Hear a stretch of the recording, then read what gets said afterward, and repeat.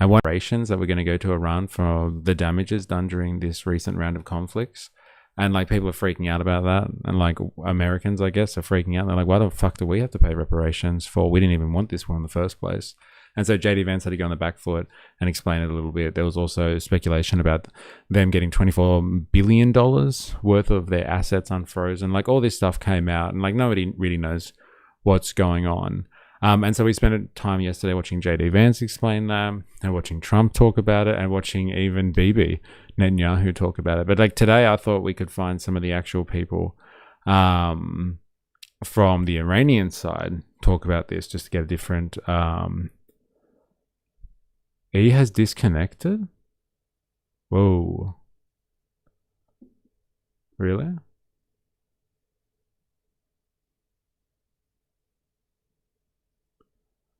That's interesting. Am I still up? Oh my god.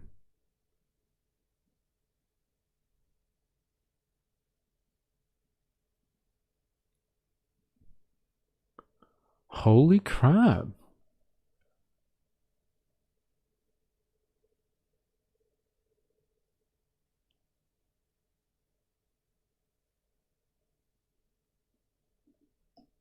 Oh, what? This happened again?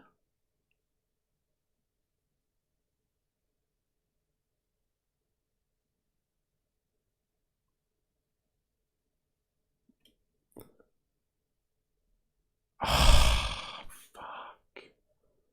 Why does this keep happening? You're back on YouTube? It went down. Wait. Am I actually on YouTube? Because like YouTube is saying on my side the stream is finished.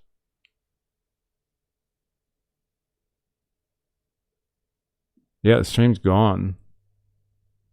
You bastard. You're back on YouTube. It went down. You're back on YouTube? Well, why can't I see it?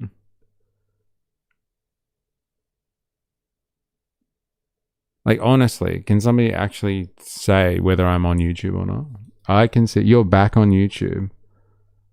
Why can't I see it then? Man, this is weird.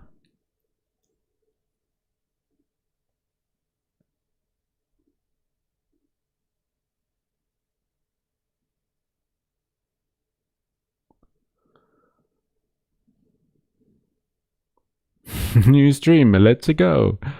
Okay. I think it's back on my end.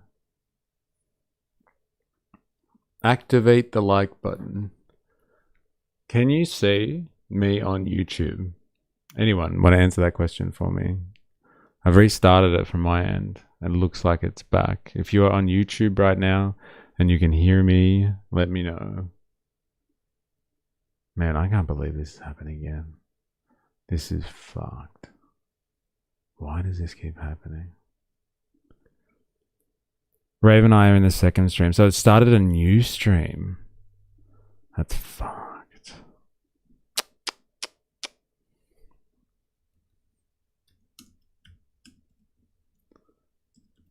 I'm just going to put the link in Discord. Just give me a second.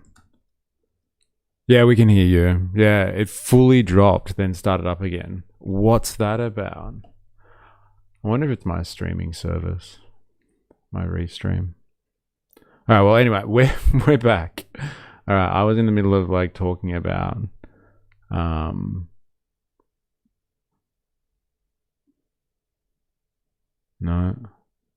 I don't think I can change anything while I'm going live either. Damn. Oh well, fuck it. We'll just let it ride. But you, Mama, can you hear me? Yes, we can hear you. Alright, that's interesting. It's still not registering anyone on YouTube from my end. So frustrating. Anyway, whatever. Yeah. We were talking about Iran and the Iranian situation. Come back in, ladies and gentlemen, at your leisure. Well, we got more people on Twitch, that's right. Okay. Anyway, we're talking about the Iranian situation. The Trump's signing the papers digitally. He's also waiting for his Nigerian prince to call back with the bank details. So good. That's hilarious. Yeah, so he signed it digitally, the memorandum, but they're going to sign it on Friday, apparently. Anyway, there was all this bullshit about what was going on with that. They apparently leaked the document, the actual memorandum. There was all this bullshit that was going on about the technical issues of like what the deal might include. But like we never really heard anyone from Iran talk about it. So today I actually wanted to have a look at a couple of Iranians talk about this situation. So strap yourself in.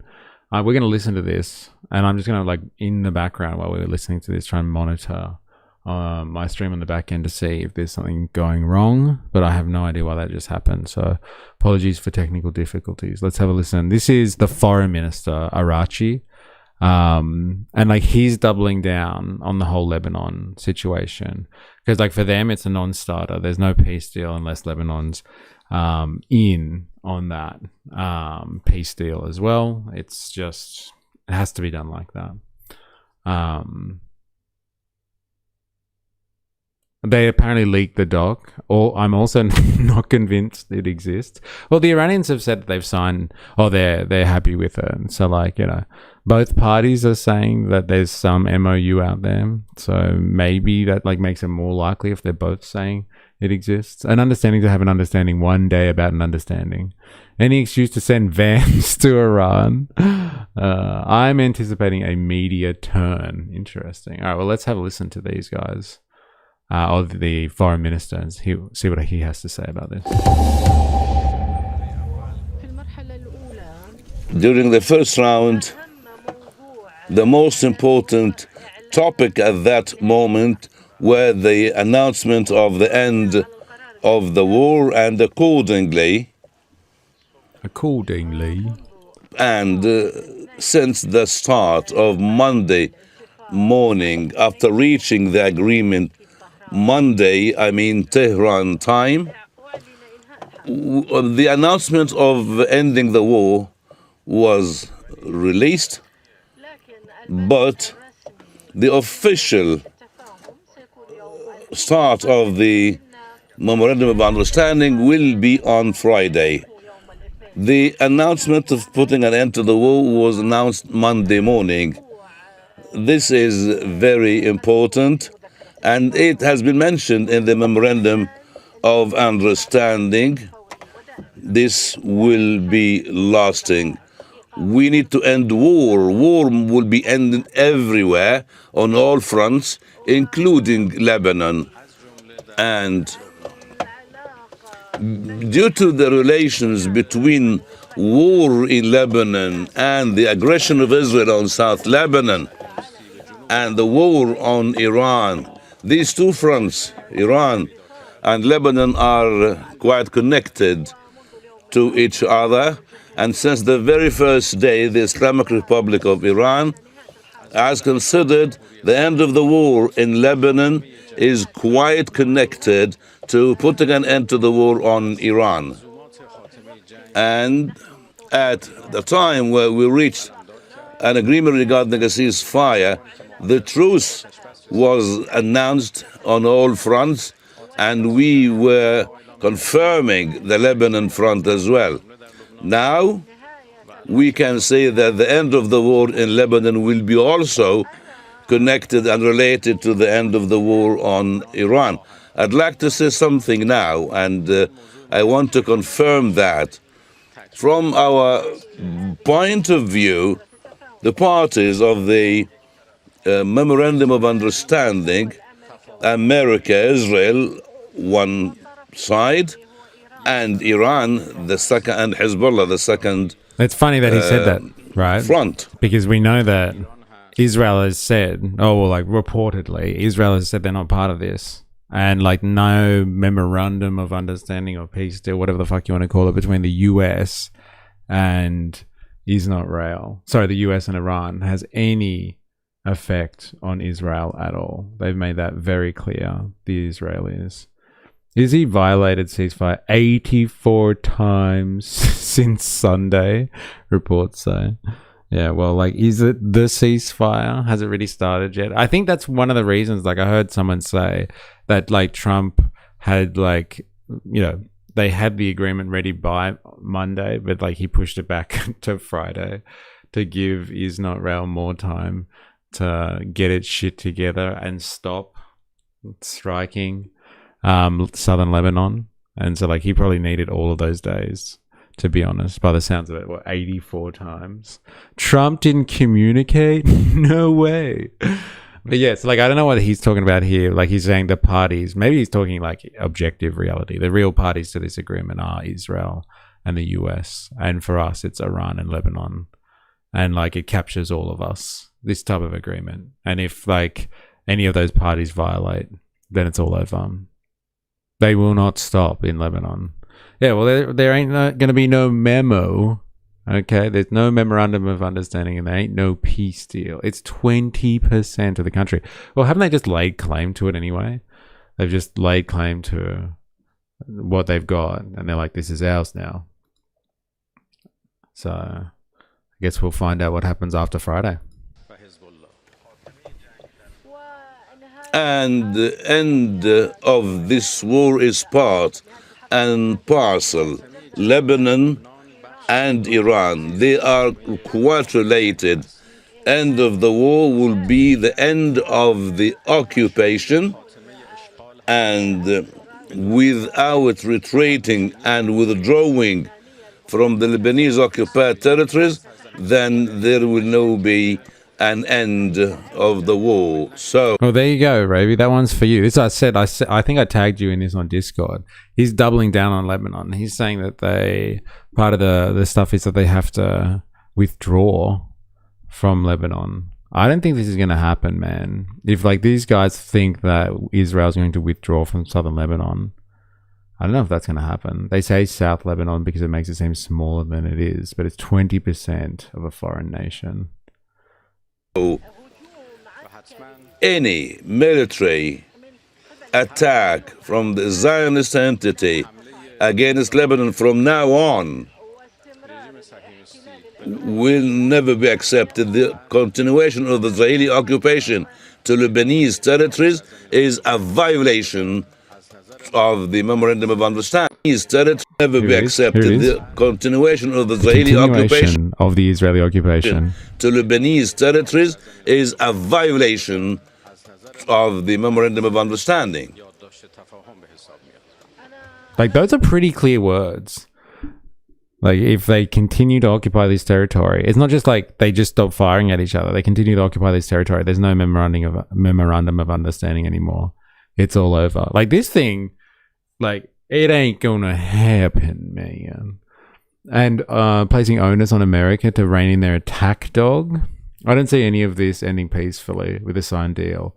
Dark times. Well, it's just like status quo, actually, isn't it? It's like there's all this fanfare about the peace deal or whatever it's supposed to be called. Is like, it is just that. It was just like a bit of talk for Trump's birthday, 80th birthday, and something for them to talk about at the G7 meeting so they can turn their attentions elsewhere and pretend like they've fixed this situation. Just like what they whitewashed with Gaza. They washed over Gaza. And they're like, we got a border peace now. It's all over. And like here, they've got a peace deal now. And so the Iran situation is all over. And so like maybe media will just stop running headlines on it. Maybe that's what it's about. Oh, is this the One Nation thing, Wookie? Pauline Hanson unplugged. One Nation leader chats to Talkback Radio. I guess we will have to have a look at this. Please remind me, Wookie, if I forget. I will go and have a look at One Nation. Like after we do this, maybe this segment, we'll go and have a look at this One Nation piece. But like I also got to remember that we got to do what's her name? She's doing the press club, the National Press Club. We'll watch her there as well. Give me a second. Yeah.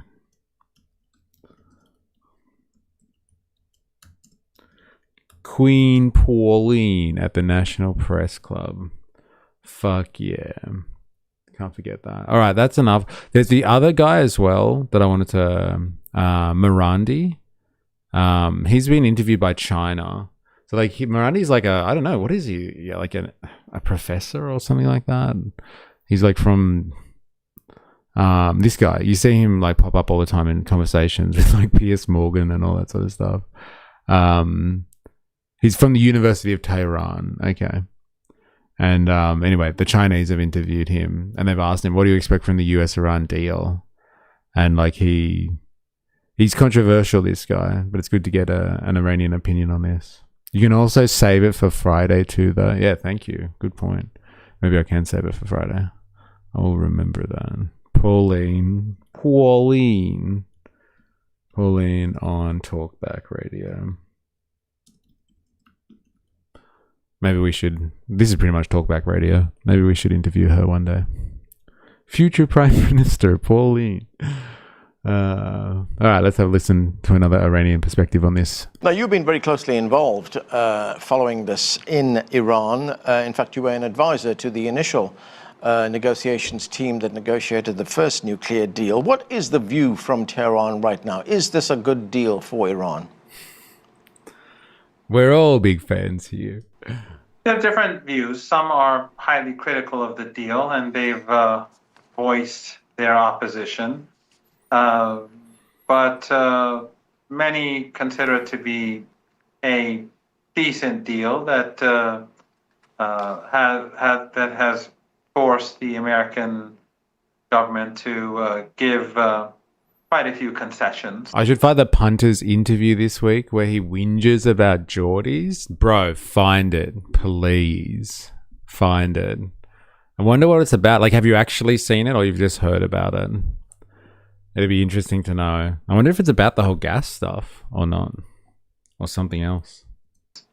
Of course, the first group, those who are opposed to the deal, believe that Iran should have pushed harder, especially since Iran won the war, and in siege warfare, the United States obviously wasn't doing well. Otherwise, they wouldn't have been seeking this agreement. But I think that in general, most people, again, this is just based on my own anecdotal experience. I think that most people from my understanding, feel that this is something we can work with.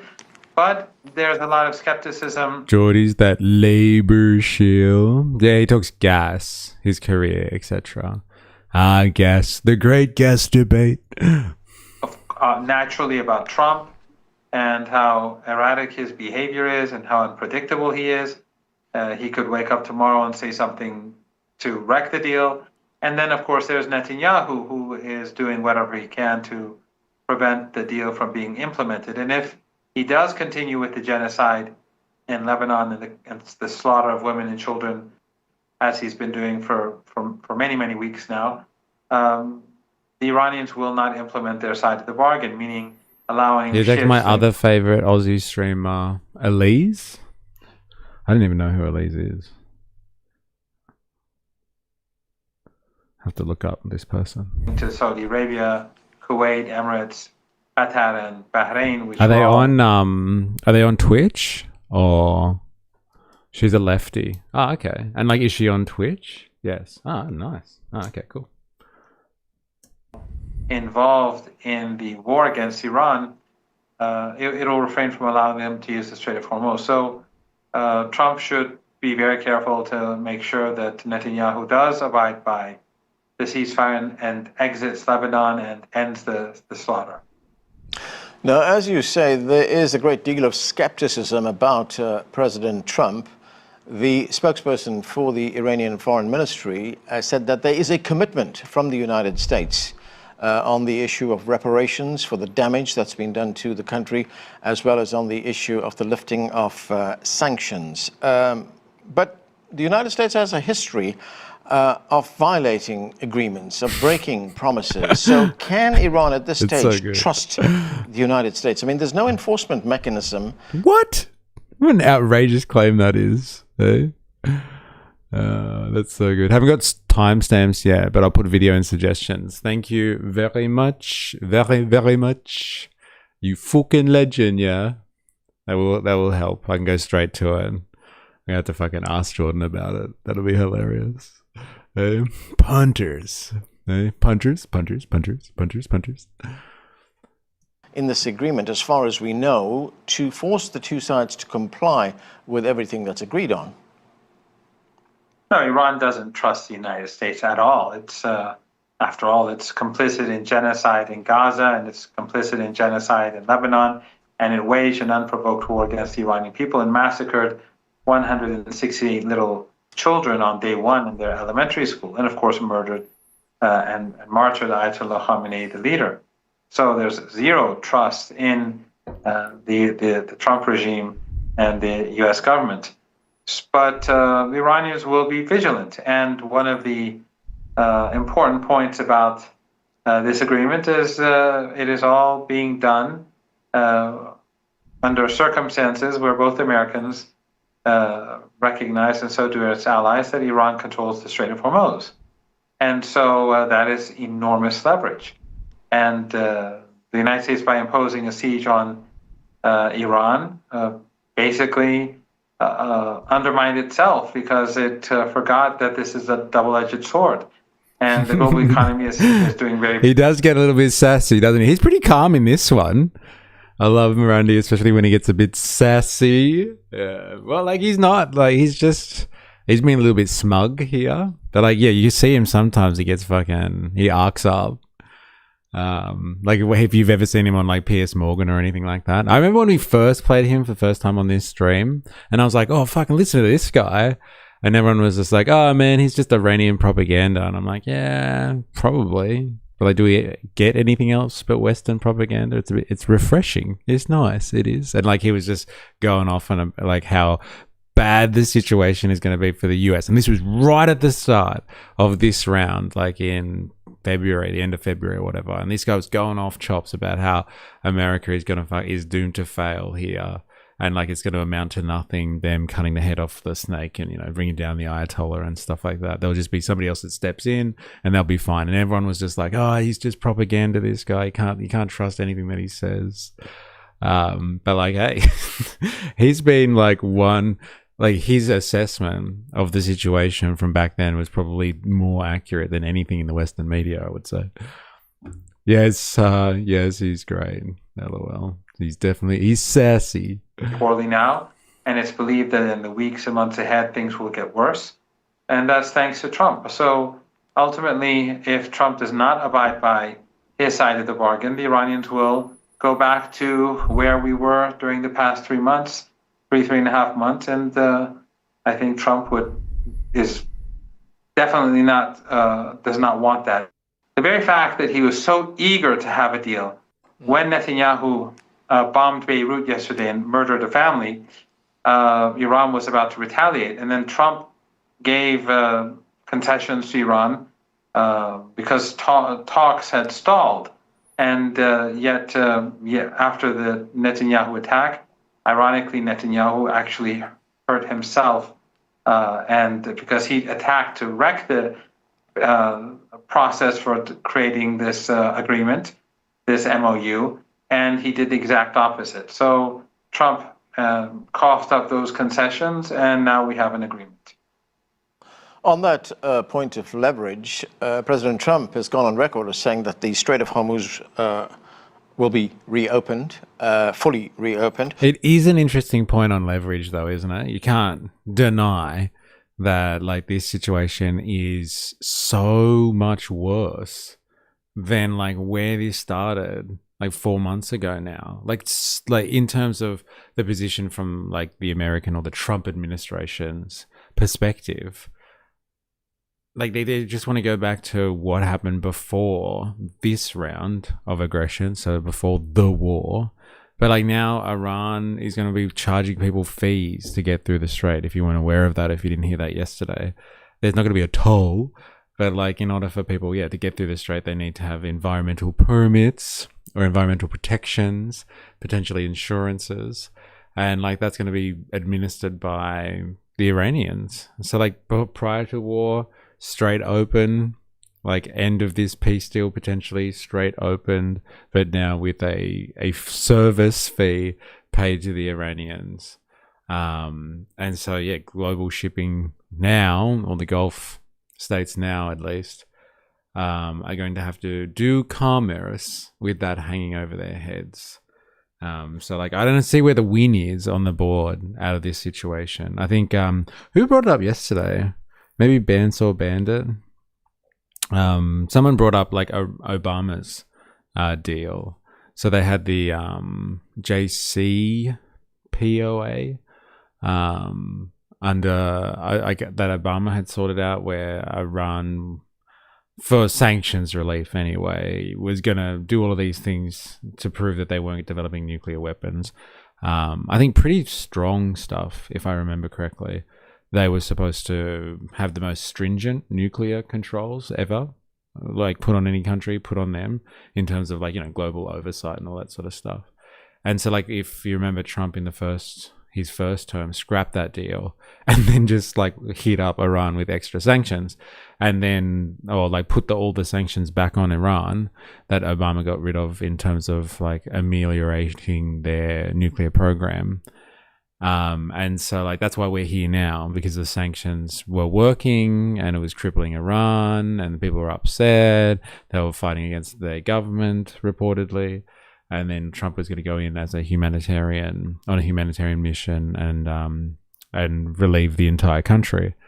But, like, the situation is now with this MOU is that Iran is going to get the sanctions lifted again. There's even potentially going to be paid money for their damages. And they're just going to go back to the Obama level deal of nuclear controls, let's say. So they're not enriching uranium, or a substantive amount of uranium beyond any type of civil use. So they're not using it for any military purposes. So it's, like, kind of where the Americans and the Iranians were, like, 10 years ago, basically. But now there's a fucking toll. A service fee on the strait. And, like, countless people have fucking died in the region. And like, you know, economies have been destroyed, and the global economy has been thrown into disarray. Like, apart from those things, now there's a toll on the strait. Iran will clear mines, and as President Trump puts it, oil will flow. He also said that there will be no fees charged for the passage of ships that are traveling through that waterway, and that will be permanent. I mean, doesn't this mean that Iran has given up one of its key points of leverage against the United States? No, Iran will take fees, and only for a few weeks will Iran not obtain fees in the Strait of Hormuz. But Iran's setting up a mechanism for insurance, for environmental policies, and for protection in the Strait of Hormuz. They're going to get a fee, and they're going to control the Strait of Hormuz. No one should take anything that Trump says very seriously. I don't think that there are many moments in his presidency What's where the thing that people say about Trump, though? Don't take him literally, take him seriously. It's like the opposite of what this guy's saying now. Like the stream. Yes, if you're watching this and you're on YouTube, you haven't already, make sure you activate the like button. Thing that actually turned out to be true. So, as far as the nuclear issue is concerned, what do you think will happen in the next 60 days? I mean, this is a critical issue for the United States. I mean, can we expect an agreement to be reached on the nuclear issue in a relatively short space of time, 60 days? I don't know. It's hard to say. The Iranians are not going to give up enrichment or their peaceful nuclear program. If it's about the 60% enriched uranium, that can be negotiated depending on what the United States gives in return. The United States has to lift sanctions, and many of those sanctions are law. So they have their work cut out for them. But remember, the Iranians only enriched uranium at 60% as leverage in the first place. That was after the Iranians signed the JCPOA, the nuclear deal, and the Americans began to violate it. And then under Trump, they tore up the deal. And then the Europeans left the deal. When that happened, and the Europeans, like the Americans, refrained from carrying out their commitments. So when that happened, the Iranians waited for 2 years, and then they restarted the nuclear program. And then, in order to put pressure on Western governments that failed to honor their commitments, they enriched uranium at 60%. So that was for leverage. That was always the case. And that's an interesting it continues point, to be isn't leveraged it? today. Like, I don't often hear that one. And that's why this guy's fun to listen to sometimes. Like, people speculate, I think, on why the hell Iran does the whole enrichment of uranium thing. And he's saying it was for leverage because they pulled out of the JCPOA. They started enriching uranium just to be like, we're going to do it. We're going to do it. And if you don't come back to the table, hey, you're going to regret it.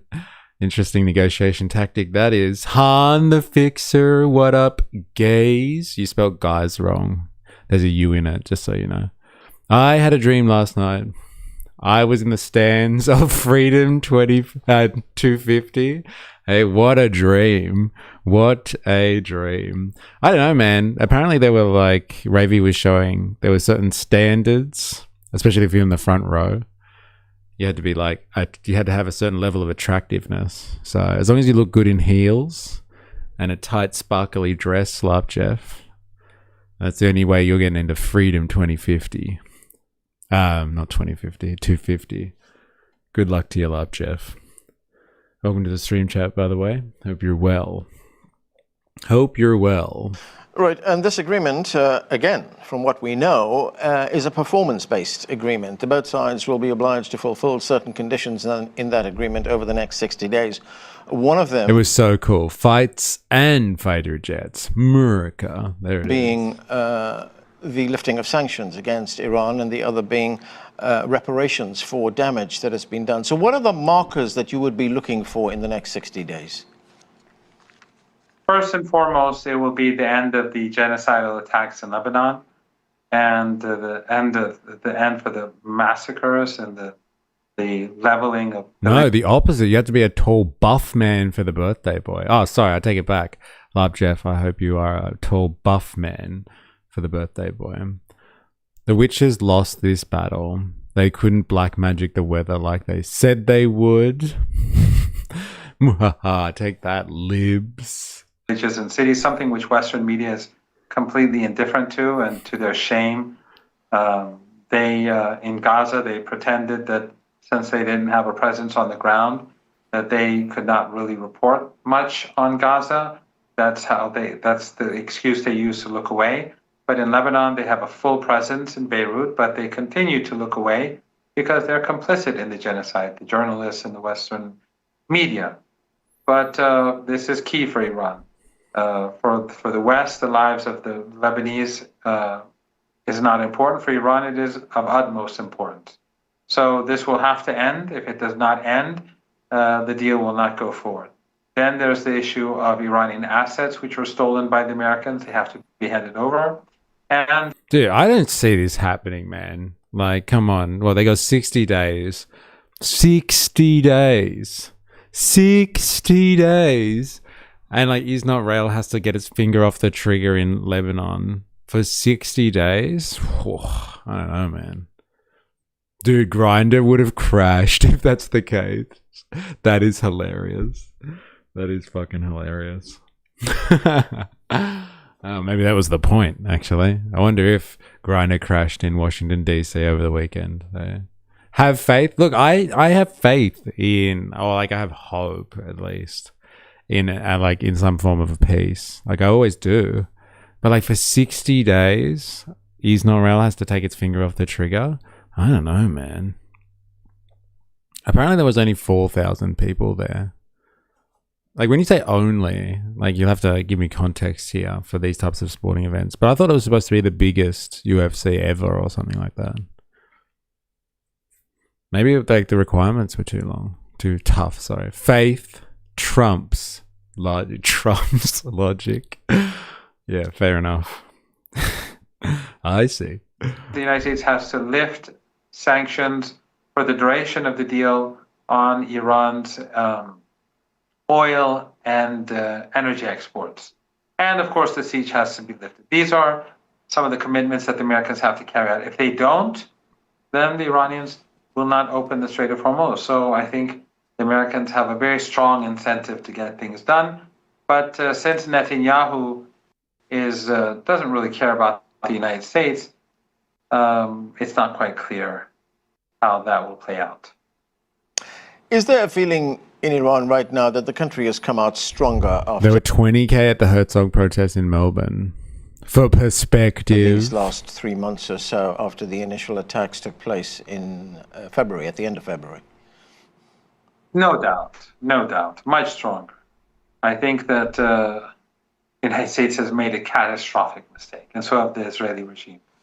They've strengthened Iran's position in the region. Iran's control of the Strait of Hormuz will be a game changer. Iran is effectively the number one power in West Asia. And that is something that the Israeli regime will have to live with for the time being, as long as it continues to exist. But while there has been economic damage. like, what do you consider Turkey to be part of West Asia, or is that part of Europe because they're in NATO? It's interesting that they position themselves as the number one power in West Asia now. Is there a call on that? I wonder if people actually know. Is Turkey Europe or is it Turkey West Asia? Turkey. I wonder what the answer to that is. I just realized my job link interview is the same time as Pauline's speech at the National Press Club. Like, you'd have to call them and let them know that you're going to have to delay the interview. Or can we pull it forward a little bit? We want to watch Pauline at the National Press Club. Shit's going to go down. Captain Bucket in the house, how you going? My favorite part of it all, was all the Polymarket ads in the White House, despite it being not legal for Americans to use. Wow. That's interesting. I didn't know it was illegal for them to use that.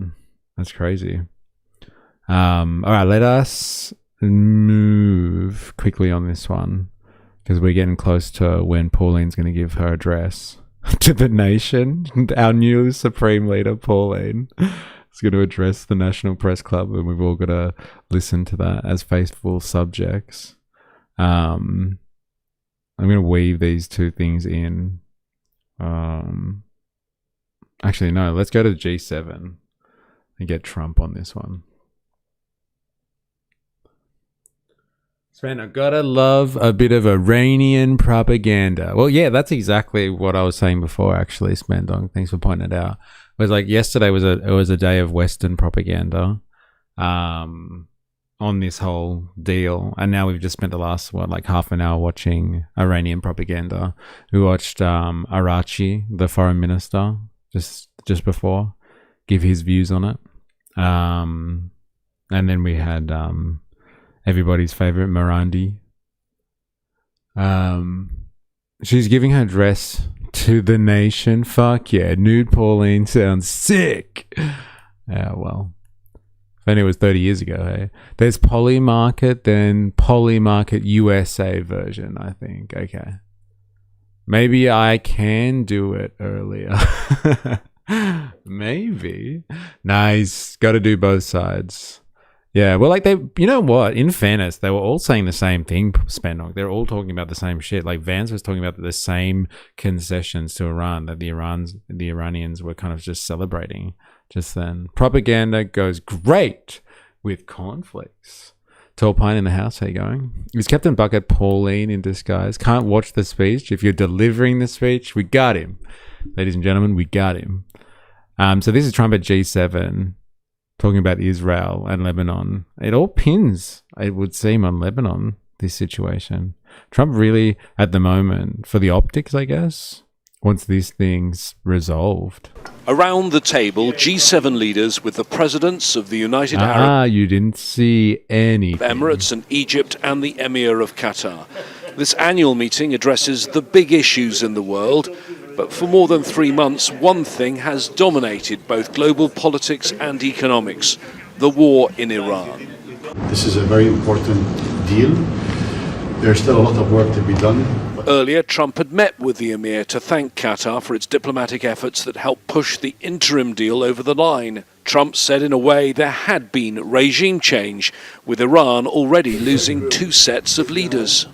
And we're dealing with people that The dilemmas isn't here. Dun dun dun. He's preparing for the press club. I think are very rational people. I mean, they were nice to deal with. They were strong people, smart people. I think actually they're smarter than the first and second group. But they're not radicalized, and they're, looking to help their country. Trump suggested again that Syria could be asked to intervene to disarm Hezbollah in Lebanon, and there was further stinging criticism of Israel, particularly over the attack on Beirut just hours before the deal was agreed. I saw that attack. I saw where that bomb went. Did you see what happened? That was a vicious, that was too much. You can do I'm assuming he's talking about, like, yesterday there was a strike on and it killed like a Lebanese family or something like that. It's funny when he criticizes Bibi for his actions. Like, he's surprised that this happens all the time. Did you see that? That was too much. Like, all the other times, fine. But, like, come on. We're trying to do a peace deal here, you fucking idiot. They look like pierced boobies. It's a clown costume, I swear. I like Morandi, alright. But I still prefer the Lego videos. Yes, absolutely. The Lego videos are the bomb, aren't they? Mr. Abbott, how you going? Didn't Trump threaten to bomb Qatar just a couple of weeks ago? Yeah, I think he did, actually. He definitely said that about Oman. I'm sure. Yeah, actually, I think you're right. And if they don't fucking play ball, then he's going to bomb the shit out of them too. The reflection pool stuff is so funny too. What's the reflection pool stuff? too much. I saw that attack. I saw where that bomb went. Did you see what happened? That was a vicious, that was too much. You can do too much also. But we've had a very effective relationship. Without the United States, there would be no Israel. Some of Trump's comments critical of Israel. It's funny. It's very funny how all this stuff comes out in the wash. Like, I know Trump is just a fucking loose cannon. But, like, he's not wrong. He definitely ain't wrong there. There would be no Israel if it wasn't for support from the US. Or, like, particular sections of the US. And, like, very prominent US billionaires as well. They've done a lot to help that nation state build up. It was like watching that right-wing woman that was being interviewed, that right-wing Israeli lady, who was like, the guy asked her, we were watching this guy, like a travel vlogger, and he was talking to a right-wing Israeli in Tel Aviv. And he was like, oh, don't you think that there should be a two-state? And she was like, no, why the fuck should there be a two-state solution? And he's like, well, like, would you guys help them set up a state? And she was like, no, we set up our own state. We're going to teach our enemies how to build their own states. We wouldn't share that knowledge with anyone. And like, America has really largely, through funding from very, very prominent Americans, very rich and prominent Americans, help basically build the Israeli state up into a super modern entity. So like, everybody gets a little bit of help with statecraft these days, especially Israel. And Trump's not wrong. Won't be no Israel without US. Trump repainted the reflection pool to be American patriotic blue, and the paint caused it to rapidly develop algae and turn green. It cost $14 million. That's fucking hilarious. I thought he painted gold. He loves his gold. Yes, from his real estate days. Loves a bit of gold. That is fucking hilarious. If you're in YouTube, activate the like button. That's a good point. If you're watching this on YouTube, activate the like button. Short on the reflection pool. I had no idea about this. That is hilarious. Hey, I just wanted it blue. Stupid algae. Not green. Goddamn microorganisms piss me off. That's hilarious. Everybody said it would be so beautiful. It's puke green. I want to puke. This is how ugly it is. The reflecting pool is back open after President Trump had it painted American flag blue, but it's looking quite green. President Trump originally said the project would cost around $2 million and only take a week to complete. Well, 6 weeks and $14 million later, the pool has an algae problem. What color would you describe the reflecting pool as right now? Looking at it right there, I mean, greenish. I think all he's doing is painting it, right? There's a lot of plumbing issues. There's a lot of issues with this pool that he's not addressing. This is puke green. This is not the Patriot blue Donald Trump said it was gonna be. This is my first time in DC, and this is not what I wanted to see. I know for a lot of millennials, we're used to the scene in Forrest Gump where Jenny is running through the pool. I would not run through this. I'm from Delaware. I drove 2.5 hours to show people how beautiful the job he did was. This is the reality. It used to be one of the most beautiful places, one of our country's treasures, and now it's nothing but a green algae mess. This is a complete waste of money. Like, we have Shut people up, that you are living on goddamn the liberals, streets, people who don't hippies. have food. What would you Gas know? is so expensive right now. This is a complete waste of taxpayer resources. The Department of Interior says advanced nanobubbling technology has successfully destroyed the algae blooms that have plagued every pool reopening for the past century. And while they said that the algae is being vacuumed up as we speak, we'll see how long it takes for the pool to reflect again. Everybody said it. It better reflect again, or I want my money back. This is why you can't depend on Americans to lead the revolution. Oh, man. Seriously. You got it, man. It's got to happen. It's got to happen in the fucking Imperial Core. All right? It's going to happen. God damn it, Jag. We need to spread that consciousness. Hey, I want my pool back. Damn Democrats, lol. So dumb we took the B out. I'm sure I can still run a sex flotilla on it though, for show. Faux show. Can you run a sex flotilla on that? It wasn't Trump, it was those Antifa witches poisoning the pool. I knew it. I knew it. I fucking knew it. So good. Thanks for sharing. Hey, you can't blame fucking Trump for algae. Like, seriously, what world is this? Everyone just ease up a little bit. Hey, poor Trump. Just trying to fucking make things look more reflective. All these whingers out there. Now, like, just one thing. Where was it? Okay, so, like, keeping in theme with, like, the G7 Israel, situation. and somewhat positive about Iran's new leadership, will make it harder for him to sell his deal at home, particularly as he's now said here at the G7 that he's considering sending his proposals to Congress for review. Those attending this summit are largely supportive of the interim peace plan, but there are many in Israel and the US who are strongly opposed and want to undermine it. James Bay. Like, who in the US is, like, opposed to the peace deal?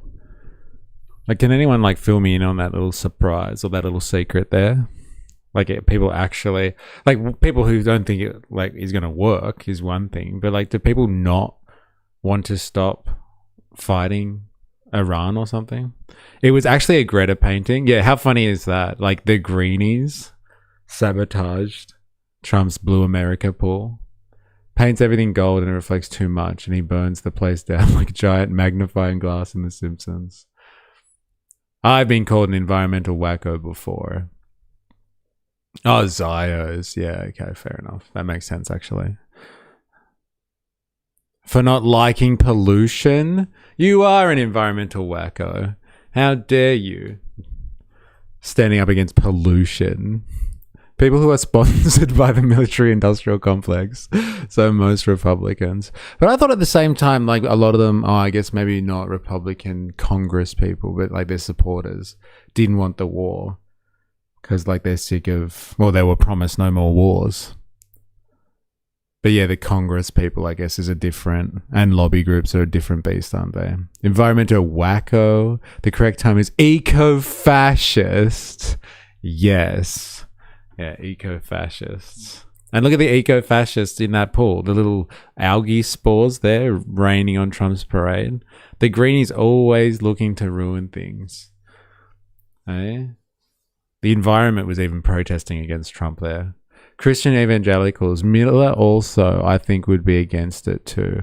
Well, like, he'd be all for fighting a war in Iran. Doesn't he have a domestic war to wage at the moment? It's just sucking resources away from him.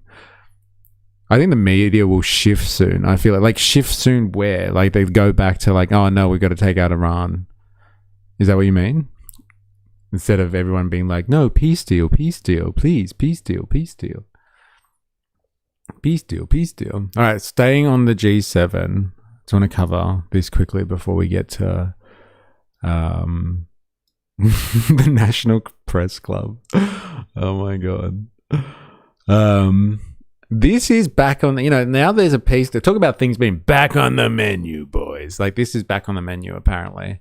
I haven't really heard the media going off about Ukrainian this leader a lot. Volodymyr Unless you follow, like, Zelensky and US European President news and European talking points in like the American-led media of the West, you don't hear much about Ukraine these days. You really, like I said, you have to go to European media to find commentary on it.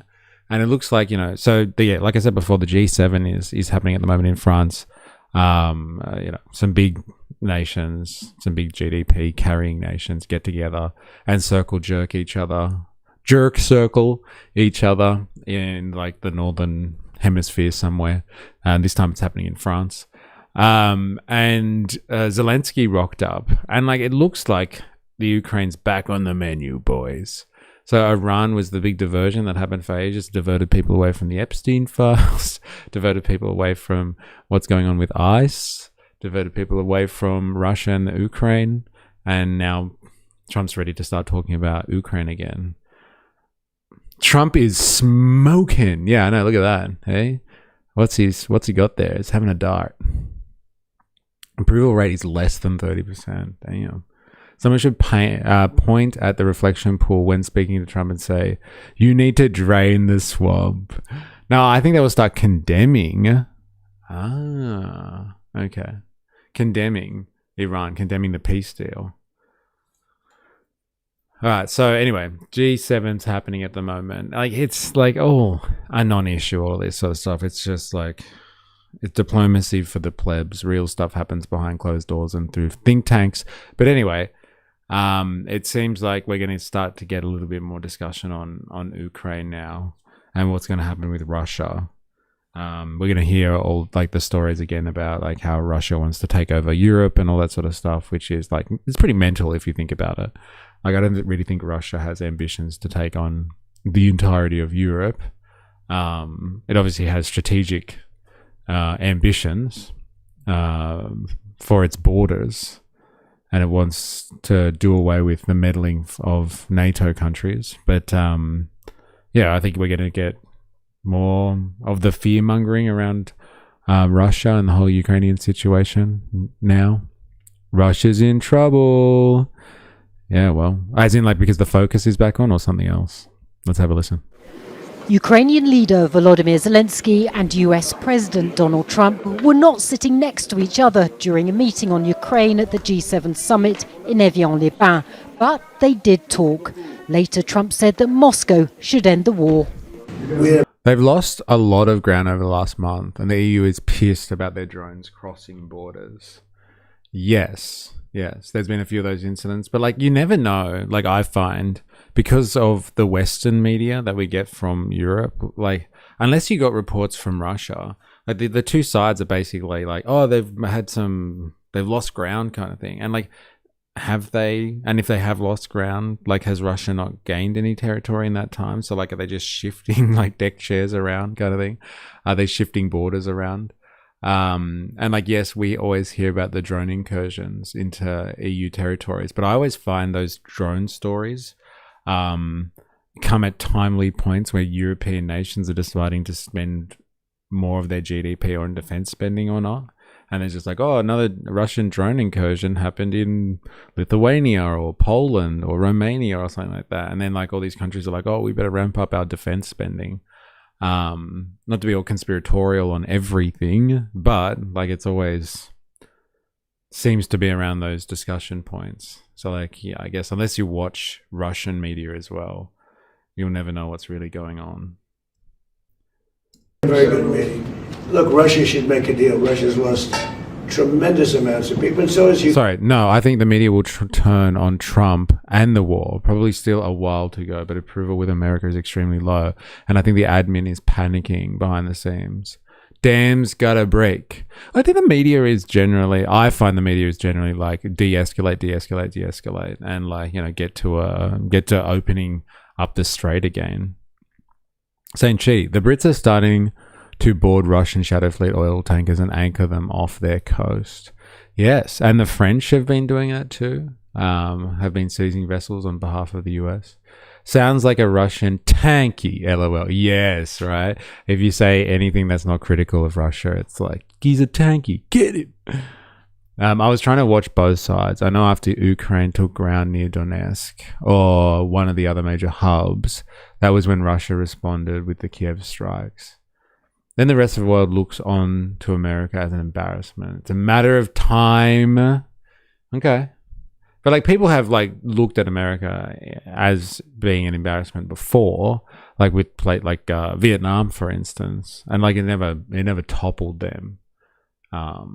So like, we'll see, I guess. Time will tell. Talk. Later, Trump said that Moscow should end the war. We had a very good meeting. Look, Russia should make a deal. Russia's lost tremendous amounts of people, and so has Ukraine. Last month, they lost 35,000 soldiers between the two. Think of it. This is on a monthly basis. They average 25,000 people, mostly soldiers, young, beautiful people. And it's crazy what's going on. It sucks when they're beautiful people. If they were ugly, then send them straight to the front lines. Fuck it. But they're young, beautiful people. They could have done well on Little St. James, but now they're dead. It's not on behalf of the US. These vassals are sanctioned by US. Vessels, sorry, are sanctioned by UK and France. Yes. Okay. Fair enough. But like, are the UK and France not doing the bidding of the Americans there on that one? Or on the bidding of NATO and their contribution to NATO, which is starkly opposed to the interests of Russia, which is coordinated by the interests of the US. So like, is it not all connected in that way, Saint Chi? Like, why are they doing it anyway? Like, why? And then why are they doing it now?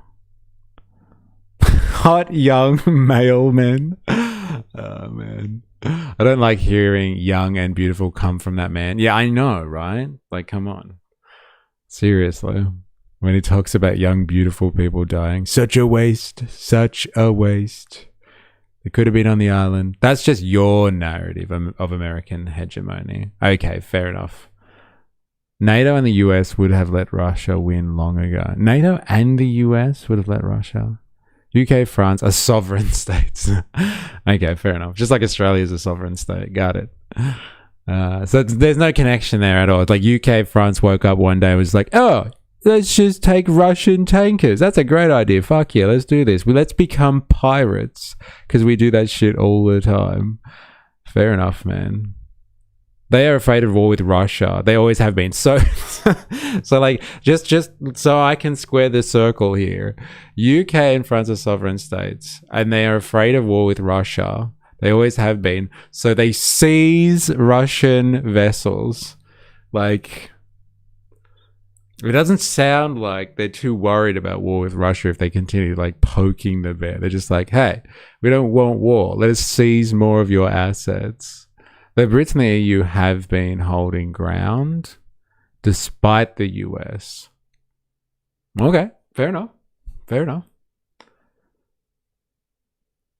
It was after Russian drones entered Polish airspace. Again, questionable, like how, like the timing of those stories, right? You must say, like, because even Ukrainian drones go off course and they've been entering neighboring like airspace and stuff like that, because like drones do that, but like no one gets really upset when that happens, like when Ukrainian drones do that. Russia invaded Ukraine.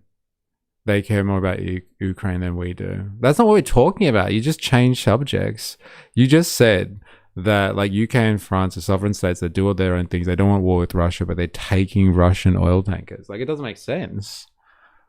Then again, I can't remember which EU country, but they drew their line. So wait, what? It was after Russian drones entered Polish airspace. Then again, I can't remember which EU country, but they drew their line. I think they went through Belarus to get into the Polish airspace, but like Belarus is Russia aligned, so like I don't think they really cared, and so like people are worried about that. If that's what we're talking, if we're talking about the same event, I did not change the subject. It doesn't make sense to your narrative. But like you just said, they don't want war with Russia. So like, why would they take their ships? Like, I'm just like, honestly, like, riddle me this. Belgium, I think? No, I thought, like, because Belgium's on the other side. I think it was like Russian side of Poland. And they had to go through Belarus or something like that. Like the drones went through. And that's why like people were like, well, why didn't it stop there? And like the Europeans or NATO aligned Europeans were like, well, it's obvious. They put sanctions on Russia because they want to protect Ukraine. Russia assassinates people in the UK to stop their funding. To protect Ukraine. That's why they're seizing Russian vessels. Oil money feeding their army. Okay, fair enough. Yeah, I don't remember, but the country, they didn't like it. No, they didn't. And it's happened to a few. It's happened to, Lithuania, I'm pretty sure, Poland, and Romania. I'm not sure if there are others. And the EU backed them. Yeah. All right. Sorry, I'll let him finish. We had a meeting, and we'll see how. I spoke with President Putin on Sunday. The French president invited Zelensky. Emmanuel Macron wants Trump to support Ukraine. Zelensky says his meeting with G7 leaders was positive. We spoke about battlefield. We spoke about negotiations with Russians, potential negotiations with Russia. We spoke about middle strikes and long range, the situation with Russian losses, economy, and etc. Good news, first of all, that yes, Putin has to stop this war. While Canada and the UK promised more sanctions on the Kremlin, Germany's Chancellor offered Trump a gift, a sign that G7 allies want to project an image of unity despite the eroding transatlantic relationship. After Iran, Donald Trump pretty says... awkward with that fucking German jersey. It would have been good if he put it on straight away. It fits, all right. It is possible to agree to disagree. Yes, definitely. Benzo Bennett in the house. Yo, how you going? Remember Prigozhin? No. You'll have to fill me in on that. Turn his attention to Ukraine. His G7 allies may welcome that, but they are likely to remain cautious. They won't want to be sidelined out of any future talks. And also, after 5 years of war, they'll want to make sure that peace is achieved on Kyiv's terms, not on Moscow's. Natasha Butler, Al Jazeera, Evian-les-Bains, France. In France. Ah, la France. There it is. I wonder what's happening there. All right, we're going to go to the National Press Club in a second. But yeah, it looks like Russia and Ukraine's back on the menu, boys and girls. Hey, who would have thought after all this time? It's back on the menu. I do want to touch on this because it's related to the Iran situation. And it's just interesting. The Russian general who turned his army towards Moscow. Ah, yeah. I do remember that guy, actually. That's my favorite Lord of the Rings quote. Yeah, 100%. Rolled tanks towards Moscow and had a bit of a standoff with Putin. Later, he died in a plane crash. Yes, I do remember that guy, actually. That was an interesting one, wasn't it? But yeah, the West loved that. They ate that one up. Like, this is just completely unrelated. But like, the World Cup is just all over my feed at the moment. I don't even watch soccer. But like, I can't, like, it's Iranian football team arrives in US. So they were playing, I think it was St. Chi, you were talking about it yesterday.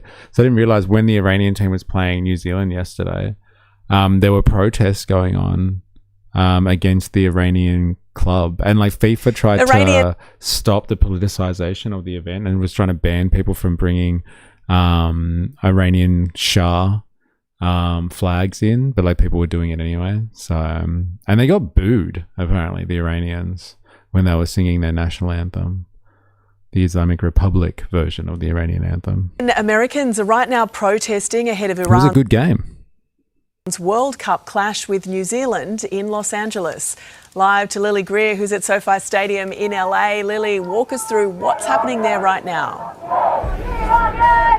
Well, believe it or not, this is actually only a warm-up. There are already plenty of protesters here. They're incredibly loud, they're incredibly proud. They've got placards, flags, and organisers are expecting thousands more protesters to join in this contingent here. They are not protesting the recent peace deal, though they are not fans of it. Just before they were shouting, Trump, finish the job. What these Yeah, so there you go. I was asking before who the fuck actually supports, who doesn't want a peace deal and wants somebody to destroy Iran completely. It's Iranians in the US. Who would have thought? They want the regime to be brought down, but they're protesting against the Iranian football team, apparently. demonstrators are standing against is the Iranian regime. They don't like the fact that Iran is even playing in the World Cup.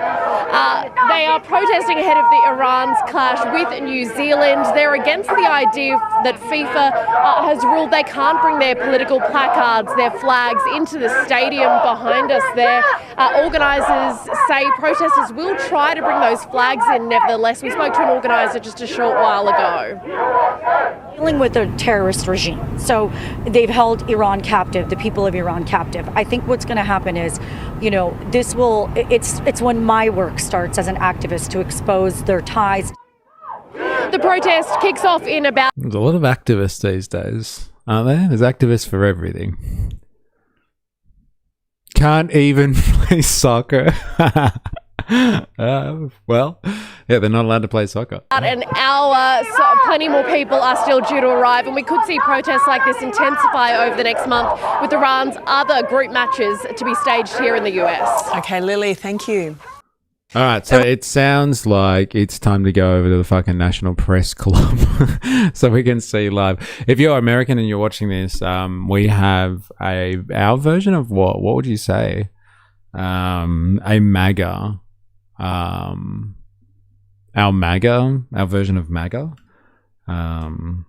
ABC News, I guess.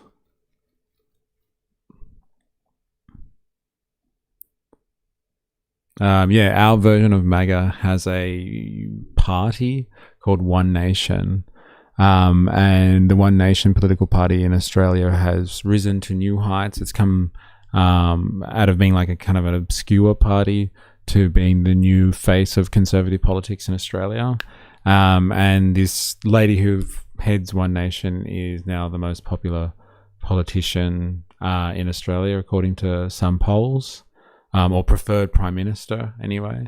And like, just for context, we are like way away from any type of actual election or anything like that.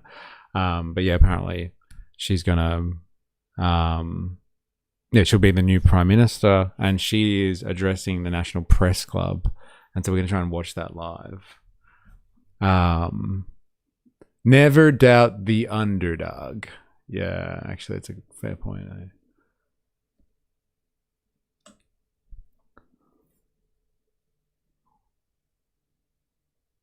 Watch live. Upcoming. Here it is. It's going to be today at 12:15. Dilemmas, if you're wondering. So I guess we can keep that on the side. Pauline's Populist Party. Yes. Very good. This won't start for another 45 minutes, it would seem. So we still got time. 76 waiting. We'll keep that tab open in the meantime and see what she has to say. So I'm going to jump to another topic in the meantime, outside of this one. and then we'll come back to Pauline shortly. Now, this was something that was put up by Captain Bucket. I Love Lucy is still alive. Pretty sure. Oh, yeah, that's right. Dilemmas is practicing his speech. That's right. Yeah, I guess he would know. Hey. Yeah, this was something that was put up by Captain Bucket, actually. No, sorry, Bandsaw Bandit put this up. You put this up, I think, I don't know, like a couple of days ago. So like we talk a lot here about like the brothers of tech or the tech bros. And like there's this piece by this guy's an Australian journalist. I'm sure he is. Sure we've seen him before, Anthony Lowenstein. But like he wrote a book on like how big tech like went evil, I guess you would say. And like how like kind of big tech has kind of been used, like, you know, Palantir, etc., has been used in West Asia, specifically Gaza, and like how they've, you know, developed technology, military technology, and military grade AI and weapon systems and all that sort of stuff. And like he's documented like how that actually unfolded and how they've perfected weapons and all that sort of stuff. So like, thanks for the suggestion, Bandsaw Bandit. It's always good to have a look at how these tech bros make money and cut a living in the big bad world today. So like, let's have a quick look at this while we wait for Pauline Hanson, shall we? And we'll talk about like, you know, surveillance capitalism and techno-feudalism and all that sort of stuff as we go along. But like, let's get the teaser first. Have you watched this whole thing, Bandsaw Bandit? I watched like 2 minutes of it just to get the vibe of it. The vibe. But like, yeah, I was wondering if you've actually watched the whole thing. It's a bit long. Yeah, like, I don't know if we'll get through the whole thing. Like, let's be honest, an hour would take us like 3 or 4 hours to do in this stream. But like, you know, generally getting some interesting tidbits here and there. Yep. Okay. All right. Well, let's have a look. Oh, Lordy. First Muhammad, now MEE. I'm drinking my propaganda juice today. So you're across Middle East Eye. I'm assuming you probably don't like Middle East Eye then. That's why you're... Hey, it's just like, hey, come on. Like, what type of propaganda do you want? We just consume propaganda all the time, right? All right, let's have a listen. I don't think we are far away in the years ahead from executives and CEOs from some of these companies potentially facing serious allegations and charges in international courts for assisting genocide. The head of Microsoft, the head of Google, the head of Amazon, other senior executives who are deeply complicit. They're not the ones pulling the trigger, they're not the ones shooting the gun or pressing go to kill someone, that's true, but their tools are essential in Israel's genocide, and I think they should be concerned. The tech bros should be concerned. They have blood on their hands to develop their technology. Eh? Even the propagandists have some good journalists. Just move of the time. Very biased. Lurking while I clean out my pantry. Okay, this seems to be probably down your alley as well, Ravy baby, in terms of how people have been dealing with, you know, what's going on in Gaza and Lebanon and all that sort of stuff. Just, most of the time, very biased. Got it. One day Earth will be known as Planet Palantir. Oh, God. Oh, God. What a fucking scary realization that is. Welcome to the Big Picture Podcast. My name is Mohammed Hassan, and today we're joined by author and investigative journalist Anthony Lowenstein. We spoke to Lowenstein early in 2024 about his best-selling book, The Palestine Laboratory, which chronicled how Israel tests high-tech weapons in Gaza before exporting them to the world. I'm going to share a link in the description to that episode. If you haven't heard it, I highly recommend you check it out. Since then, the Palestine Laboratory has been turned into a documentary with Al Jazeera, where Lowenstein traveled to Mexico, Greece, India, and South Africa to investigate how the same technology is changing law enforcement and government surveillance around the world.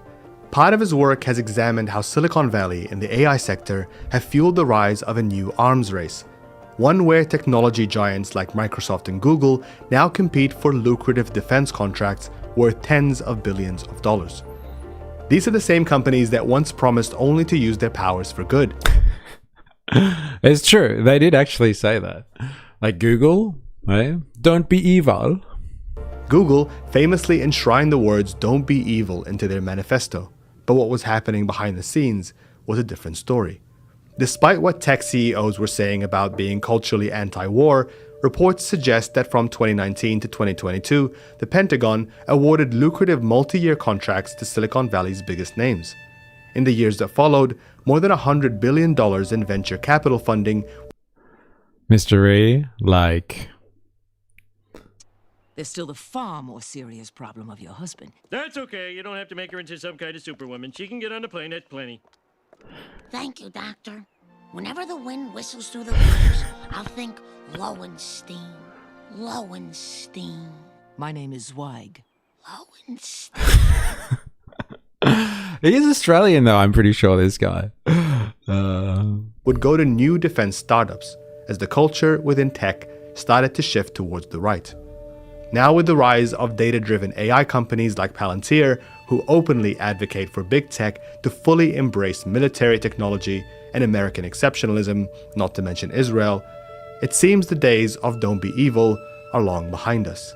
Okay, so like if you're not across like the "don't be evil" stuff and like embracing militarism, for like someone like Palantir came up with a manifesto a couple of months ago. I'm pretty sure we watched it a couple of months ago. Well, we watched it, we read it. And like it's pretty much basically, yeah, along the lines of, look, if you want to continue to enjoy your freedom, or you snowflakes in all you Western countries out there, there's only one way to enjoy your freedom, and that's to make sure that you are the top of the food chain. And the only way to be top of the food chain these days is with advanced software. So not just military hardware, but advanced military software, i.e. AI. So you need integrated artificial intelligence, and you need to be ready to kind of, do what you need to protect your freedom. So like we need to ramp up military spending, military culture, and make sure that's integrated heavily with the tech sector. And like we need to have a hard conversation with ourselves in the West about the idea, as Stephen Miller would put it. Stephen Miller's getting a bit of a mention at the moment, but as Stephen Miller would put it, might is right. We're going to be happy with the idea that it's might that ensures that you are able to enjoy the benefits of your civilization. Because if somebody else takes over, like China or Russia, you'll be living in some evil dystopia. And like to keep you in your Western utopia, you just got to give over yourself to the militarization of all things by surveillance capitalists like Alex Karp and Peter Thiel.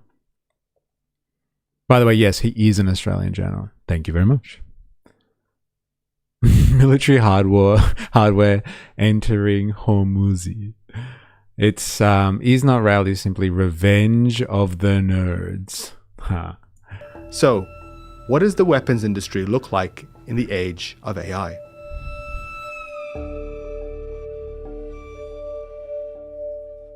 The big picture.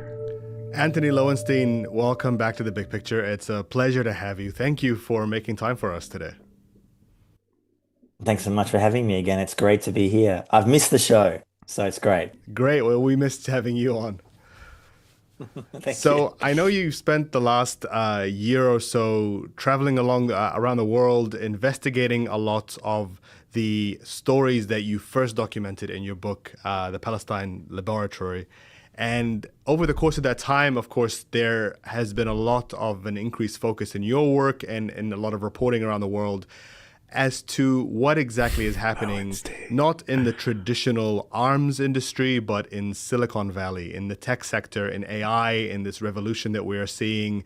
What have you noticed happen over the course of the last year or so that you have been traveling?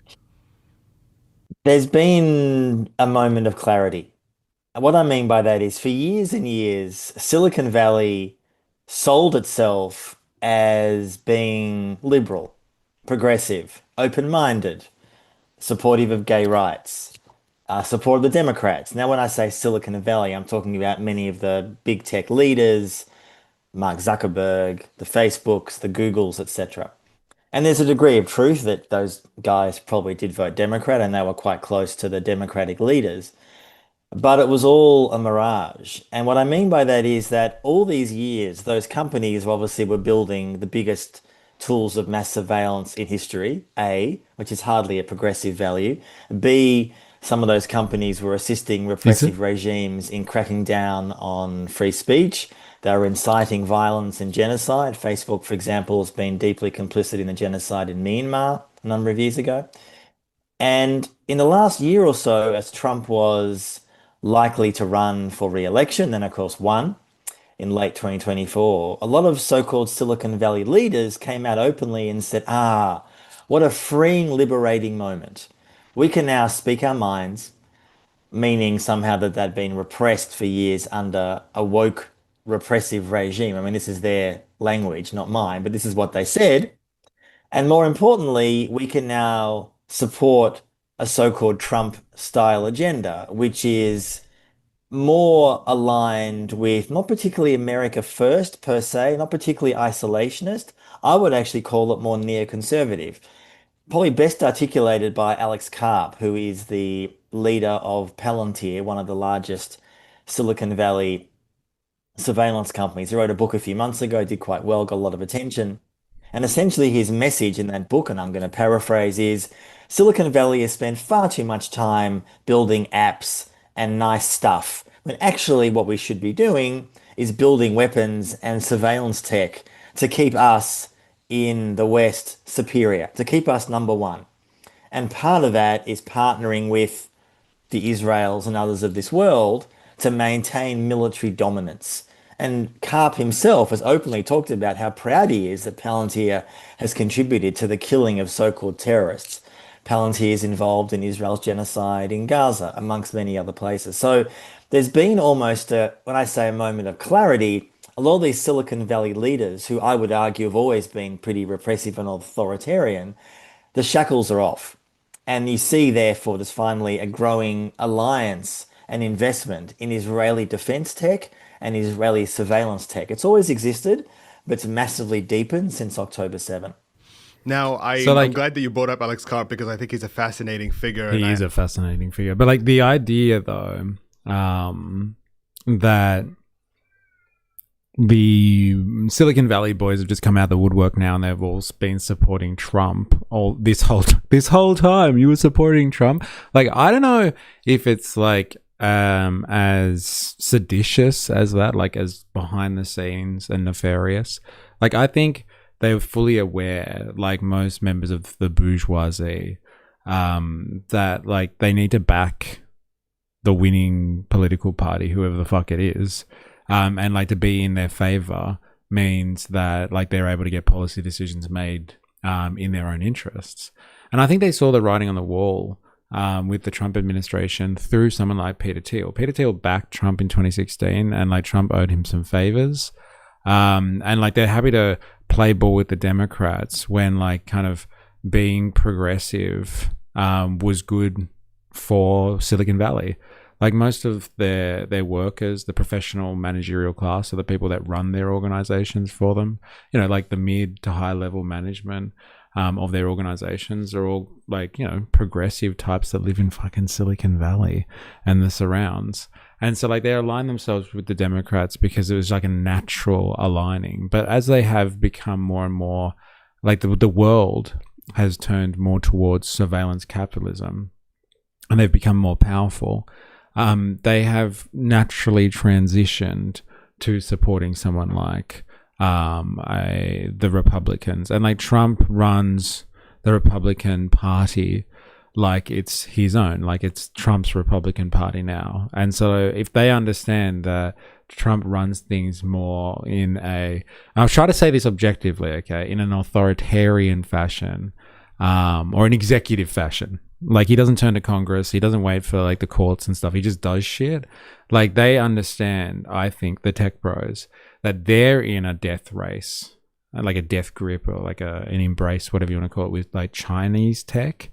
And like in order for them to be able to make sure they stay technologically superior or at least on par with China. They need someone like Trump who can just like give them whatever they want all the goddamn time. And so they've planted the seeds in Trump's Republican Party. Like you could even argue that someone like Peter Thiel like helped produce Trump's Republican Party. Like the reason we have the Republican Party under Trumpism or of Trumpism is because of the tech bros. So like they've been hedging their bets the whole time, and now they're happy to just be open about the fact that like, hey, well, Trump's better for us, and like whatever's like, and like if we do well, America does well, all that sort of stuff. It's like usual capitalistic rhetoric here. There's nothing new about like this type of stuff, but like they've developed surveillance technology. Now, like someone like Google would argue they developed surveillance technology because they just wanted to surveil you and steal your data so they can like make money off you, you poor pleb, you slave who hands over your data for free. And so like they weren't doing surveillance for evil purposes. They were doing surveillance just because like it's good for their bottom dollar. But like someone like Palantir is very open about like, well, surveillance for them can be used for what people would deem to be state overreach and immoral uses, like killing people indiscriminately. But like they don't really care about the optics of it. And so like all of the tech bros are aligned on this one. The nice ones like Google who just want to prey on the market and consumers, but they don't. They're also into the military stuff too. They get a lot of military contracts.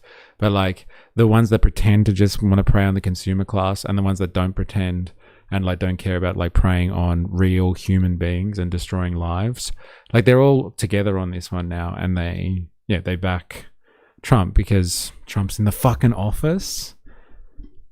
So like, and like he can get policies in their favor. He can just do things like his usual brazen way of treating decisions. So like, I get the vibe that people think that like this has just been some weird out of nowhere shift, and it might be like some, I don't know, conspiracy going on. They've been there the whole time. Like they just, like like most members of the bourgeoisie and like in American politics, they back both sides. Anyway, they fund both sides. It's not some like big reveal moment to figure out that they're happy to back Trump now, even though they're supposed to be progressive or something like that. They just want subsidies, government contracts, and less tax. They never care about other humans. They are spineless and do whatever is necessary to make more money, as usually whoever is in power. They will be back to Big Gay Al's Big Gay Boat right the moment the Dems win. That's hilarious. Big Gay Al sounds a party, not gonna lie. Big Gay Al. That's OG South Park reference. Nice. I am overdue to clean outside my cabinets. All right, let's do this. And I want to get into him in just a bit, but this situation, this culture that you describe in Silicon Valley, where you had all of these tech visionaries talk for years about how technology was going to be this huge progressive force in changing the world, in doing good, in solving our biggest and deepest crises as a species. And there's also alongside it been this almost this like bashfulness about the idea of ever working with the US military or the Pentagon. It was seen as kind of like a kitschy or kind of a cringy thing of past era. But from what you've seen from your work and some from other reporting, how accurate is that image of how these tech companies actually have done their business? Well, the first thing is that image was always nonsense because, of course, as we discovered... Let's see what's on the menu here, shall we? Do you have any suggestions, Bansword Bandit, if you're still watching? Testing AI weapons in Gaza? That sounds pretty scary. Big tech and is not real. Ideological shift. Palantir and American militarism. Microsoft, Amazon, Google, and Israel. Israel survives. Survival relies on militarism. Tech and democracy. Breaking up big tech? Yeah, good luck. Technology and power. Very colonial stuff, that is.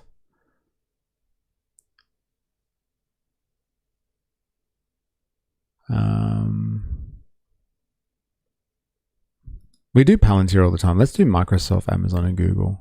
And let's talk about that cooperation with Israel specifically, because the biggest tech companies in the world, Google, Microsoft, Amazon, have not been very forthcoming, not very public about their relationship with the Israeli army in particular. But what have they been doing, especially increasingly over the last 2 years? I have quite a lot of detail on the Palestine laboratory, and then I've done a lot more reporting since October 7 around this. And we know a few things. One, Amazon, Microsoft, and Google were deeply complicit with, and Palantir. AI in Gaza, maybe? Okay, thanks. I would like to actually hear exactly what Microsoft and Google are up to. Israel before October 7. There's been a million times increase. Essentially what happened was after October 7, Israel made the decision, which many of us feared they would do after the Hamas attack, of going big, going large, essentially destroying as much as they could as quickly as possible. There wasn't really a great desire for pinpoint targeting, going after so-called Hamas targets. It was mass destruction. That was the point.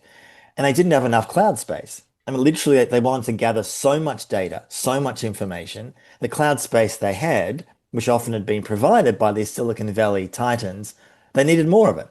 And all these companies were very happy to provide this. We have evidence for this. There's documents of this. We don't have all the details of this, but a lot of the AI so-called targeting that killed, particularly in the first months of the war after October 7, tens and tens of thousands of Palestinians, still continues to this day, of course, but the mass killing was far greater then, was assisted by these big tech companies. A lot of it was either Microsoft, for example, is deeply embedded with the IDF, again, has been for years, but increased after October 7. The cloud space is part of it, but there's also various tools that the IDF has been using, provided by these firms, to assist in their, I would call, war of annihilation or genocide, whatever term we want to use for it. So the idea somehow that big tech is allergic to war or ugliness or bloodiness was always nonsense.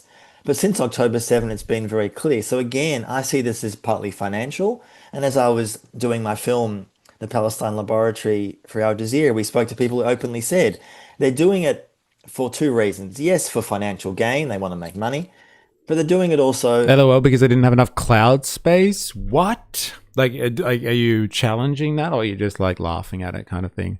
Like, what's he talking about? Like, that's part of the services they do provide. In order to be able to map out an entire city worth of people, need a lot of room on the server to be able to work with all of that information. Are you calling it out? Because I have heard reports of this type of stuff. That this is how they're using the technology. Interesting. Like, you know, the real ethical question here is, like, you know how like all those companies get held up, like in Nazi Germany, like I don't know, Hugo Boss or something like that for designing the Nazi uniforms, or like more specifically like IBM. Like IBM gets trashed a lot because like IBM did all of the data collection, I guess you would say, for the Nazis, and like data collection specifically for like how they documented concentration camps.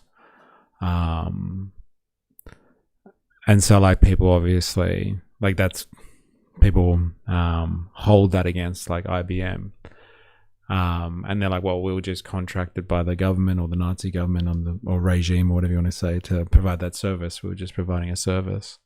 I wonder if that's like the Google, Amazon, Microsoft defense on this one. It's just like, well, we were just providing a service.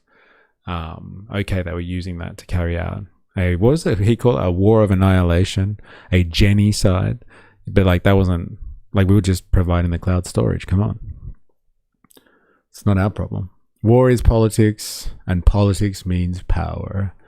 I mean, yeah, I'll challenge that. Not saying it's not used that way, but I don't think it was lax targeting because of lack of server space.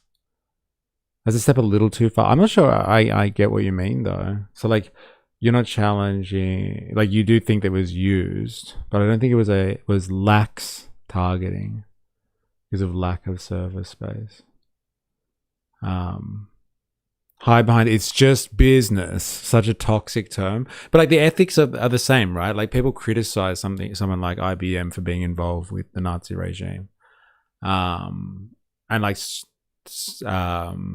should people criticize Microsoft, Google, Amazon for providing cloud services for someone who's like using those cloud services specifically for a war of annihilation? It's like the same ethics test, isn't it? It's like the exact same situation. Wasn't he implying that targeting early was so haphazard because of lack of cloud space? I must have missed that. But like if you don't have the ability to process things, and like the targeting does come down to artificial intelligence or machine learning, then yeah, it would be shit targeting, I guess. And like if you need more servers to help produce more or like provide more accuracy in the technology you're using, then I guess it makes sense. The Nazis pay the bill? What was the issue using IBM? Like they used IBM services, basically like computing, like early computing services, like punch card stuff. And they were using those punch cards as like data analytics and collection for concentration camps. So people like hold it against IBM being like, well, you provided this service which facilitated the Holocaust, essentially. And so like IBM's defense, which is like, as Voltaire is saying, is like the usual defense of business was like, well, it's just business. Like we were just providing the service they asked for. And like people were like, well, your systems were being used in a Holocaust. So like, how do you sleep at night? Business is business. Oh yeah, not saying it doesn't work that way, but with all the funding the military and the AI we're getting, that we're going to run out of cloud storage. LOL. That's a little silly. All right, back to it.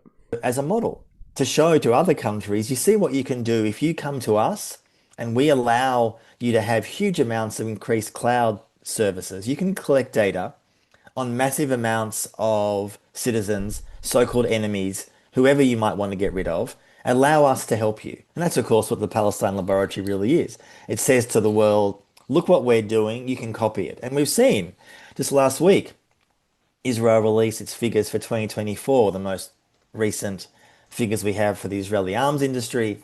The figures were $14.8 billion US dollars, far higher than the year before. I would expect this year to be even higher again. Sales were massive in Europe, particularly. The Middle East had gone up. So this idea somehow that there's uncomfortableness or squeamishness about Israel's behavior in Gaza is not proven by the facts on the ground, which are that the Israeli defense sector is booming. There's some issues here and there. They're often finding it hard to recruit people. I'm not saying it's a black and white picture, but the bottom line is they're making a killing. And I suspect that the figures for 2025 are going to be even higher again. And I mean, on the ground storage is limited by combat. Cloud storage can be anywhere. They would have pooled storage from any and everywhere. Yes, but like storage though, like they would still have to have servers in the region, let's say, because like the latency or the lag time from, like, let's just say Amazon was providing, I don't know, cloud storage or something like that in the US, like it has to go all the way across the world and back again in order to provide that service. I'm sure that they were providing these servers in the region within Israel itself. It would have to be, right? It'd have to be somewhere local enough. I know you can provide cloud storage anywhere, but if like for a large scale operation, not for like someone's personal use or something, like it would be more effective if it was closer to where the action was. So they must have been setting it up. Yeah, latency isn't ideal for targeting systems. Yeah. So like I'm sure they would have had to build some infrastructure to service them locally, right? Yeah, you need physical servers. They have allies in the region too. Also physical servers at the final storage end too. And so like what like who would be like the allies in the region, like Saudi Arabia or something like that, do you reckon? Is that what you mean? Because like that was what was happening with Iran, right? When Iran started firing, like clapping back at the American allies in the region, they started targeting like Amazon servers. I'm pretty sure it got hit. Amazon got targeted massively. But they would have just hijacked all of what they needed. Maybe I'm wrong. Maybe that's why Iran targeted the data centers. Yeah. I wonder if that was what it was about. Hitting them up where it really matters. Their surveillance capitalist architecture. Crazy world we live in now, man. It's hard to comprehend, to be honest. Idea of using not only Gaza but the West Bank as testing grounds for this kind of technology is really at the heart. This is your thesis in the book, the Palestine Laboratory, and it kind of I'm still unsure. I think Spandog, of what you're saying is unlikely though. That like they needed they needed more storage, or they didn't. Like I thought, the more you input, like the more data that you're using, then like yes, you need more compute power in order to process all of that. And like the more you're processing, the more accurate you can be. Iran's tactics are clever. Hitting the bank accounts of all. Yeah. Making America's associates pay the price. And hopefully they'll put pressure on the US to stop. Because like, can they really affect the US at all? And like if they attack the US directly, then it just pokes the bear and incites more violence. Yeah, just go after their friends in the region. It's not a bad tactic, that's for sure. What Israeli arms technologists are doing and then exporting to the world. But when we're talking about these big tech companies, the US-based ones that are working and collaborating with the Israeli government, are they also benefiting from the ability to test their software, especially when it comes to these new AI and large language model platforms that we've been exposed to over the last year or so? Definitely. I mean, the short answer is AI had been used in warfare before October 7th. Israel had used it in its war in 2021 against Gaza. The US had used some form of it in its war against ISIS, although a very, very early version of that when they destroyed ISIS, or at least the bulk of ISIS years ago. But since October 7, the AI war has exploded. There's no question about that. And these big tech companies, and I've spoken to people who used to work for these firms, have said that if you hear some of the conversations within these organizations at senior management level, they're not overly worried about reputational damage. Yes, there are some who oppose it. Yes, there are some protesters. Yes, these companies have fired a number of staff who have spoken out, as many viewers of Middle East Eye will see, because you guys often post these videos. There is a meeting of Microsoft or Google or whatever, and some staff member steps up and says, how can you support genocide? How can you have products that support this sort of behavior? So these resistance is happening in a small way. I mean, I salute that kind of resistance, but it's small scale relatively. And I think these companies absolutely see it as an amazing business opportunity, but as a model that they are hoping in other countries, particularly Western countries, but others, US, and elsewhere, the UK, Australia, will see what Israel has been doing and be very keen to try to copy that. I mean, the irony, of course, is that in theory, at least, a cloud service provided by the private sector is not necessarily all that safe. Now, I'm not saying it's easily hacked. Don't get me wrong. I have no ability to hack these systems, but it's run by a third party. So yes, Israel is contracting these companies, but they are relying and hoping that these companies will be secure. So I've always hoped, I'm still waiting for this call, this email, this message, that there'll be a whistleblower from inside these companies that says, I have the motherlode. I mean, there are lots of staff members, hello anyone listening, lots of staff members from all these companies, Microsoft, Google, Amazon, we're talking about tens and tens of thousands of people, some of whom I'm sure are very uncomfortable with what their company is supporting. And wouldn't it be nice, and what a real shame, if some of those documents got leaked? I mean, that makes me think about some of... Well, to cut off the US through targeting local servers and stopping data for targeting is hard when the US have so many allies and bases. Yeah. America's allies will crack first was a master stroke. Yeah. It's not a bad tactic if you think about it like that. I kind of wanted to see Saudi Arabia get it, but oh well. Those server centers are always getting updated with new hardware and software that requires teams on site to make sure there are no disruptions to the flow of data. It's been not impossible. It's a lot of traffic, and each base server shutdown would increase load on the others, but I don't know if they hit enough to hobble cloud storage to that degree. The engineers from Microsoft, for example, that have been walking out, as you mentioned, making public protests at their annual general meetings. And, some of them have formed this group, No Azure for Apartheid, in reference to Microsoft's Azure cloud platforms. Have you been in touch with any of these people? Do you think that some of those engineers could have intel that... Yeah. He's going to incriminate himself. No, I don't think so. Disrupting the weapons industry, Israeli survival... Tech and democracy. Ooh, that looks good. This idea, and I don't know if it was ever true, that technology, especially in the age that we live in, the age of the internet and social media, was this great democratizing force. This force that was going to allow everybody the freedom to express themselves, to have a sense of pride. The internet was going to bring in socialism. That's what it was supposed to do. We're going to have freedom of information. And the world's populations would rise up together, and then the digital realm got privatized. Who would have thought? Privacy to, more importantly, challenge the administrations and the authorities that will try and strip that away from them.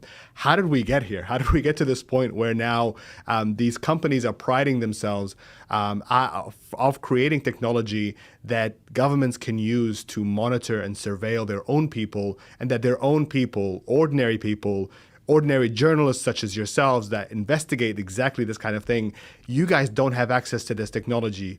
How did we get here? How long do you have? I mean, we got here for... this guy here? The dude looks stoned. The video I posted in Discord is how we save the world. This guy's going to save the world for us, is he? The government tried to wipe me off the face of the earth, but they didn't finish the job. They knew I had the power to change the course of history with just the click of a button. Avengers lo-fi beats to overthrow the government to. If they want me, they can find me in hell.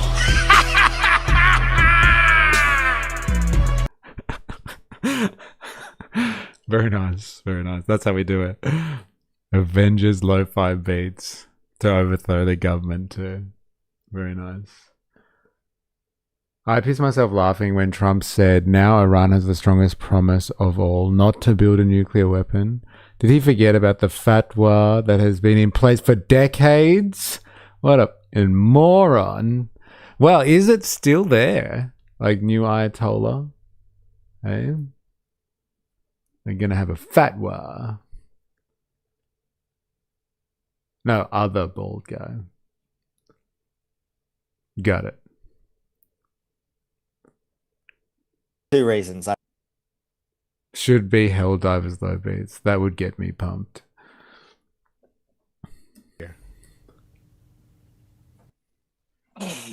How long do you have?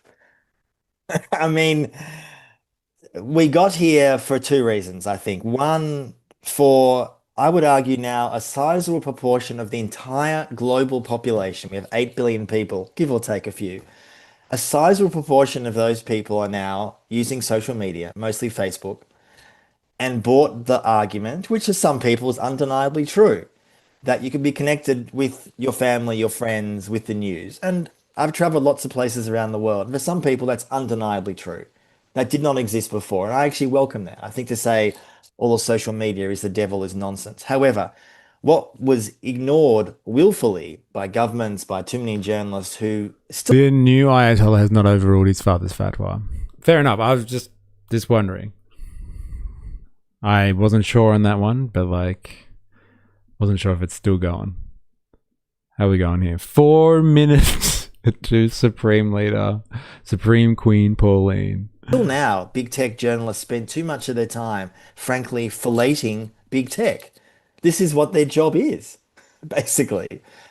And these companies have built the most sophisticated arms of mass surveillance in history. Facebook, Google, OpenAI, and others. And we've allowed that to happen. When I say we, I mean populations, either willingly or in ignorance. And now we have a situation, and people like Edward Snowden, Julian Assange, who founded WikiLeaks, and many others, have said for years that if you want to live in a truly democratic society, unless you have some kind of guardrails or some kind of whistleblowing or some kind of resistance to this, privacy will not exist. And I would argue we are so close to the moment where we do not have privacy. Can I just ask quickly, like, this is the weird thing about these type of ethical debates, is like, where does democracy and privacy actually impinge on one another or crossover? Like, what's the Venn diagram on democracy and privacy? Democracy is a form of political organization where whoever's considered to be in the in-group gets some form of a vote or a say in politics. Doesn't have to be everyone, doesn't have to be adults, doesn't have to be all genders. It doesn't have to be all age groups. I think I covered age groups already. But like, when does privacy and democracy equal the same thing? Like, there's a lot of things that are conflated with being in a democratic society, like freedoms. Like being free, like that's not democratic. That's not a democratic value. And like people mix up all of these terms, like, oh, I thought we lived in a democracy, when they feel like their freedoms are being taken away from them. I thought this was a democracy, when they're being watched by their governments. Like, you can have a democracy and still be completely surveilled, and you can have a democracy and have all of your freedoms taken away from you. Obviously, like, political freedoms would need to be there. Like, you'd still need to be able to vote as a bare minimum for that democracy to work. But like, you know how like he's asked the question about like, oh, how do we reconcile the fact that we live in democratic societies and like we have no privacy anymore? Like, you don't have to have privacy in order to have democracy. That is a complete misconception that a lot of people, I don't think, really understand. They just be like, oh, freedom, democracy, like it's the same thing. They're not the same thing at all. And privacy and democracy are not the same thing at all. Like, you could live under an autocratic regime that has zero surveillance. And so like you could have like maximum privacy, but you still don't have any democracy. I don't think the Venn diagram on that one works at all. It's just like this conception that we have that, yeah, democracy good, so privacy good, so it must equal democracy. It doesn't work like that. And so like we should move away from these misconceptions because they just damage us, I think. They damage our ability to understand how the system actually works. Trump is the taco supreme leader. Soft or hard shell. Everyone can vote for Jenny's side, and that would be democracy. LOL, soft. You have to vote to take your voting rights away. My head is going to be sore for the next hour or so. It's Pauline time. Oh, fuck yeah. Let's do this. I didn't realize. It's time for our supreme leader. Still hasn't started yet, though.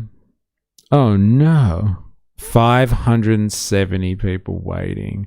God damn. Look at that. Soft white underbelly. My kids used to say, "Dad, get out of my room. It's private." My response was, "Get off your lazy ass. Build your own castle, and you can have all the privacy you want." Yes.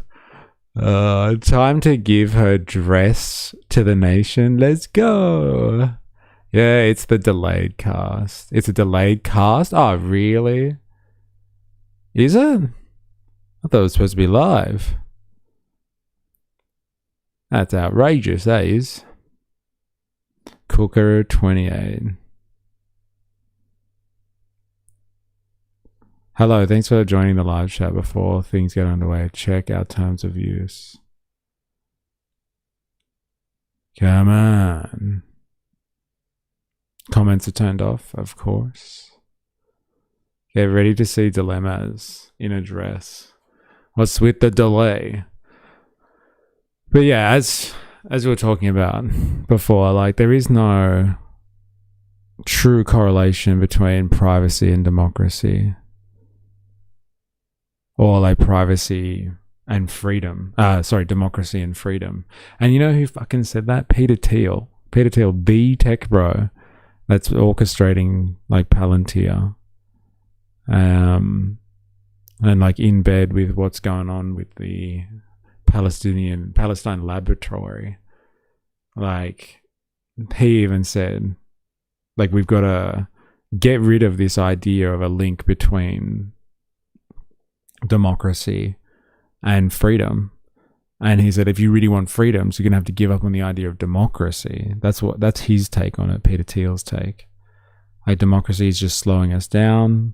We need like a CEO king to run the country, and that's the only way you're gonna get your freedoms. You have your freedoms protected by a strong government that's backed by a strong military, because it's a big bad world. That's how you maintain your freedoms.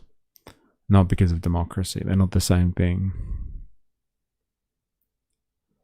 They probably have to censor her, lol. Like, is this it? Is this the only way to get onto this? Interesting. I don't like it. So good. The chat's on this one. She could try and answer the questions instead of running. When does it start? Sup, cookers?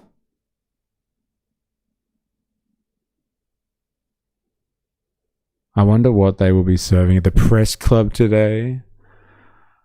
Alright, should we just keep an eye on this one then? She has already walked out and it's cancelled. Apparently. I wonder if there's another search I can do on this. Pauline Hanson, National Press Club. Pauline Hanson, National Press Club.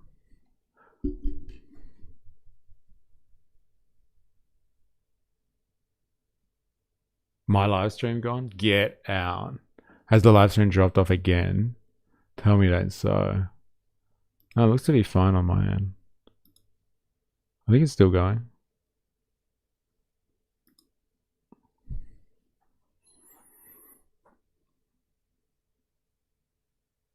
We live in a delusion of democracy. Delusion. Not illusion. Definitely a delusion. Oh my god.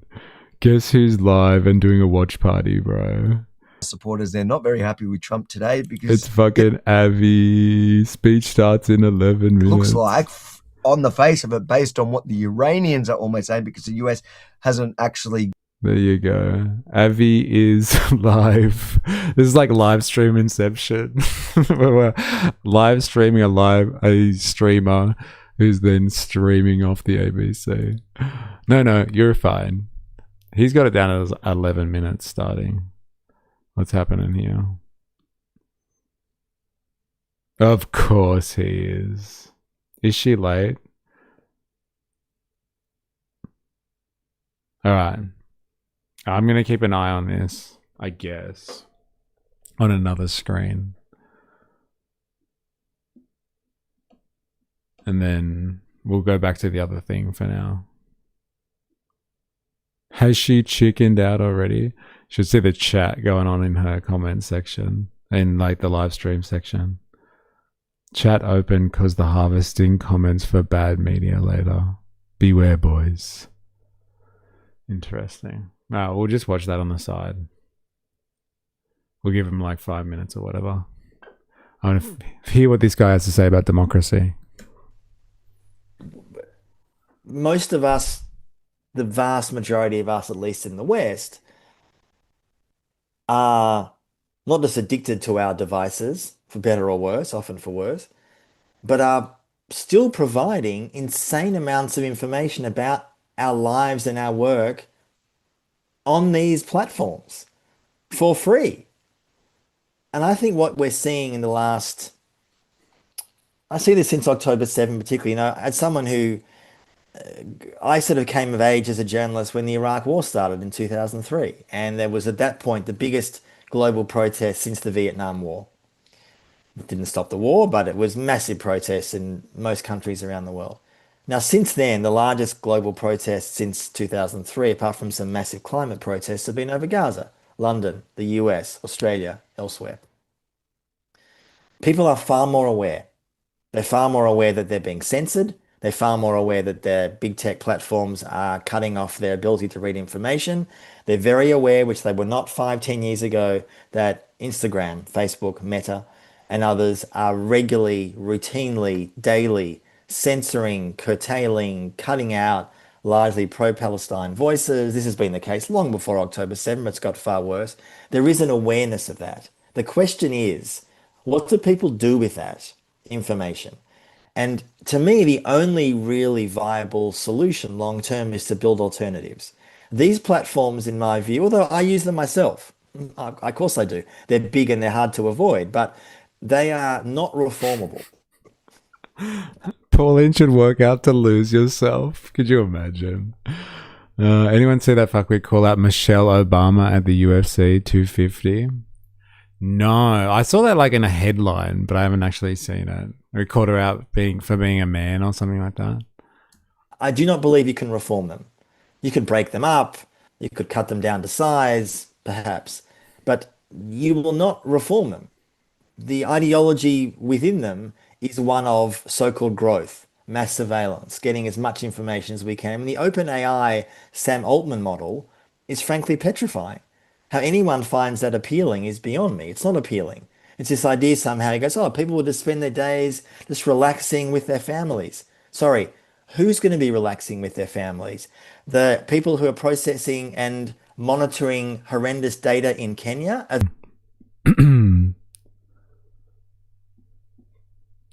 Sam Altman benefiting off digital colonialism. Who would have thought it? I mean, to be honest, I think people are aware. Some very scary bills have recently passed over here, but the biggest crowds come out to protest when it's all about gender identity. You got to keep us fighting the real fight, right? Not in the warfare against sections of the bourgeoisie. Sorry, I don't think people are. Sorry, I don't think people aren't aware. But yeah, got to keep people fighting over the real stuff. And again, we have a situation, and people often don't talk about class much in the West, as they should. This is about class. Those at the top end of town, so to speak, as we say in Australia, the rich, they'll do fine for now. The vast bulk of people are increasingly being fed slop. When I say slop, I'm talking about bollocks information, misinformation, disinformation, pushed out by... That's so much better than saying misinformation and disinformation, isn't it? Like, I hate those terms, especially misinformation. Let's just call it bollocks information. That's bollocks, that is. It's bollocks. By so-called legitimate news services, by Israel, by others. China, Russia, sure, they're involved too. And without massive pushback, without us who don't want that future to create something different and better, it will not happen. Facebook will not reform. Elon Musk is not going to suddenly become a lovely guy. Nor will Google. Nor will OpenAI. These platforms are what they are. And until we build viable alternatives, I'm not talking about some utopian safe space. I'm talking about places that respect privacy. None of these platforms do. I mean, just finally, as an author, I know that OpenAI has, and various other platforms, have brazenly stolen my books for years. As many, many, many other writers and authors can attest, not just me, I'm one of thousands, if not millions. So how is that a model that we want to follow? How is that a model that we want to emulate? That somehow we as humans create something, a book, a film, an artwork, a desk, whatever you do. Hey, we're getting close to socialism talk here. This is interesting. When humans create something like a book or a desk and somebody steals your value from you and doesn't pay you for it. It sounds like usual socialist talking point there. A human, and our dream in the future is that those companies should tell us and control us what is a better way to live our lives. I don't think any rational, sane person would look at Zuckerberg or Altman or Musk and see them as the ideal way to live life. No, thank you. And because the other thing too is that these same people, I mean, particularly when you look at somebody like Sam Altman and OpenAI. You didn't really answer the question on like democracy and privacy though. Disappointed with that. Tech and democracy. Breaking up big tech. What else? What are we up to? 48. 3 minutes. It's on at 12:30. Ah, okay. Fair enough. One more. Ideological shift in Silicon Valley. Let's do this. That is moving those tech companies a lot closer to the U.S. government and the Trump administration. You know, his inauguration was like a red carpet for tech CEOs. And then when Trump went to the Gulf to get a lot of investment money for the tech sector, a lot of those CEOs, including OpenAI CEO Sam Altman, was there. Do you think there is an ideological shift with how, at least publicly, you know, we talked about what the general public thinks about Israel, thinks about the war in Gaza, thinks about U.S. foreign policy, but within Silicon Valley itself, within the most influential companies in the world, are these CEOs now starting to look at the world and look at the U.S. government and their role in it differently to the way at least they said that they looked at in the past? I think there are some who are opportunists. Mark Zuckerberg is a classic example of that. If, for example, for some reason Kamala Harris won the election, he'd be all over her. In other words, I don't think he has many beliefs of his own. He's an opportunist. He wants to make money. He's built the big... It's not opportunist. It's pronounced capitalist. Okay? Come on, say it with me now. Capitalists. They are not opportunists. This political system is designed to serve their interests. And so, like, whoever's in power, they just do deals with them to continue their power and control over their technology. The technology is what gives them immense power. Their ability to own the means of production, I should say.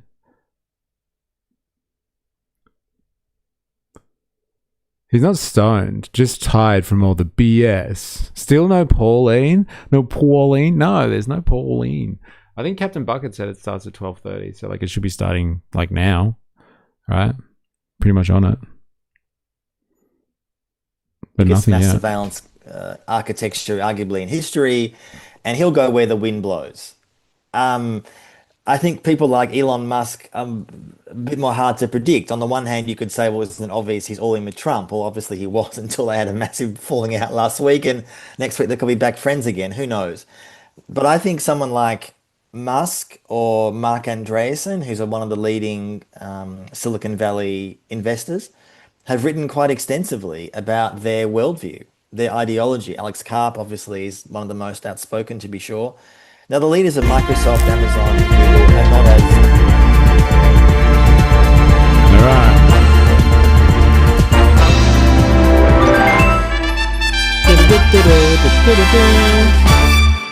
All right.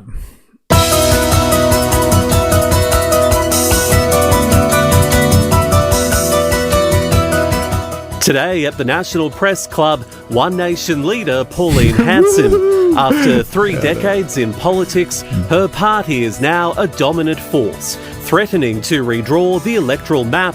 Today, Pauline Hanson with her first ever National Press Club address.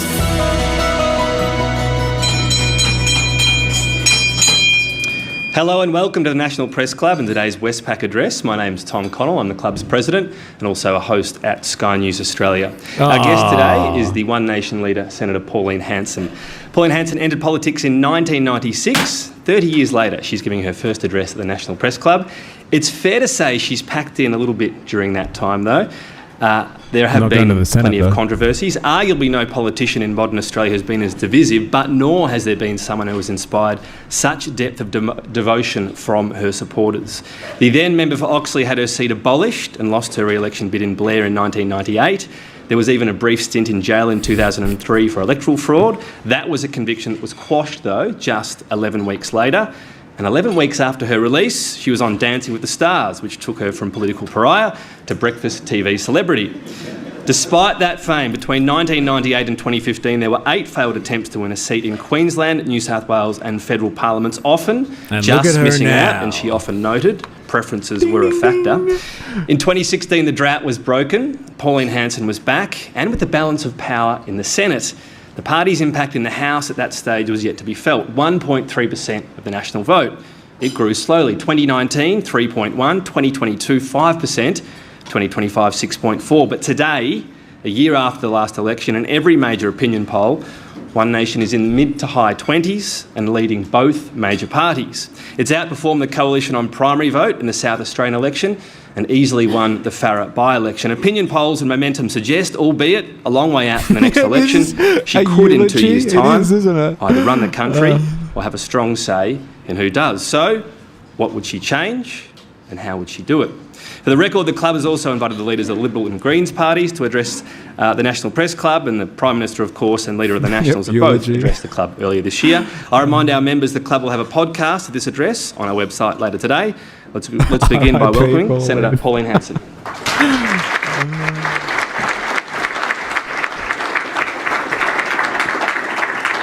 Thank you very much, Tom, and thank you very much for being here. Well, first of all, I've got to welcome my team, the One Nation team in Parliament, my colleagues, my cohorts, whatever. They're on this journey with me, so thank you very much for being here. Also, I'd like to welcome you, the ladies and gentlemen who've come here today to be part of this and listen to my address. Well, I am aware that I am at the National Press Club, but I am delighted that I can speak to the people of Australia, and they are the people to whom I am accountable. Just to get things out of the way too, I think it's important. Is Channel 9 here? I just want to clarify that doesn't look like a dress to no, me. Gina's jet is not broken, and I didn't come cattle class, or I did come cattle class actually. So anyway, just if you're dwelling on that, what question you're going to ask me, I just want to get that out of the way. She brought up the jet straight off the bat. No one can ask her about it Also, now. I will say, don't expect a divisive welcome to country from me. This beautiful country belongs to all Australians born here and those who have come to join us. I would like to acknowledge the men and women that have sacrificed their lives for our democracy, our freedom, for our country. And also to those migrants, those people that have worked extremely hard, and those Australians born here with their blood, sweat and tears to build this nation into the beautiful country that it is today. So salty. For the record, my job may surprise you. I am elected to represent the concerns of the people of Queensland. I am also the leader of a political party, One Nation.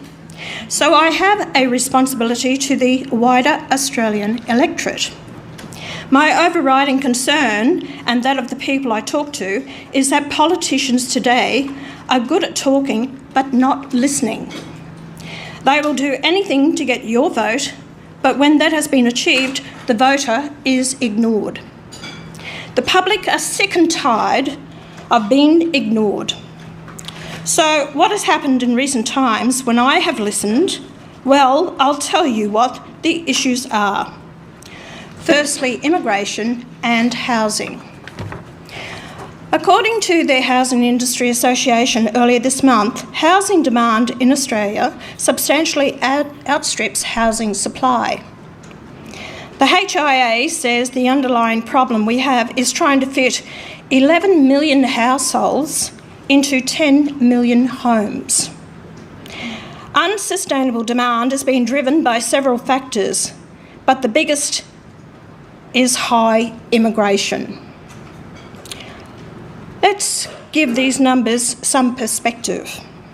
In August 2000, the Australian Bureau of Statistics reported Australia's population as a whole is projected to grow from the current size of 19 million to between 24 and 28 million over the next 50 years. It's only 2026 and we have already passed 28 million. At the time, the ABS did not consider net overseas migration exceeding 110,000 per year. At the time, it was pretty much unthinkable. Fast forward to today.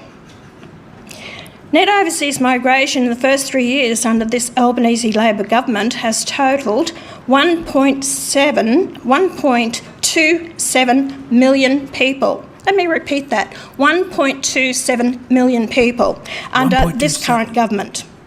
That's more than 423,000 per year. A total of more than 1.9 million people arrived in Australia from mid-2022 to mid-2025. Undeniably, immigration or immigration policy has our country in the state of crisis. At the centre of this crisis is the utterly flawed policy of multiculturalism. We cannot be a multicultural society. Banana Boy says that too. We are a multiracial society, but we must be monocultural. Australians must live under the one cultural umbrella. Now to the facts. As one of your own, Paul Kelly, reminded us recently, some of our best universities have nearly 50% of their enrolments being overseas students. Is that what the electorate wants or supports? 32% of our population, 8.8 million people, have been born overseas. Is that what Australia supports? In the 2021 census, more than half of Australian residents, 51.5%, were born overseas or had one parent born overseas. 51.5%. Yep. Is that what's supported by the Australian electorate? Is that what Australia wants? The comparable figure for the United States is 14%. Do Australians feel that the nation is losing its identity along with its values? We all know the answer to that. Let me amplify this issue of national identity and Australian values. Only a fool would ignore the growing language problem, which is a function of immigration. Again, the 2021 census showed that 1 in 4 people, 23%, speak a language other than English at home, the most common being Mandarin and Arabic. How can you generate social cohesion if people can't speak the language? In that same census, 872,000 people self-reported as speaking English not well or not at all. Under the failed policy of multiculturalism, all cultures are allowed equivalence to ours. Surely opposing that is not racist, it's common sense. My party is rightly called One Nation. It is clear what we stand for. One nation, under one flag, and proudly Australian. We oppose entirely people coming into this country and bringing with them the troubles they have left behind. Common sense. Coming to this country and ignoring our values, our language, our traditions, our dress, and the fact that we are predominantly a Judeo-Christian society. Judeo, she said Judeo. It's time we woke up. Western civilization and its values are under siege. The people to whom I speak are fed up with hate preachers in some Sydney mosques. If they hate this country, they should be told to leave. Ed Hussein, the writer, has written a book simply called The Islamist. In it, he explains why he joined radical Islam in Britain, what he saw inside, and why he left. The writer was from a loving family who taught him that Islam is a religion no different from being a Catholic or a Protestant. But he soon was taught that Islam is not a religion, but a political movement. And he learnt that, quote, Islamist groups pose a threat to this country that we, Muslims and non-Muslims alike, do not yet understand, unquote. He says, quote, I illustrate the depth of the problem that now grips Muslim hearts and minds, and I lay bare what politicians and Muslim community leaders do not want you to know, unquote. What do we do here? We turn a blind eye. Why? Because we are frightened. Well, I am not frightened, and nor is One Nation. There is no room for hate preachers in this country. If they have arrived here, they will be deported. If they were born here, they will face the full force of the law. While ever I lead the party, I will not walk away from my commitment to get rid of social cancer. But Labor has allowed this immigration catastrophe to happen in the middle of a national housing crisis. So there is a housing crisis. But the not-so-smart thinkers in the Albanese government make changes to negative gearing. If you make a change to negative gearing, investment will move away from housing. That is common sense. But common sense is not common. And what will this do to the rental market? We haven't been able to house everyone already yet Labor has been bringing more than 1,375 people per day for the past 3 years.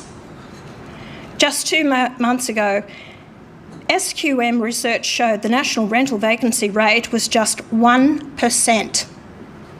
It was just 0.5% in Perth, 0.7% in Adelaide, and 0.8% in Brisbane. It was only 0.4% in Hobart and Darwin. In the same month, the median weekly rent across Australia, capital cities, reached $680. That's a $35,000 a year after tax.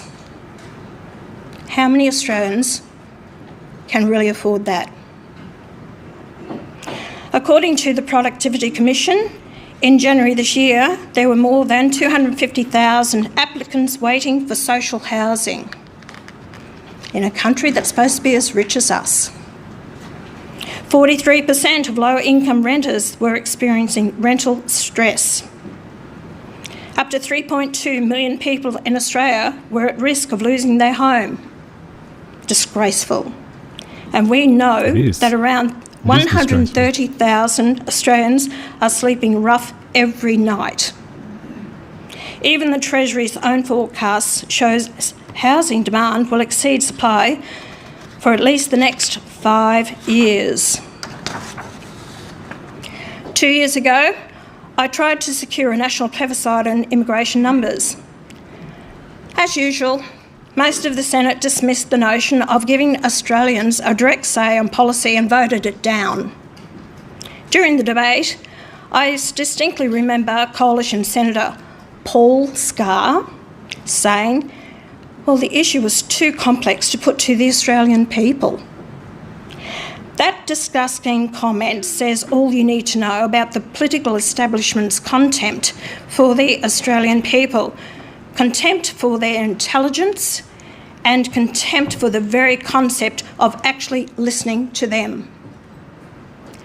I'm always listening, And that's why my policy to slash immigration reflects what most Australians want. The press might consider reflecting on this and better consider why more Australians trust One Nation on immigration policy than anyone else. The story is simple. That's why. My views haven't changed. Other political parties are simply following me. It's why my policy will restrict immigration from places immersed in extremism like radical Islam, because that's what most Australians want, especially after Bondi and the return of ISIS bride terrorists. Make no mistake here. One Nation is dedicated to fighting against radical Islam, and the obvious threat it represents to the peace of our country and the safety of our community. I will not hesitate to call it out for being incompatible with Australian values and our way of life, for its hatred and its love of deadly violence. If we want a secure and peaceful world, radical Islam must be destroyed. There is no place for it in Australia, and my party and I won't tolerate it. Now let's talk about the cost of living.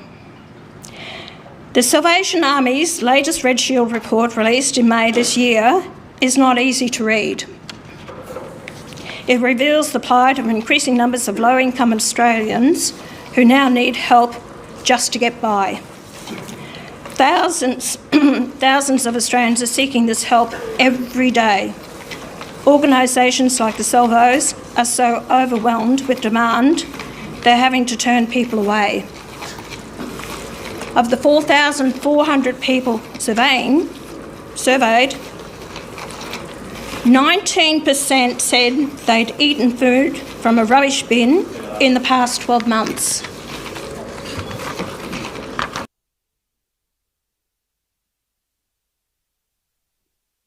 Did they just cut the audio?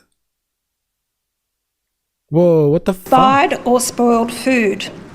91% said they had skipped meals, and 32% said they do so on a daily basis.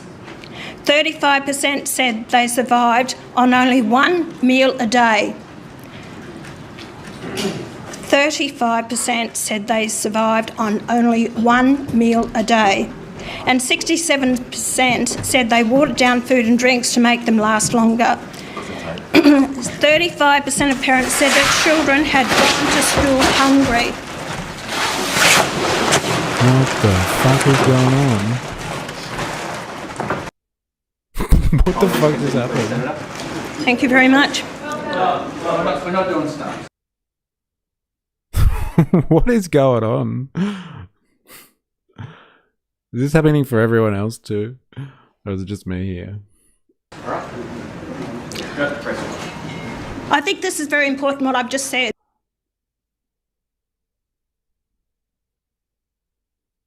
What the fuck just happened? And I want you, the people here, and the people watching this, 35%.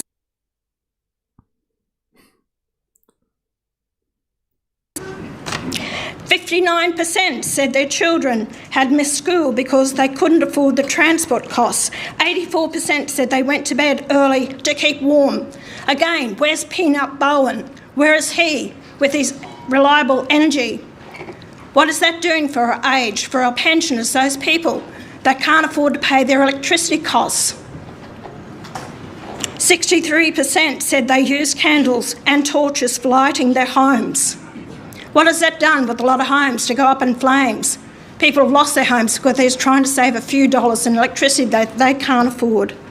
49% said they go to public places like shopping centres to keep warm or cool. 51% can't afford a doctor, dentist or optometrist. 51%. And 46% can't afford prescription medicine. This is unacceptable. Highly unacceptable to me and my colleagues and my party. As I will explain later, the government's energy policy, which One Nation will dismantle, feeds problems such as these. Everything is unbearably dearer. Oz Harvest's annual Frontline report this year showed about 350,000 Australians were seeking food relief each month. More than 2/3 of them are families. Charities report having to turn away 74,000 people each month, and every charity reports increasing demand. About 36% of people seeking relief are doing so for the first time. Almost a third of households needing relief had at least one employed person. What kind of Australia have we become? These figures are appalling and totally un-Australian for a rich country such as ours. Put bluntly, these figures derive because of one policy above all others, the hoax of global warming, which is now climate change. It has produced an increase in energy costs, which has taken Australia into energy poverty. The Albanese government itself is proof of what I am saying. Remember, when first campaigning to be elected, the Albanese government said it would reduce power bills by $275. Surely the slogan, "Fire the liar," has relevance to millions of Australians. Was it a lie to campaign in 2022 on the slogan, "A better future"? Is this how Australians feel today? The cost of energy feeds into everything we use. We eat, we manufacture, everything. So food is dearer, housing is dearer, rents are dearer. There is your cost of living crisis. Albanese lied to become elected, and Australians are paying for it. How many times were you, the media, condemned for simply asking before the last election whether a Labor government would make changes to capital gains tax and negative gearing? Didn't they lie to the electorate? I'm meant to be a voice for that electorate. The public are sick to the back teeth with these lies. There's nationalised energy. Yes. When the Prime Minister was delivering a speech to miners in the coal mining region of New South Wales, the Hunter Valley, in the 2025 election campaign, did he fall off the stage and deny it? Let me be blunt. If you lie once, why won't you lie again and again and again? Let me come back to energy, the central source of national poverty. Amos Hochstein was the Special Coordinator for Energy Security during the Biden administration. Recently, he said of renewables, quote, "Renewables don't compete with oil. They don't supply solutions to aviation. We rely on more shipping that doesn't run on renewables. Yes, we should invest more in renewables, but they won't solve this crisis anytime soon. The inside of an electric vehicle is still made of plastic that is made from fuel and petroleum. Our hospitals are made entirely from petroleum. Our masks, our syringes, MRI machines, CT scans all need helium, which comes from natural gas." End quote. Because individuals and businesses are suffering from this net zero nonsense, the government shovels out millions of dollars of taxpayers' money just to justify their failing energy policy. Let me make no apology. One Nation will end this renewable energy bribery, grants, tax incentives, concessional finance, even the government underwriting anything that sponsors the whole net zero hoax. Let me give you one example of many. Rewiring the nation to build useless transmission lines and destroy prime agricultural land, billions of taxpayers' dollars. This will end. One Nation will always protect prime agricultural land. It belongs to farmers, not government transmission lines. Let me give you another example. The bloke in the corner store is productive. Does he get subsidies? I speak to struggling farmers everywhere. Do they get subsidies? Yes.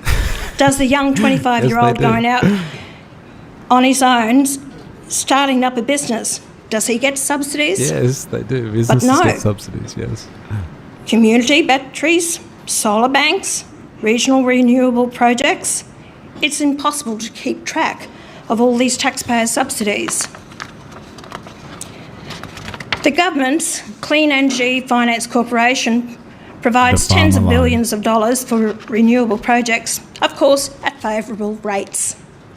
This is a rort.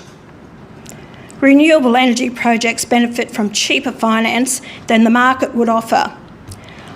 Are those benefits available to the bloke in the corner store? The small businessman in the suburbs? The businesses that keep regional towns in Australia alive? Do they get financed at favourable rates? You say it, lady. But this outfit, the Clean Energy Finance Corporation, has received over $200 billion of taxpayers' monies. That is $200,000 million of taxpayer money. Now, don't get me wrong, I'm not opposed to renewable energy.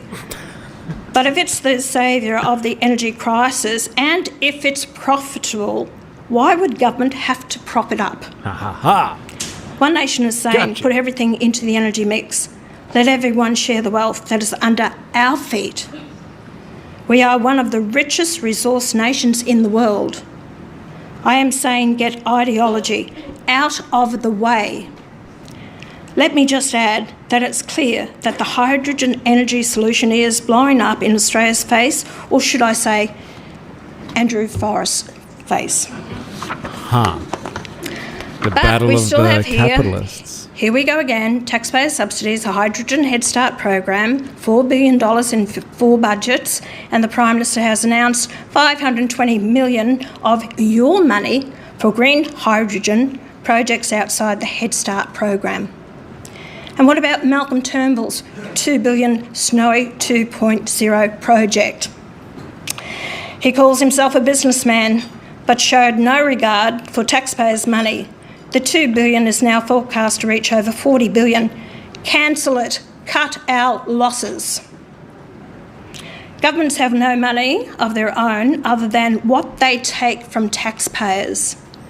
The Snowy Hydro 2.0 is nothing more than a black hole of debt for taxpayers. Before the South Australian election, One Nation argued, quote, Australia's fuel shock exposes energy insecurity. Australia's energy sector is finally catching up to what One Nation has been saying for years. We need a secure, reliable energy future. Every leap forward in human progress has come from mastering energy, from fire to steam, from coal to oil. Each step has powered stronger economies, lifted people out of poverty and secured our future. Energy isn't a luxury. It is the backbone of prosperity. Get it wrong and everything else suffers. Get it right and the nation thrives. End quote. Therefore, moving forward, One Nation will introduce nuclear energy. Let me be plain and Didn't see clear. that coming. Our energy crisis is a product of failed energy policy, and this policy was supported years ago by major political parties and the big media giants. I have always opposed it. Ford and Holden closed their factories more than a decade ago for one simple reason: the cost of production. The source of much of our wealth is under our feet and should not be only for export. Of course, basic environmental standards must be met, but they can't be allowed to throttle our economy. We will never be able to do without coal and gas. We should encourage the investment in them and provide power to homes and businesses, as we once did, as the world's cheapest price. Bowen said last March that households still claim savings of up to 10.1%, yet average electricity debt for customers on hardship programs has jumped 22.8% over the past year. These are Australian Energy Regulator figures. Gas hardship debt is up 22.2%. This applies to households, small businesses, industry and manufacturing. The regulator, not Pauline Hanson, warned, quote, experiencing energy debt and the ability of customers experiencing financial difficulty to repay debt remain a concern, end of quote. Stop blaming the Middle East. Electricity prices increased across all regions before the war in the Middle East, and there is evidence that disconnections over the coming quarters will increase if conditions don't improve. Disconnections in the first quarter of this year saw more than 6,200 electricity customers cut off. Average debt at the point of disconnection was more than $2,600. I should point out that there are now new rules to take effect from July that will prevent disconnections for debts below $500. We have just had a budget brought down, and I will not hesitate from continuing to say, especially to young Australians, that the government is not telling the truth. The Prime Minister and the Treasurer are desperate, and they keep saying that anyone who opposes the budget measures is opposing the opportunity for young people to get into housing. I am loath to call this another lie, but how else do you describe it? More than 40,000 18 to 20-year-olds will lose out to Chalmers capital gains tax. In the last 10 years, the numbers of young people making income out of assets in an entrepreneurial way, buying an apartment, doing it up, selling it, there has been a 365% increase in the number of 18 to 24-year-olds who have done this. A 351% increase in 25 to 29-year-olds, a 246% increase among 30 to 34-year-olds. So the largest capital gains cohort is younger. There are now over 215,000 under 35-year-olds who will see less income from their investments. Punishing ambitious and aspirational young people who are trying to build a future, to build wealth, to build independence, and to invest in Australia, Albanese and Chalmers are heading in the wrong direction. Chalmers argues when it comes to people under 35 with shares, quote, about 1 in 10 under 35 have shares, unquote. What a pathetic defence is that. 1 in 10 is a lot of people.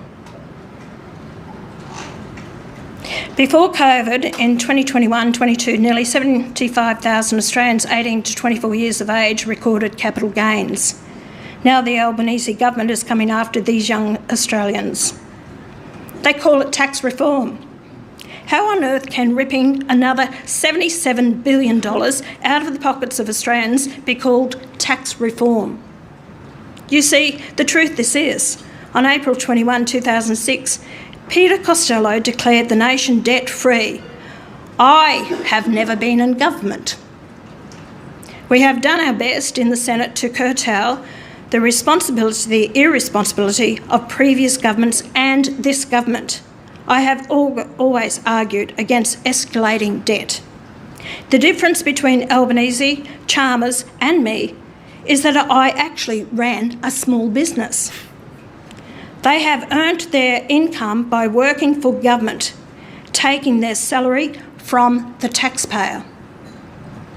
In the 20 years since Peter Costello made that declaration, in that time the debt has climbed from zero to almost $1 trillion. That is, on average, $50,000 million a year, every year for 20 years. Dr. Chalmers has a PhD from ANU writing about the Keating government. Well, he hasn't learnt much. Paul Keating reduced spending to 22.9% of GDP. Chalmers has managed to increase that to about 28% of GDP. Gough Whitlam was sacked for bad economic management when spending reached over 25% of GDP. Albanese and Chalmers should be sent in the same direction. Our task is simple. We must grow the national cake. If the cake stays the same size and the population increases, there is less for every one of us. Debt doesn't seem to matter to this government or its predecessors. In 2013, our debt was $257 billion.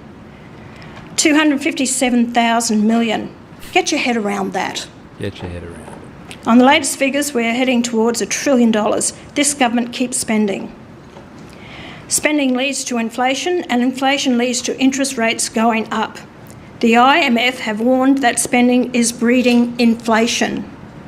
The Reserve Bank has warned that as inflation climbs, so must interest rates. Therefore, regardless of whether you've got 500,000 homes available tomorrow, try borrowing on a single income. But under this government, interest rates are heading towards 10%. Young people can't afford the deposit, let alone the mortgage repayments.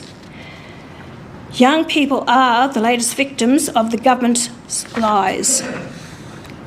Let me just say what concerned voters know. Every attempt has been made for years to silence me. In fact, there are always some people, usually a lot of people, who get offended by what I say or do, even offended by my very existence.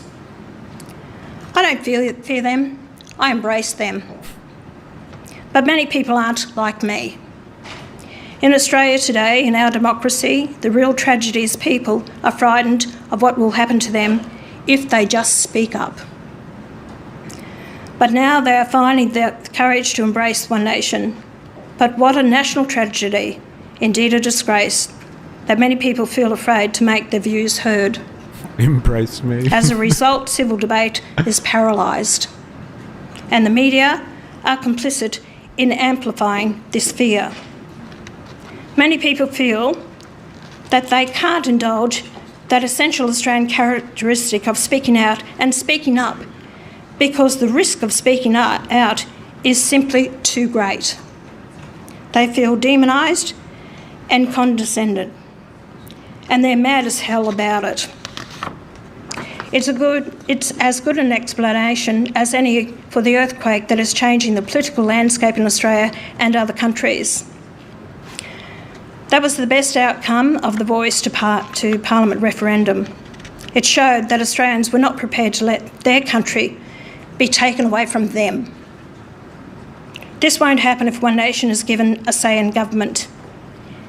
If I sound defiant, yes, I am.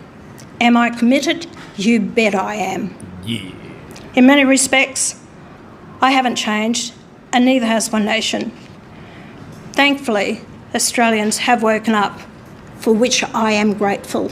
So true. Just say After from the years river of to the hoping sea for in something Queensland. different from the political class, but getting nowhere, many Australians are looking elsewhere. I am a known quantity for these Australians.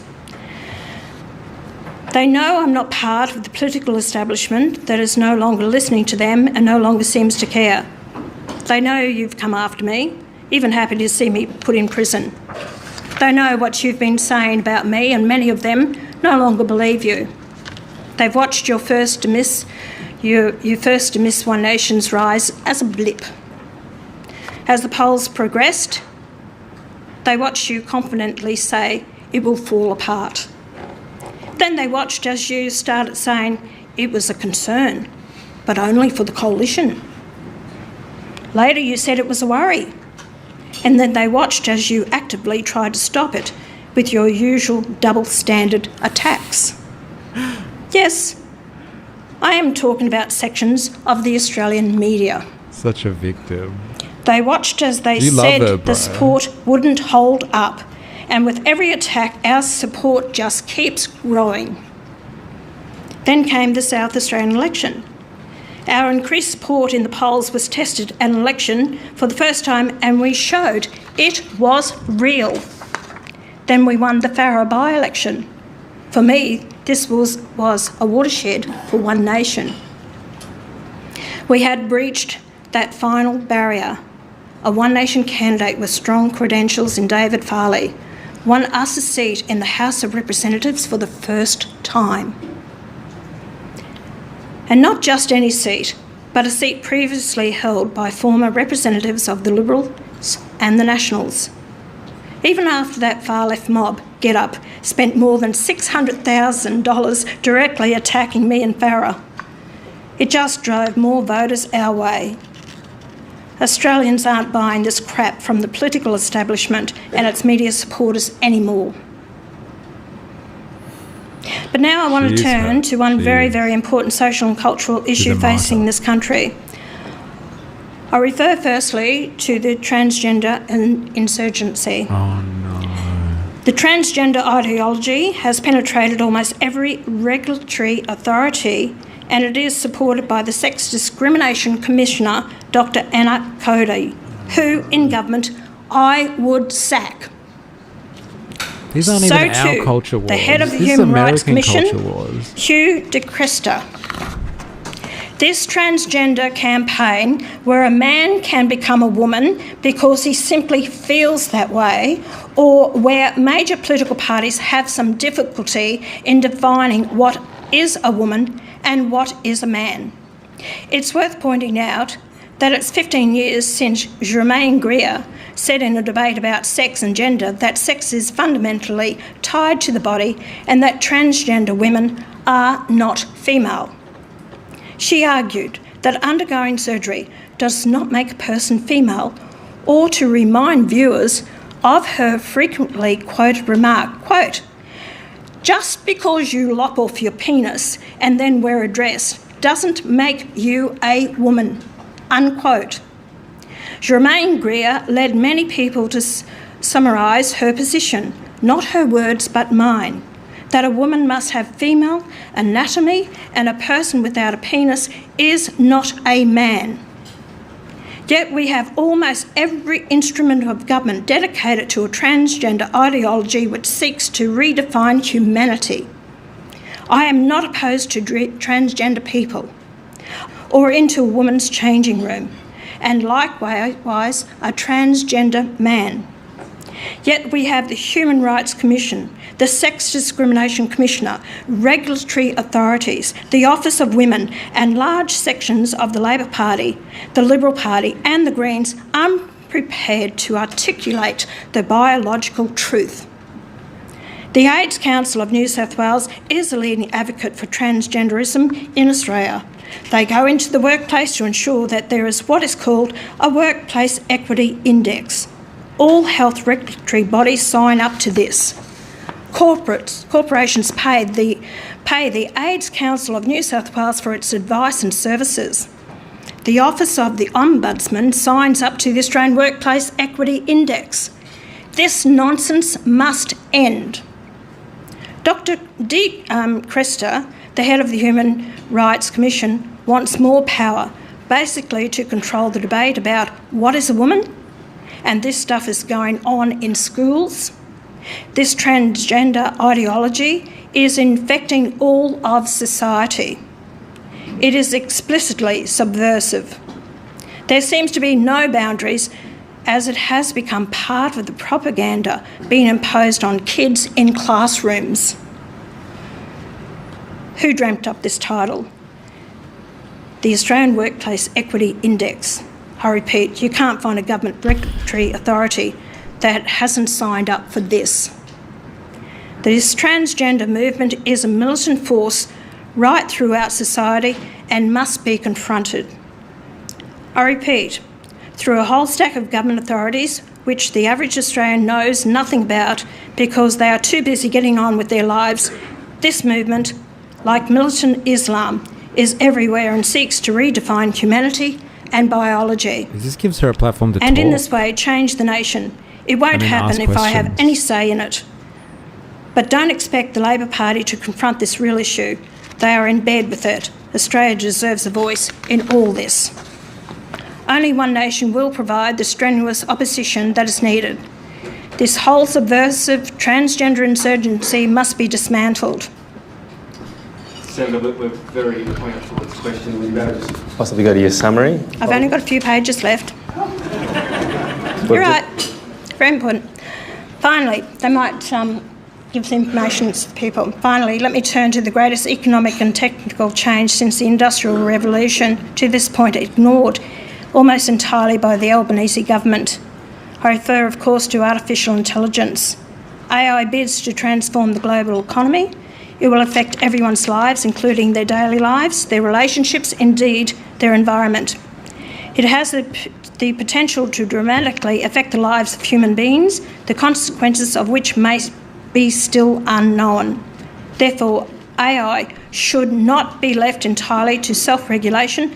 Public trust is essential for widespread adoption. The Albanese government's response to the coming of AI is largely to leave it in the hands of corporations with little regulation to ensure that the industry operates in the public interest. One Nation seeks a middle path encouraging AI adoption and its economic benefits while imposing enforceable safeguards where AI can importantly affect people's rights, their safety, their employment, their privacy, even their democratic participation. If AI is to be successfully deployed, public trust is a prerequisite. One Nation will put in place mechanisms, if not to entirely protect jobs, and we won't take the Albanese government's route of lying to you, but we will have to get everyone through this. One Nation will look after the interests of working Australians whose economic well-being could be threatened. I don't claim to have the answers now, but we will find them. In general terms, all requires regulatory measures. On a final note, I have a few more words for the mainstream media. This much you want to hear. One Nation's new support brings with it much greater responsibility. I get that.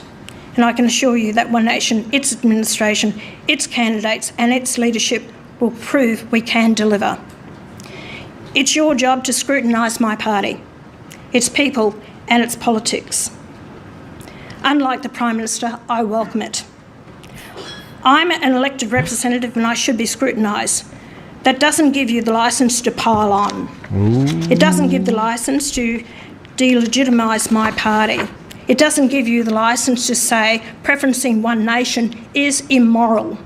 It doesn't give you the licence to continue to repeat the lie that we are a racist party, because that is untrue. The Australian people can make up their own mind, and they are. Rest assured, there will be big changes if One Nation is given the chance. The SBS will be gone. There's no need for it anymore. The internet has overtaken the need for it. The ABC will still exist, but in a very different form. Taxpayers will still fund some of the ABC's operations in regional, rural and remote areas where there is a lack of commercial media. Not the SBS. But in the cities, which are already saturated with media outlets across the political spectrum, the ABC will only be subscription service only. From its chairman down, the ABC has proven itself to be completely in denial about its profoundly transparent political bias and the activists and its ranks. Yet they think of themselves as a pillar of democracy. The arrogance is stunning in its scope. It is partly for this reason I have at times refused ABC interviews. I will continue to do so because, as media outlets go, the ABC is very low on my list of priorities and their bias against One Nation media is obvious. Remember this, I don't answer to the media. I answer to the Australian people.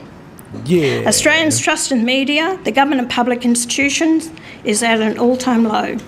To you, the media, may I offer some advice. You have to earn the trust of the Australian people. I am confident I can. Can the media say the same thing? Yeah, not the Many SBS. see you as part of the problem. In some respects, that's right. One Nation and its leadership have one overriding ambition: to give this country back its wealth, which has been stolen from us by bad policy and arrogant policy misfits. I love this country. I'm a patriot and an unashamed nationalist. I will always put Australia and Australians first. One Nation will do its best to change this country's direction, to reassert its values, to honour its traditions, to reinforce that we are one nation under one flag.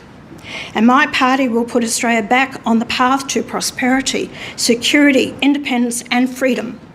One Nation will do everything to help take this country back for its people. At the moment, government of this country has become a victim of the ideology of people who have failed you in the past and will fail you again. Thank you for the invitation to be with you today.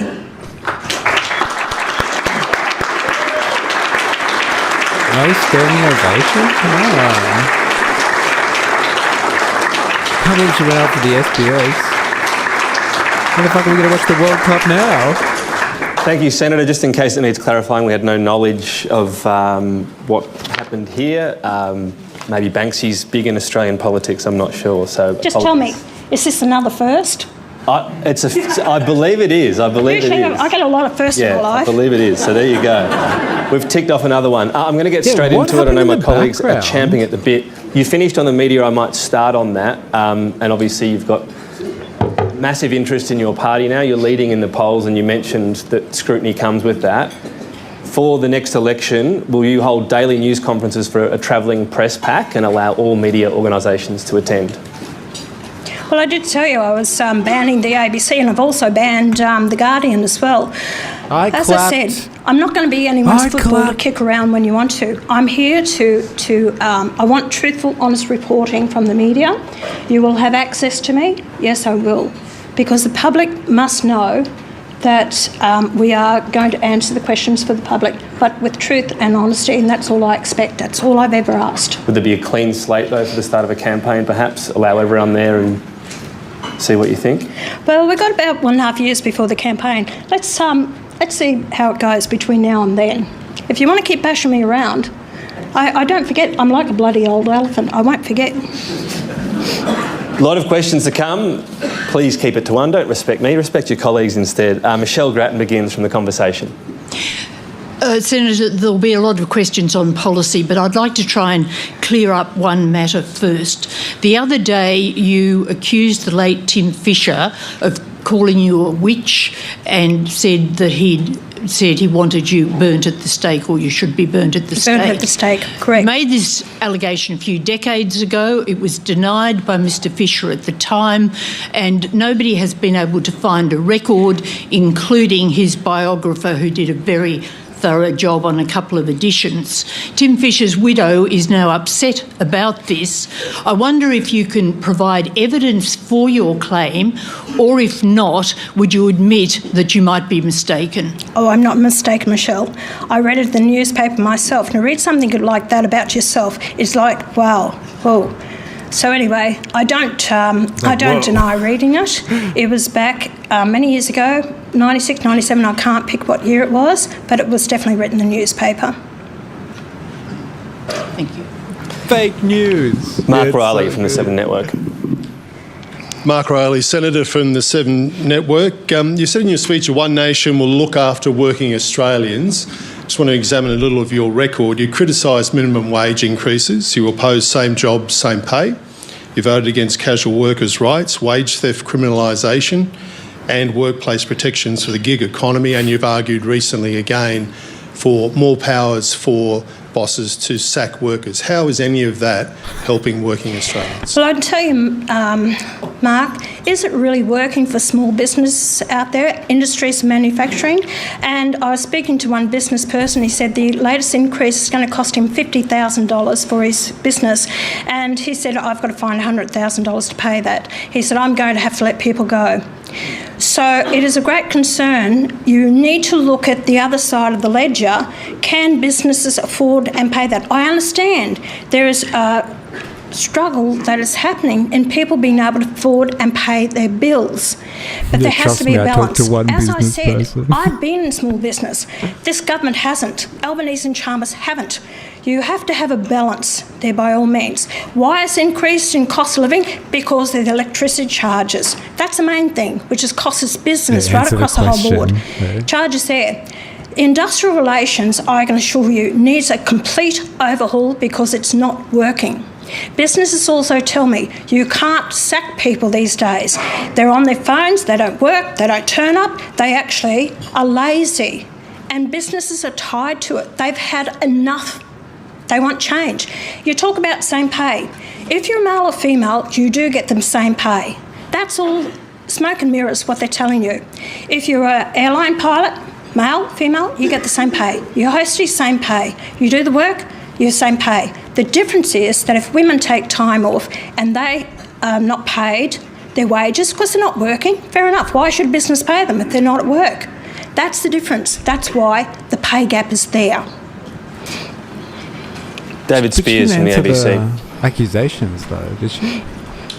Yeah, that's right. Senator, Blame thank the you. workers. Just picking up on your point about not changing over the years, one idea you have advocated over many years is for a flat tax. A couple of years ago in the Senate, you argued for a flat 25% tax rate to replace the progressive income tax system that we have. Is that still your view, or have you changed, and can you explain why? Calling your youth lazy is a bold strategy. David, we have to overhaul our tax system. We are one of the highest tax countries in the world. And when people have the money after paying their PAYE tax got in their pocket, we're paying another 10% on top of that again. Women, all pay the same.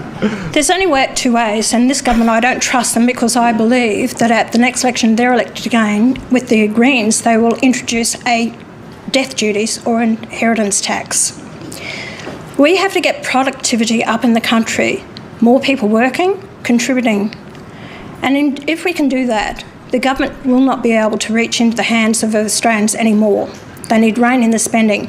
What I want to have a look at, and I'm not going to give you where my head's at the moment for tax policy, I intend to speak to those experts, economists or people that I trust have a good understanding of our tax system. But before the next election, I will introduce a tax system for all Australians, give them incentives like now at the moment we want pensioners, aged pensioners, veterans, and I am looking at students to be able to work unlimited hours, and they can then be taxed on that, but it doesn't affect their pensions or the healthcare card. I want income splitting. I want people to be able to split their incomes so that those families where the mum or dad want to stay home and to give them help. But there's a lot of work to do.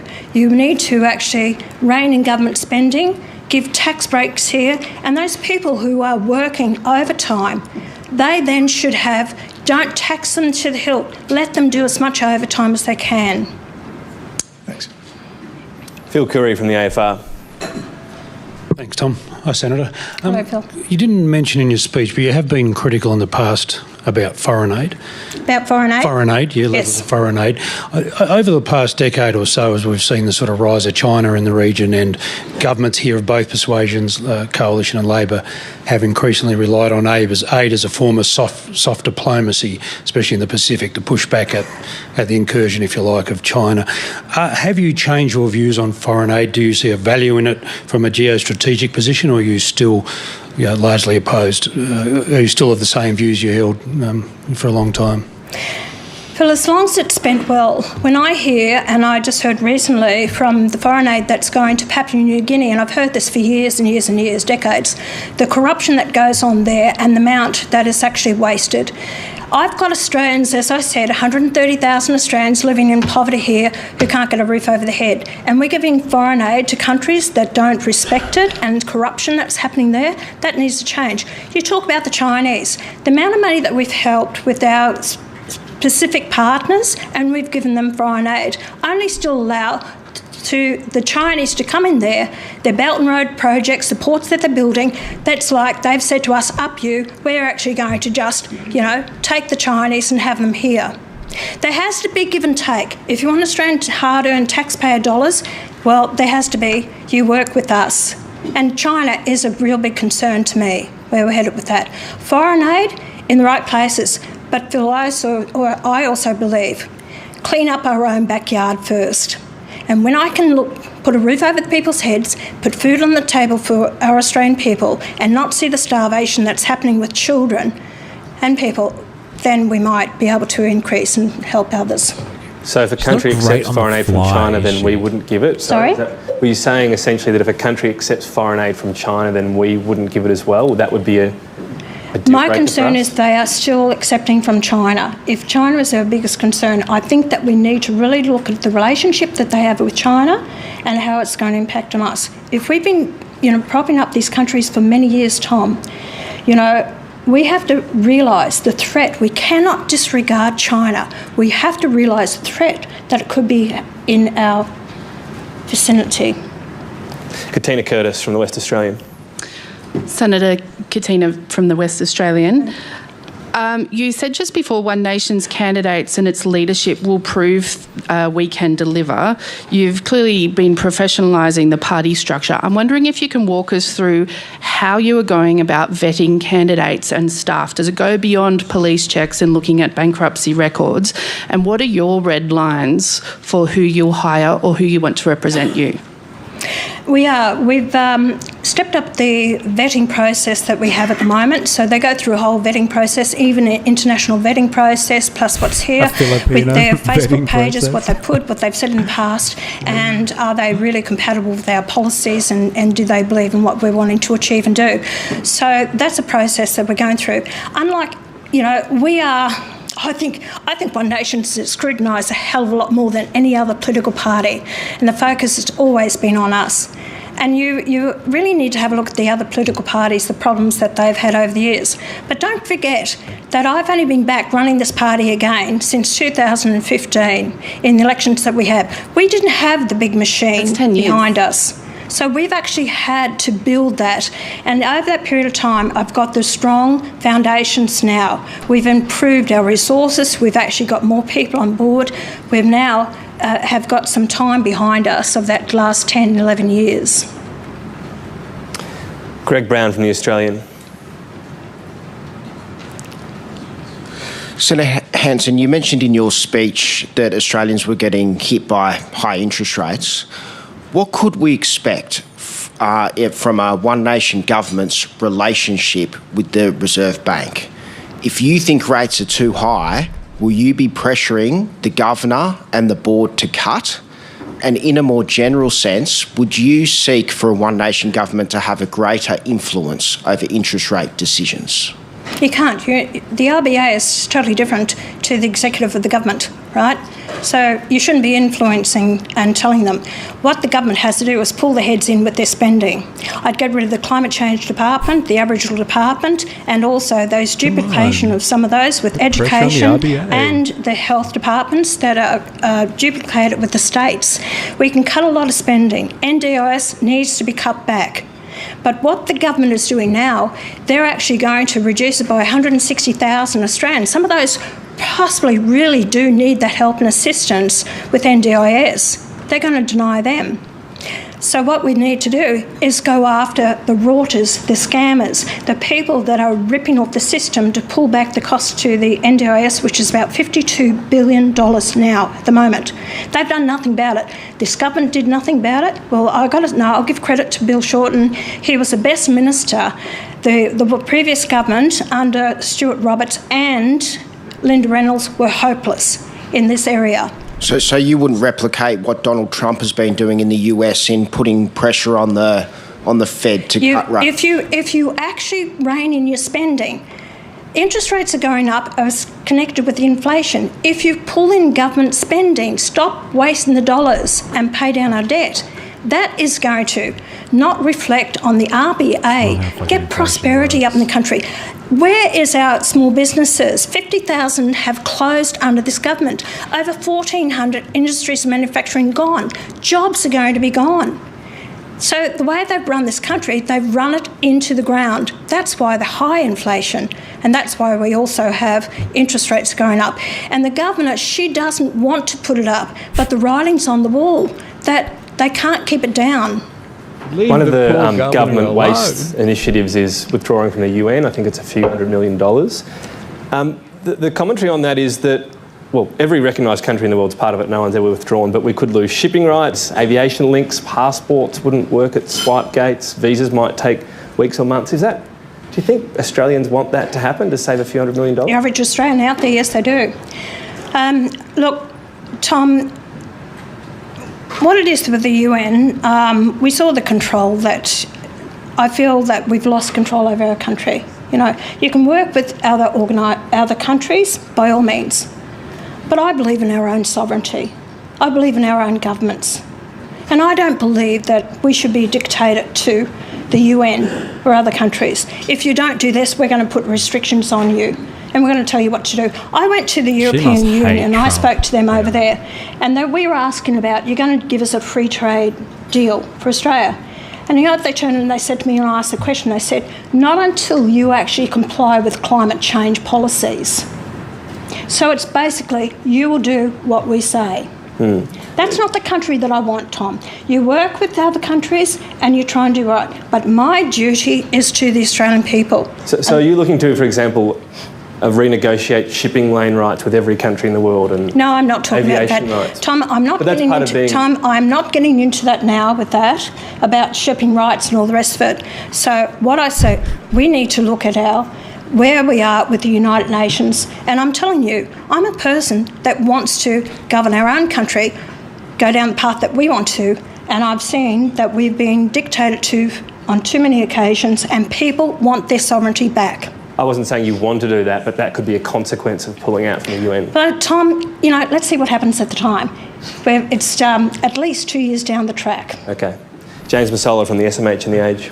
Thanks for your speech, Senator, and also for your appearance here today. Hope we see you back here soon. A simple question for you. Reflecting on your speech, your comments about migration and multiculturalism and what have you, is Australia in danger of being swamped by Muslim migration?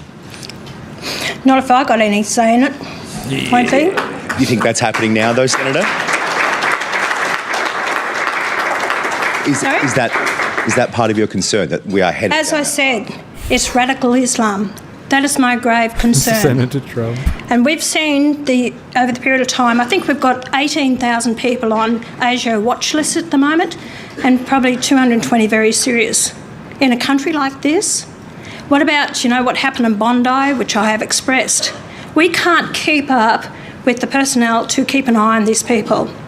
I'm not apologising for anything. And I've seen too much footage on our TVs from what's happened in Britain, Canada, France, Germany. They're all just absolutely, I won't say it. So that's something you're guarding against? S-holes. Yes, and I don't want Australia to become like that. Sarah Martin from The Guardian. Senator Hanson, Sarah Martin from The Guardian. Taxpayers are paying more than $150,000 a year for your daughter, Lee Hanson, to seemingly campaign full-time in Tasmania while employed as a political advisor for a New South Wales senator. Did you have any role in appointing her to that position? Honestly, you never give up. I've never seen a person that's such a trashy journalist, and what you put out all the time, you've got this obsession with constantly trying to pull down myself, my party, or Mrs. Reinhardt. Whatever you do, you will be banned from my answering. I'll answer you this question today, but I'm telling you now, don't come near me for an interview in the future, because of 25 of your articles, it's always 28 articles, is constantly bashing One Nation. You don't research properly, you don't know your information, and you will put out lies about me. Well, I've had enough of that. But I'll tell you that, no, she didn't. I didn't get her that job. She got the job on her own merits by someone who actually wanted to employ her, her abilities, her skills in HR, her abilities in working for the Tas University for 8 years, and was head of a department down there. So my daughter is very capable of doing it. And if you're very concerned that she might end up in the Senate with me, if I'm fortunate enough to get elected by the people of Queensland, you're going to have a lot to write about then, aren't you? So you had no role.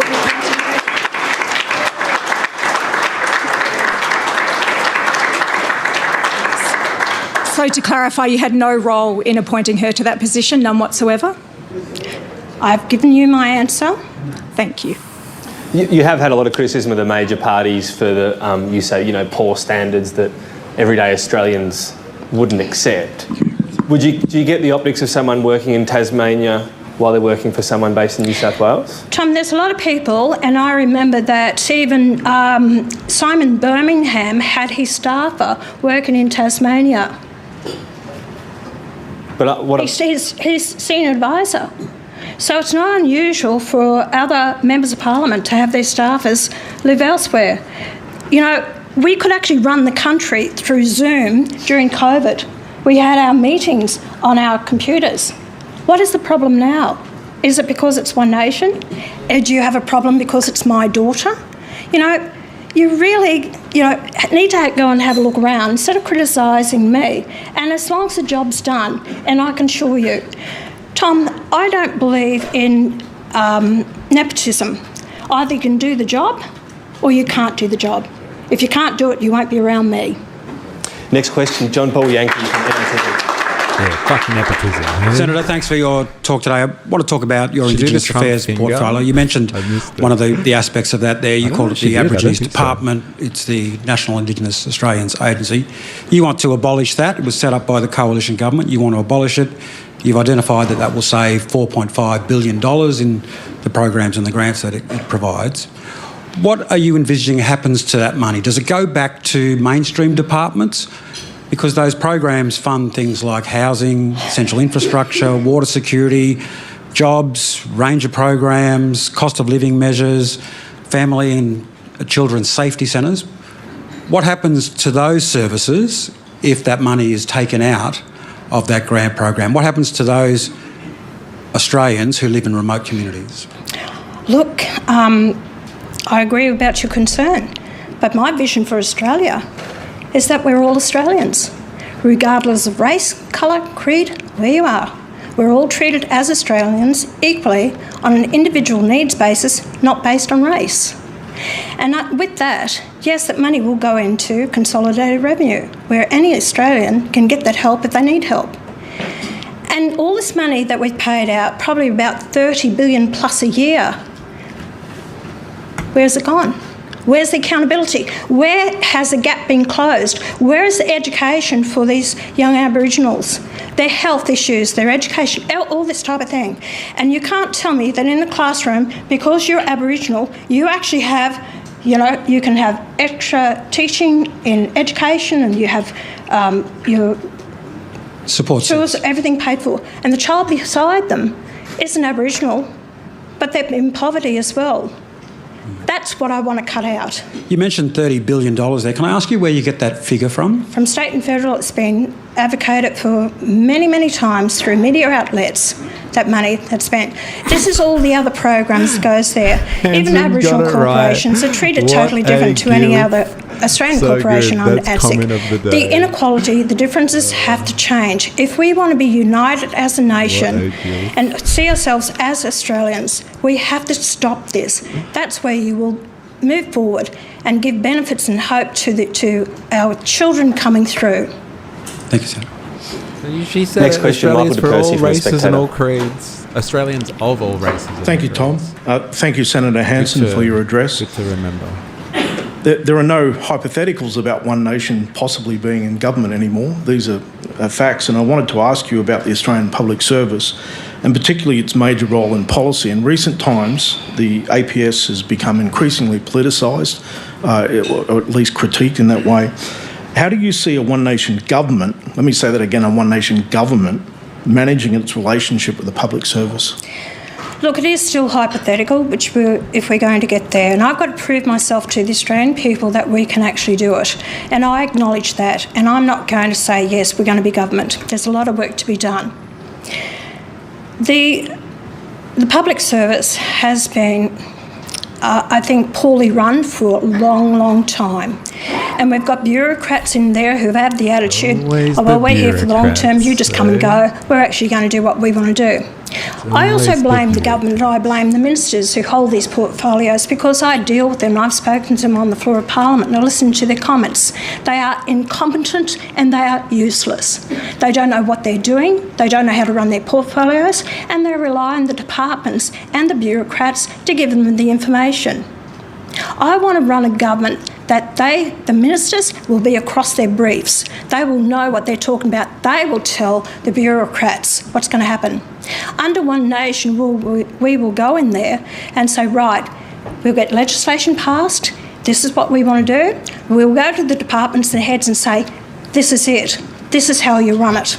Not the other way around. Thank you. Dana Daniel from the Canberra Times. Thank you, Senator, for your speech. Dan Daniel from the Canberra Times. You launched a Canberra branch of One Nation in November, but I don't believe it's held a meeting. No members have been allowed to speak to media. I'm wondering whether you have an active supporter base in the ACT.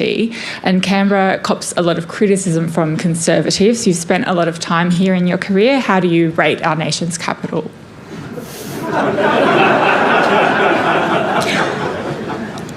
I try to keep out of it as much as I possibly can. She's not wrong. Do you have? Although I love my job, I'm here for fun. Is that what you're telling local members? No, we have started a branch here, and what I heard the first meeting they had over 200 people there, so it's going extremely well in Canberra. Mark is the coordinator for it, and he has asked me to come. Mark, I'll come one day when I can. But yes, no, we've got strong support in Canberra. Go to the Kingo. I tell you, I just get so many people come up to me. Wanting to have photos and talk to me, and they're really pleased to see me. So there is support in Canberra. The way she describes the act of governing, the way Charles describes free the fight speech on your policy, the website begins. there, that you'll push for constitutional protection of free speech and work to repeal any laws that restrict it. So speaking of the local branches, if you had those free speech laws, would they allow One Nation to have any restrictions on media silence, social media bans or gag orders on people within branches? Tom, so you're saying now, because I want free speech and I'd like to see it enshrined in our constitution to have free speech, by all means. So now you're saying, am I going to stop my branches from having free speech? No, I'm asking, would your free speech laws still allow One Nation as a party to have gag orders on branch members? When we've started up, and I only started up the branches last August, I wouldn't have branches prior to that because we had 350 branches the first time around I formed One Nation. I had nothing but trouble putting up bushfires, people who thought they were in these executive positions and thought they were running the party. So that's why this time around I said no branches. I changed that after the last election. We're allowing branches to go ahead. We've had a lot of enthusiastic people that have come on board to join One Nation. We've restricted these people until we know who they are. Are they right people in these positions? Because I know the majority of you are going to go out there and try and hound me or criticise me for anyone who's associated with this party or is a member. You've already done it. I know what you're up to. And that's why I have to be in total control of it. And I'm not going to allow you to drag me down through some member of a branch. Cam Redden from Sky News is next. Tom, thank you. Senator Hanson, thank you for your address. We've heard a bit about your plans for the public broadcasters today. You say SBS will be gone, the ABC moving to a subscription model. That would give you an annual budget in the realm of $1 to $1.5 billion. So how would you spend that money? Oh, golly, where do I start? There's a hell of a lot to be done. If you look at, my speech focused on the homeless, the people out there that are living in poverty. We have to bring down prices. We really do. It's to ensure those people look after these centres like the Salvos and the other ones, Red Shield, and these ones to be able to provide for families out there that are really struggling and doing it tough. Ensure that kids going to school have a pair of shoes, have a uniform. It's just trying to help out the cost of living till we can pull back on the budget and, have more money there. These are things to cut back the budget. So you'd link those to funding from the ABC going into homelessness support? That's one area that I would like to help Australians, that we can. We've got $1 trillion debt. I've also got to look at pulling down that debt. We're spending about $50 billion a year. Can you imagine where we can spend that $50 billion a year in hospitals and schools? I've even got people out, wanting beds in hospitals and around the country. Yes. We can't even get doctors out there. I've got a program that I'm looking at the moment. Someone remind me how trickle-down economics has failed. Over a 4-year program of $10.4 million. Part of the money will go to that, to get doctors in rural and regional areas. There is so much to do. The problems that are constantly faced every day from Australians. Where is the money going to go? I'll sort that out with my team. The members of parliament that I have around me, they will come to me with where money needs to be is a priority, not to buy votes out there, but a priority to help the Australian people. Thank you. Charles Croucher from the Nine Network.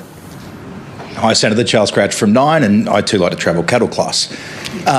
You mentioned your support for nuclear power. Currently on the website it says the One Nation's policy is for one large-scale reactor to be advocated for on the East Coast somewhere. Will that be enough, or do you expect there needs to be more than one nuclear reactor? And is One Nation advocacy enough, or do you expect the government to have to tip in some money for nuclear power? Yeah. Charles, at the moment, the big mistake that the coalition made at the last election to say they were going to put in, 7 reactors. And, of course, it blew out. And, of course, the climate change, the energy group and Simon Holmes, the court led by him, $600 billion. Well, it's not going to cost that. Renewable energy, by all means. No more wind turbines to be put in. That will be scrapped. No more solar panels on agricultural land. Gone. Put it up on your roofs, I don't care. Coal-fired power stations, yes, we need to have that. One in South Australia, one in Queensland to deliver the power that we need. And then from there we move forward and put in a reactor. To start with one, it all comes down to if you can afford it as well as a nation. Anyone got any theories on what the fuck is going on here with the whole nuclear power thing? Build one and deliver the power. The more we Is it can just get to power derail, out to people, we will like the green increase, revolution, and spend money on that instead? manufacturing and Because it takes leave the so energy long to cost get it on up and running. people. What's going on And there? that's the government would build that. That would be publicly funded. If we can get private investment in it, we will look at that. But I'm not making that decision now. This is all on the table. Thank you. Thanks. Anna Henderson from SBS. Thank you, Anna Henderson from SBS. Thanks for taking our questions. Your party platform commits to roll back abortion rights in Australia. So can you give us a sense of what you think should be the gestational limit for abortion? It's a discussion that needs to be held with the Australian people, but I can tell you, to abort a baby the day before birth is abhorrent and disgusting. And that's what I oppose, and that's what many, common sense Australians believe. Common sense. So I'm not against, if people in circumstances, women that need to have an abortion for medical reasons, for some circumstance, I'd rather educate women to use contraceptives than to go through an abortion. Too many abortions in this country anyway. In the US, many states do ban it from 4 weeks. Are you in... I'm not advocating the time at this stage, but I can tell you, even from 20 weeks, I think it's too late to have an abortion. But definitely, 39 weeks to have an abortion, that is clearly not humane. And Senator, you have said you want to abolish SBS. You said in your speech the internet has taken over the need for it. But SBS is providing Australian news in 60 languages, not international news alone. We've got 7, so isn't 9, that in line? 2 will be but gone, in language, in up to 60 and then languages. then you've also got, the other forms of internet as well. Sky's great to go and look for news. So I'm talking about in 60 languages to help people integrate into Australia. I'm sorry. Is that not Look, part I of can your understand your platform? question. You're going to be without a job. So anyway, I can understand that. Isn't that part of your platform? Isn't it part of your platform, Senator, to integrate people from other countries into Australia to help them become Australian? No, I want them to be able to learn to speak English before they get here to get their citizenship, and that will help them assimilate into our society, because 872,000 people said they speak very little English or none at all. So where's the assimilation? We are a monocultural nation, not a multicultural, and our language is English, and that will help people actually be able to go out there and get a job. She said, just wanted to clarify on the very late-term abortions. Would there be an exemption if the mother's life is in danger? Of course, Right. of course, most definitely. Chloe Burris from the Network 10. Thank you, Senator. The Prime Minister is today announcing a pay rise for childcare workers. We know that he wants to move to a universal childcare system. The Coalition's looking at more flexible options like subsidies for nannies. What would you do to improve the childcare system? Childcare is completely out of control. You're looking at 16 billion a year. They're asking that if this goes into more childcare workers, which is about 2,500 workers in the childcare industry, or owners of childcare, I should say, that own childcare. You know what? When I see that sort of money being put into childcare, I think we need to have a complete investigation into it, where the money's going. It just sounds astounding to me that $16 billion that have been put into childcare. So I'd like to have an investigation into it. And, you know, some of these people... Pauline can hardly speak English herself. I was a mother of 4 children. I didn't have a university degree to look after my children. Why do we now expect these childcare centres to have, students or people with some sort of degree to look after a child? It's just got out of proportion. It's just ridiculous. And as far as, yes, we need to look at other ways to help those mums and dads to be able to afford to get a childcare. And if the money goes with the child, with the parent, maybe that would help, rather than these childcare centres, which, families are struggling to get their children into. So ideally, what do you think the childcare system should look like then? I'm not going to be policy on the run. It needs a full investigation into it. Where is the money going? Who's utilising those services? Do they require those services? Because it's costing the taxpayer, like I said, $16 billion. And you think the pay rises are unnecessary? It's not like the NDIS or something. It's either they have kids or they don't. Get pay rise How can people really not so long ago? be scamming that one? Pay rise. Honestly. Who pays for it? The taxpayer. Or even I don't know, someone's rorting Centrelink. Nathan Schmidt from NCA. It's either you have kids or you don't. What is she campaigning for? I don't know on this one. The need for Australia to have fuel sovereignty and self-sufficiency. The reality is any hope of that is quite some way away still. You've reiterated this morning a position on Muslim migration. How would you explain your position to countries such as Indonesia and Malaysia, which we have lent on quite heavily over the past few months for fuel and for fertiliser as well, and might need to do again in the future? So just clarify, it was still a bit hard for me to hear. So you're saying we're relying on Indonesia and Singapore. Well, the fuel comes through Singapore. On what? Fuel and fertiliser? Well, we've relied on our Muslim majority neighbours in recent months for fertiliser from Indonesia. Isn't it a shame?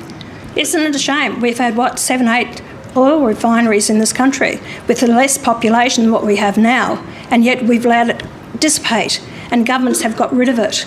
But it'd be some time before that position could be rectified. Correct. So you still do what you need to do to get the supply into this nation. Why haven't we got our own fertiliser? Why aren't we down there? There was a fellow in Victoria. He went to the state government there and he wanted to set up a fertiliser plant. He went through it for a couple of years with them. And guess what? It never happened. He then had to go over to New Zealand after trying to deal with them for 2 years to have this industry set up. And that's the problem that we're having now. If anyone wants to set up industry or manufacturing in this country, it takes them years to get approval for it. That has to stop. We can't keep doing this to our industries. We've lost so much in this country. There's no investment in Australia anymore. People don't see this as a future here at all.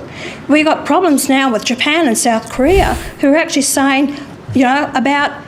Is there Mapper. That's what we need, eh? Make Australia Pauline already. Say my name in the house, Agar. These are good questions. Just non-answers. Has got us in this situation. When it comes to the refineries, when it comes to actually oil, and I'm saying, dig, baby, dig. We need to utilise our resources here in this nation to build the wealth again that we can deliver the services to this generation or future generations. We're very short. Sorry, Nathan, final question from Jason Koutsoukas, who's going to Could you imagine her talking to Amy? Stack tables here. Senator, your former party leader in South Australia, Jennifer Game, won a summary judgment against you in the Adelaide Magistrates Court last week for $15,000. Why did she have to sue you to recover what she says were ordinary campaign expenses? She was a former party leader, right? Let me just tell you the facts. She put in a claim of $30,000, which wasn't acceptable. and didn't meet the criteria of the party, like many other candidates put it in. So because she wasn't happy with it, that went through court. So she only got $15,000 out of it. She was asking for 30, but she only got 15. You talk a lot about the big two parties. There's an easy way to be more transparent than them. You could commit to telling us, the voters, I'm not just a journalist, the voters, how your campaign will be paid for before it happens, so release your donations if you like. Would you do that and show everyone that you're more transparent than the major parties? So you want me to act differently to the major political parties? I've just said it's clearly they don't do it. They don't do it. This is a higher level. I'm just asking you could show them, hey, I'm more transparent than you. Hold on a minute. You want me to be different Didn't to we them? have Fire the Liar last week? We actually got donations from the Australian people. Now, I got an audit done and I put it up there for the people to see, didn't I? Where's Albanese's? Where's his fund? Where was he up front and showing the people what money was donated to his $27 fund and where that money came from? Need to know? Senator, we've gone well over time. I sort of took your lead on that. I'm going to ask for forgiveness rather than permission, but we appreciate you're generous with your time today. Ladies and gentlemen, please thank Senator Pauline Hanson. Yeah, I'll give her a clap, Ben Bandy. Go on, bro. It's a very long and very robust address to the National Press Give her a Club. fucking The leader of One Nation, Pauline Hanson. clap. So, like, she just spoke for like 2 hours saying, I'm not the major parties. And then he's just like, can you be transparent and tell us where your funding comes from? And she's like, what? You want me to do something different to the major parties? What? He had a $27? Oh, man. Pauline actually passed away 6 years ago, and Gina is weekend at Bernie's ing her. Yes, $27. $27. Okay, that was the thing. So what happened? Did that just come down like Banksy style while she was talking? Opposed pay rise for workers while I took $100,000 pay rise for myself. Interesting. So that came up during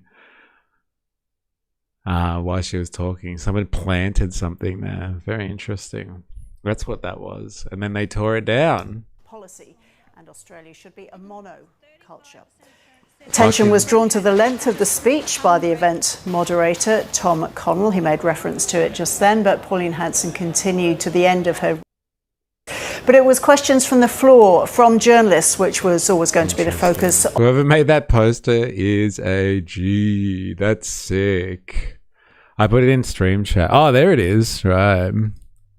Found it. I opposed a pay rise for workers while they took $100,000 pay rise. Well, I took $100,000 pay rise for myself. Hey, bowling. I bet you it's those evil people at Get Up. They did it. They hired Banksy and they sabotaged the National Press Club. Oh God, I need a break. Yeah, fucking hell. I'm tired after that, man. Fuck me dead. Like, god damn. All right, we're all going to have a break here. Thanks for everyone who's been hanging out through that one. We made it. We fucking made it, yeah? And, like, Dilemmas was not here for the entire chat. And, like, Dilemmas will be back with us shortly. So maybe the theories are true. The conspiracy theory is true. It's not Pauline Hanson who was up there. I bet you it was SBS. Yes. Can't believe she wants to get rid of SBS. Oh man. Oh my god. Fuck. Hey, actual energy vampire. Hey. All right. We're gonna have a quick break. I will be back. If you're watching this on YouTube and you haven't already, make sure you hit the like button. You know the drill. Why didn't they get someone taller? All right. We'll be back.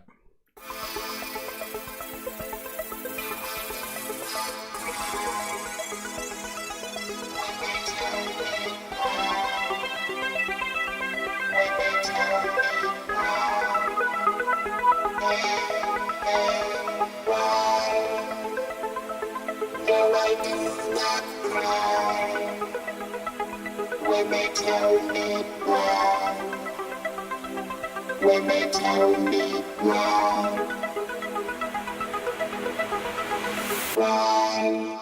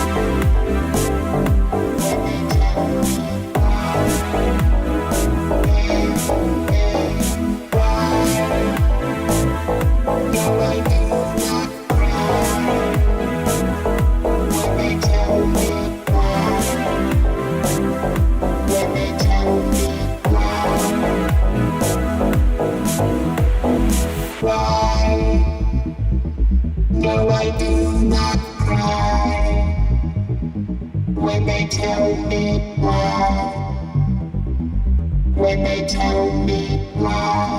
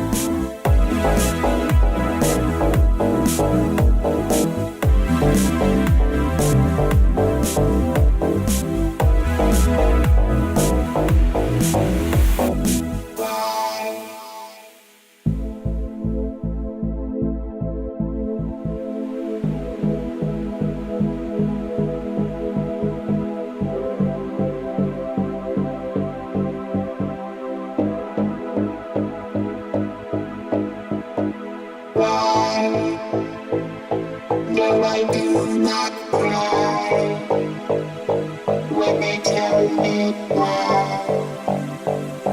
When they tell me why.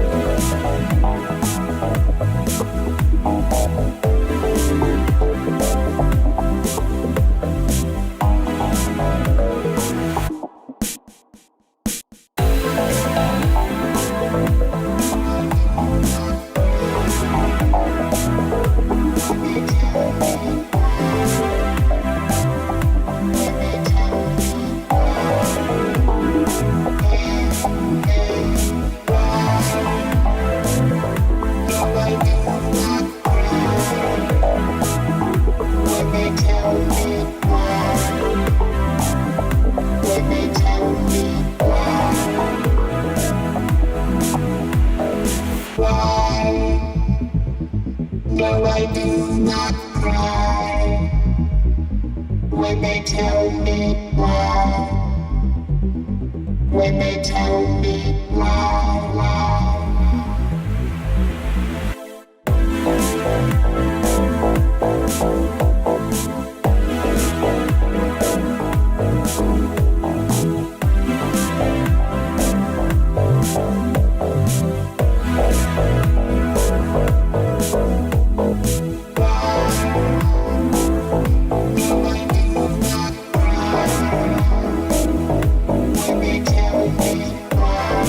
when they tell me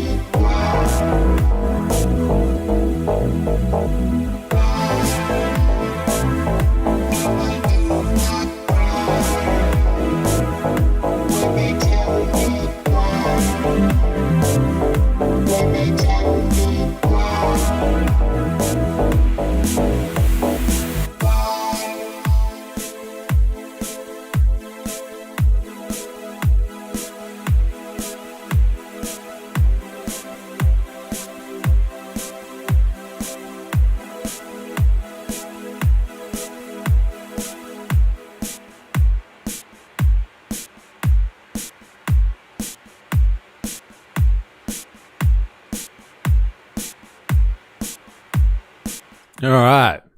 Wasn't that fun, eh? Wasn't that fun?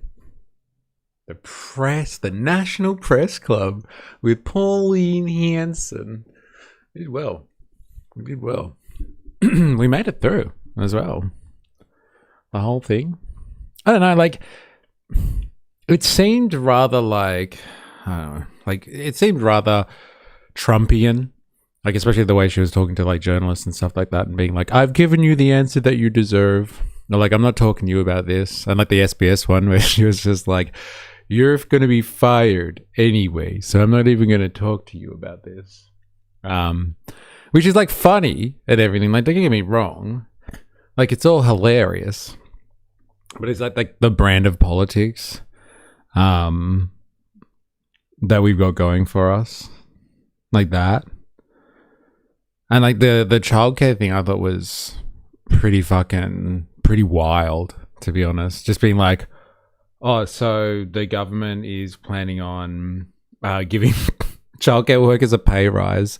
The coalition is looking into making childcare more accessible. What are you going to do about childcare? And she's like, oh, we spend $16 billion on childcare. I'm going to get rid of fraud or something like that. People gaming the system. And it's like, can you have an answer like that for everything? Like, just like a neoliberal response being like, government's bad and too much spending, so I'm going to investigate and cut away all the fat. It's just like, look, okay, I'm sure there's people like that wrought childcare, and they're probably like childcare center operators who get funding from the government and wrought it. But like people using childcare subsidies and services, how do you wrought that? Like, you either have a child or you don't. Like, I don't know how you can make that shit up. Like, do you have a baby, sir? Yes, I have several babies. I keep them in my shoebox. Like some of that stuff was just like general neoliberal responses to everything. It was like, oh, if something's bad, just be like, it's government spending. That's the problem. And, oh, we've got $1 trillion worth of debt that we need to bring down. Blah, blah, blah, blah, blah. Debt. Blah, blah, blah, blah, blah, blah, blah. Debt. Blah, blah, blah. Spending. So I think, like, for all those people that are out there that are not just vibing, I guess you would say, vibing on the whole Pauline train at the moment. And, like, I guess aren't swept up with the orange wave and are like, but what are the policies behind that? Or what are like the actual, what's the plan behind the rhetoric? I don't know if that helped with the rhetoric at all, to be honest. How's the presser going? The presser is over for AS. And yeah, I don't know if it was what everyone expected it to be honest. It was kind of too culture warsy for me. Like, she did the tropes. She talked about Islamic extremists and she's going to round them up and ban them. She surprisingly talked about like trans stuff. Which, like, I don't know, like, is this America? Like, do we have the same issues that Americans have? Like, is there an abortion crisis here in Australia? She made that out like it was a huge thing. Like, these are American import culture war issues, I thought. And like, do people really care about that stuff here?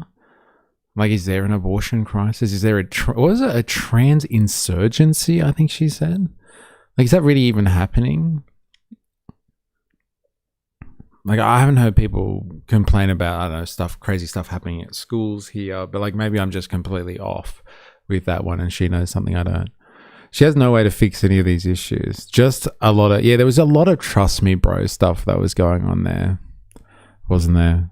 Heaps of trust me bro. And there was a lot of, I think Jag said it, there was a lot of victim stuff going on there as well. It's like, you all have been bagging me and you better stop doing that. Well, no one's going to be letting my press club. It's just going to be her and Sky News when she's Supreme Queen Pauline. Well, it's not about what's true. It's about what people believe. Misery, I've crashed out far too much regarding trans issues in this community. I am staying quiet on this one. But like, is it even the same? Like, is it even comparable to like what's going on in the US?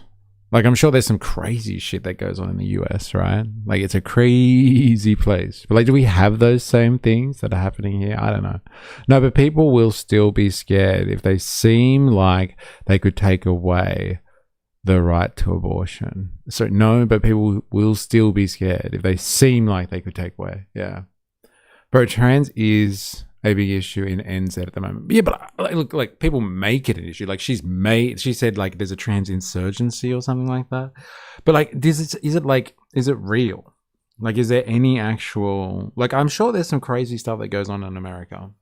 Like people say some crazy shit at schools, or like they encourage kids to do crazy stuff, or whatever people complain about. But like, is that actually even happening in Australia? Like any of that? Or is it completely imported from America? Like, is this... I fostered a trans child close to me. But like, so like, what is it? Like, what is it that she's actually complaining about? Or is this like, you know, you go to conservative Project 2025 school. Like she went to like American, you know, conservative conferences and she's learnt the playbook and like, yeah, like, are we just importing the American culture wars, right? My sister went Christian and is doing alternative education because of woke issues. Kids are mostly fine with trans peers. It's adults who have issues. People are bigoted. There's no issue, but if you say there is one, it fires people up. Yeah, fair enough. Yeah, interesting. It fires people up, man. I'd love to see the insurgency. I don't think the trans thing is the same, but it gets a rise regardless. Fear. Yeah, fair enough. And like the same then, I guess, with like abortion and stuff. Like I thought that was a non-starter in Australian politics. Like, it's just like kind of like, you know, we've been there, we've done that. Like, women have the right to choose. Like, that's what a free society is supposed to be about. But like, whatever. But like, it's like we're rehashing stuff just for the sake of it. Like, that's it. This is why culture wars are so fucking dangerous. Like, it doesn't even have to make sense here, but like people just think it's this reality and it's not even a thing.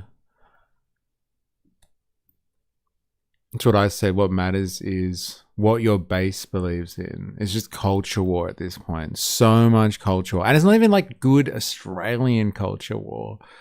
Like we could have, like she went on the Aboriginal guy asked her questions. That was good to see.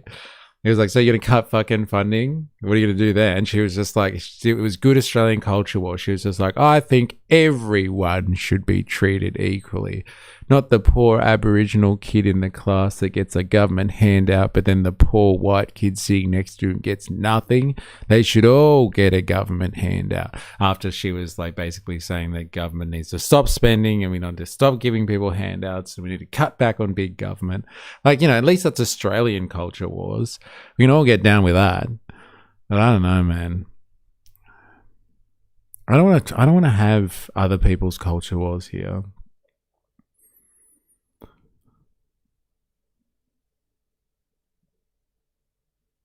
No child is transitioning on a whim here or in America. It takes a lot of time, money, and a team of doctors and multiple specialists.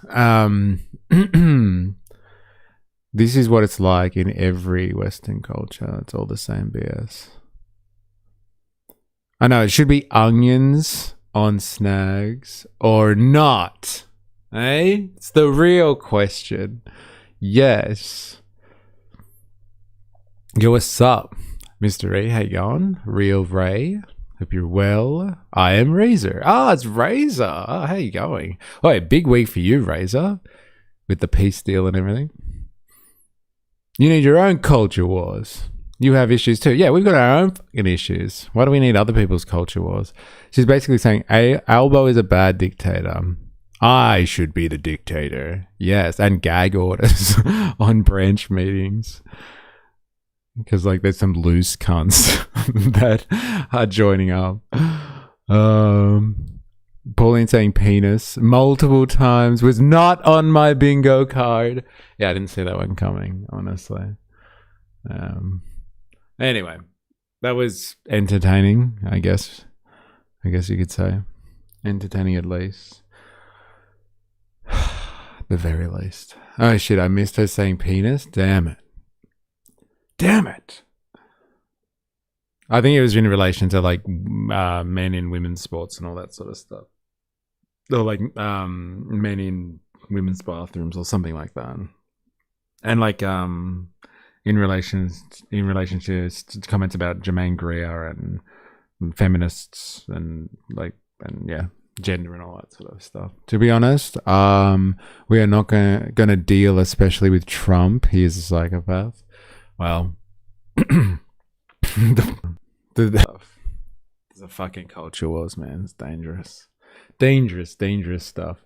All right. Enough. Let us talk about demographic collapse. That was the other thing that I want to talk about today. So, like, I guess it's kind of related to like her like attack on the government and the breakdown of Australian society. And she was talking about young people being on their phones all the time and not being good workers. So like there is, I don't know if you've noticed, but like there is a growing discussion about demographic collapse that has been happening in the media recently, or like I guess in the social media landscape. And like I think everyone's across the idea that like advanced industrial nations anyway are grappling massively with demographic collapse and like aging populations. But there seems to be a new theory on the block about why demographic collapse is happening. Like my overarching theory with everything, like as you would know, it all can be boiled down to this. As reductionist as I am, I don't give a shit. I think capitalism has caused the demographic situation that we're in at the moment, and the contradictions of capitalism expressing itself in the fact that people aren't able to, or by choice, are choosing not to continue further generations, etc., on a large part, and like demographic collapse can be folded into economic pressures massively. There is a new theory out there when it comes to demographic collapse. And so we're going to go to a news source that I'm not sure if we've actually been to before. People don't want to. Yes. But like I would even suggest like the attitude itself can be an expression of people's economic hardship. And then if it is an expression of their economic hardship, as opposed to any other personal reason, then like that's a failure of the economic mode itself. Kids cost money, and time and work requires all of your time. Yeah, so like if it's an expression of economic circumstances, that's a failure of our mode of economy, of like I think of capitalism.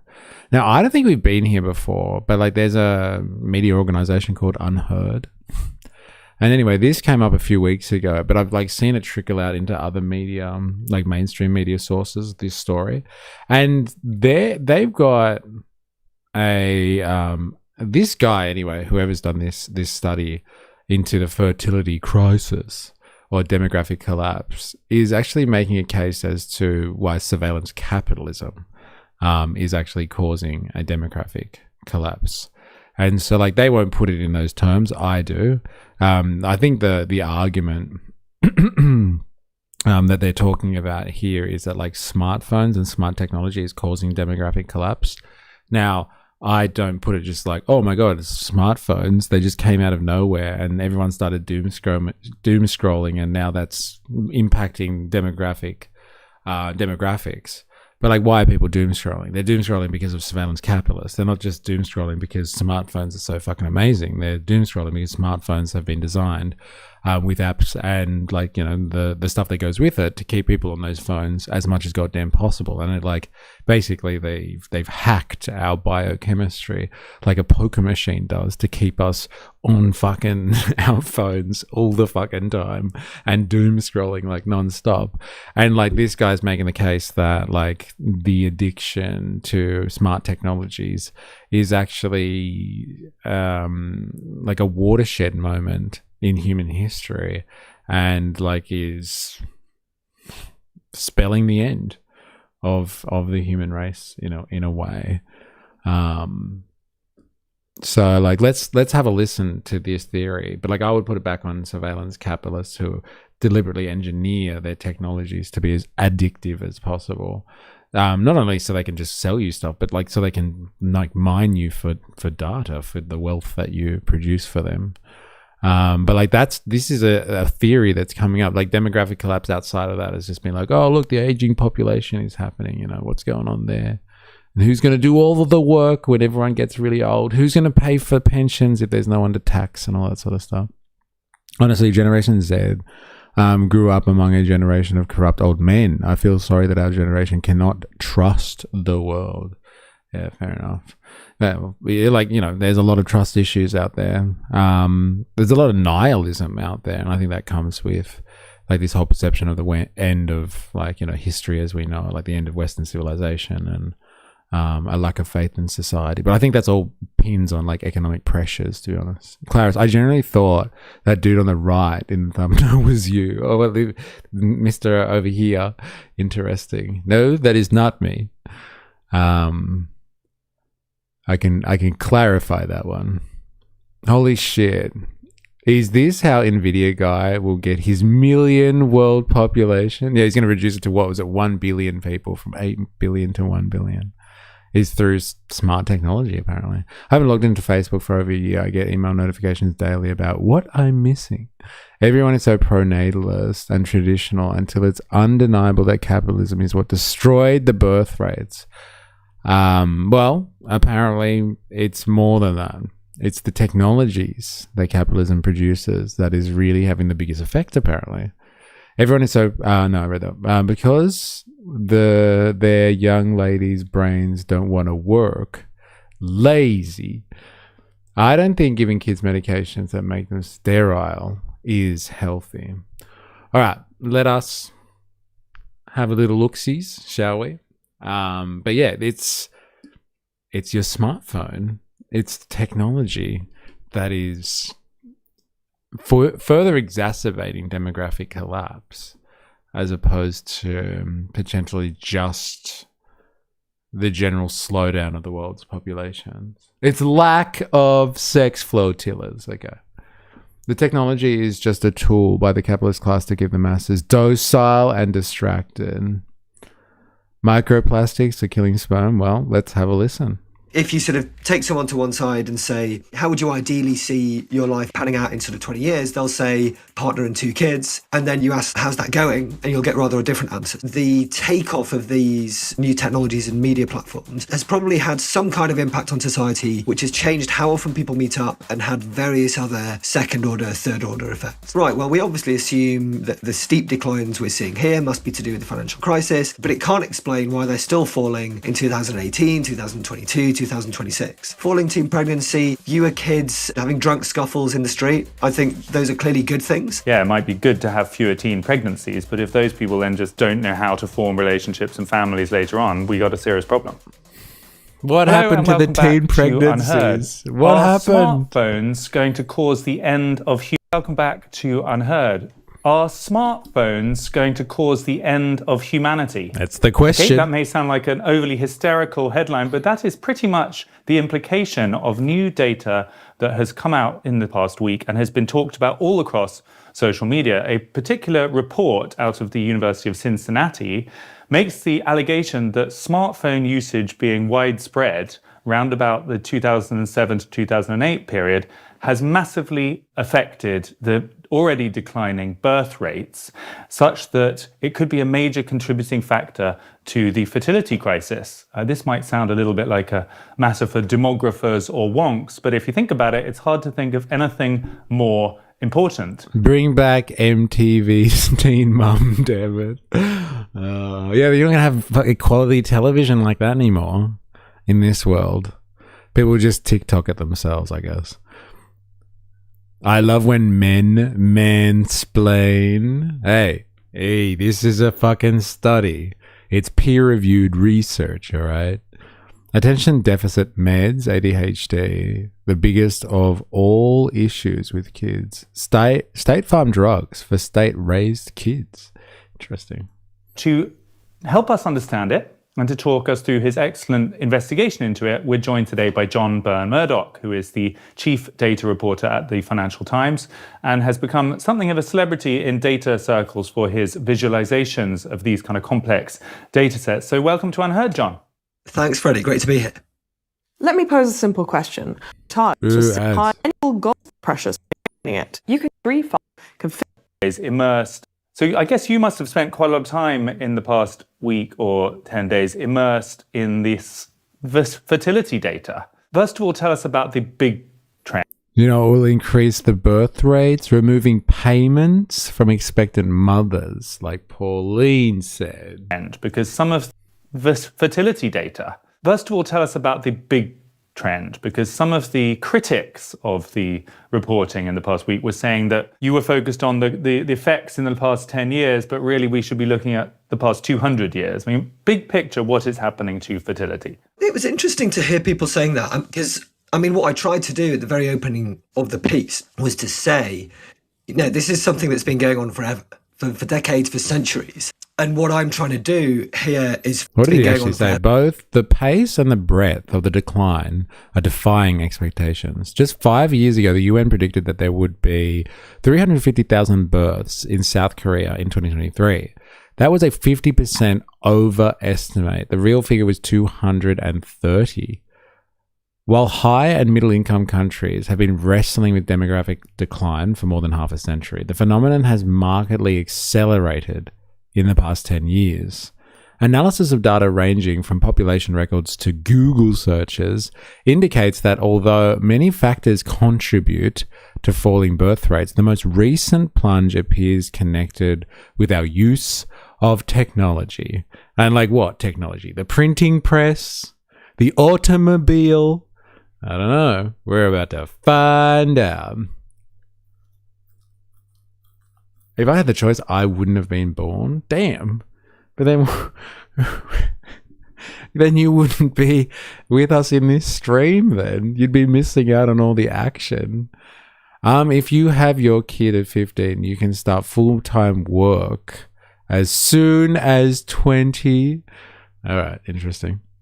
Interesting call. For decades, for centuries. And what I'm trying to do here is focus on this most recent step where we have something that's a little bit different. What I think is interesting and why it's interesting to talk about this most recent trend, this looks a little different to what we've seen before in terms of the international breadth. So roughly speaking, throughout the late 1800s and 1900s, we've seen, some people say steady, some people say fitful decline in the number of children per woman. That has been fairly gradual, and it has happened at slightly different times in different places. So it happened in highest income, richest countries first, then filtered through to developing countries. And this most recent decline from about 3 children per woman to about 2, it broadly follows that trend of high income countries first, middle income countries next, lower income countries last. Just to put a chart on the screen for those people who are watching to illustrate that, we're looking here at total fertility rate in the United States from 1800 to 2020, and you really see that estimates in 1800 is 7. Look at that, man? That's fucking mental. Average fertility rates or total fertility rates in the United States in the 1800s or in 1800, people were having 7 kids as the fertility rate. 7 kids. And like to get it like that as a rate, like you have to have obviously heaps more people having way more than that, right? Like goddamn, 7 is the average. And then you get up to like 1940 and it drops down to just above 2. But like 7 kids a pop, man. See, it's the fuck smartphones. It's the TV, I'm telling you. The TV changed the game. And then like in the 60s, like after the war, the baby boomers, look at that. They went up to like 3.5 kids. It's crazy. That's mental. It's 31 years too late term. I'm going to book myself in to be erased. Ha! Not according to Pauline. Way too late term there. And where is that wealth at the top 30% or throughout the whole population?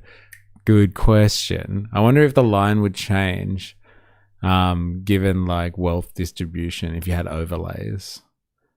That's where the real research happens.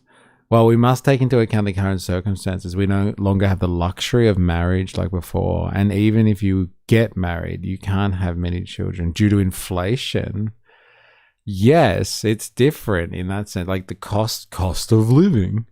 The cost of living. Like it's just the most, like that idea, that concept should be the most questioned thing in the modern world. The idea of the cost of living is like, it's the most perverse idea you could think or imaginable. Like who actually like made the choice?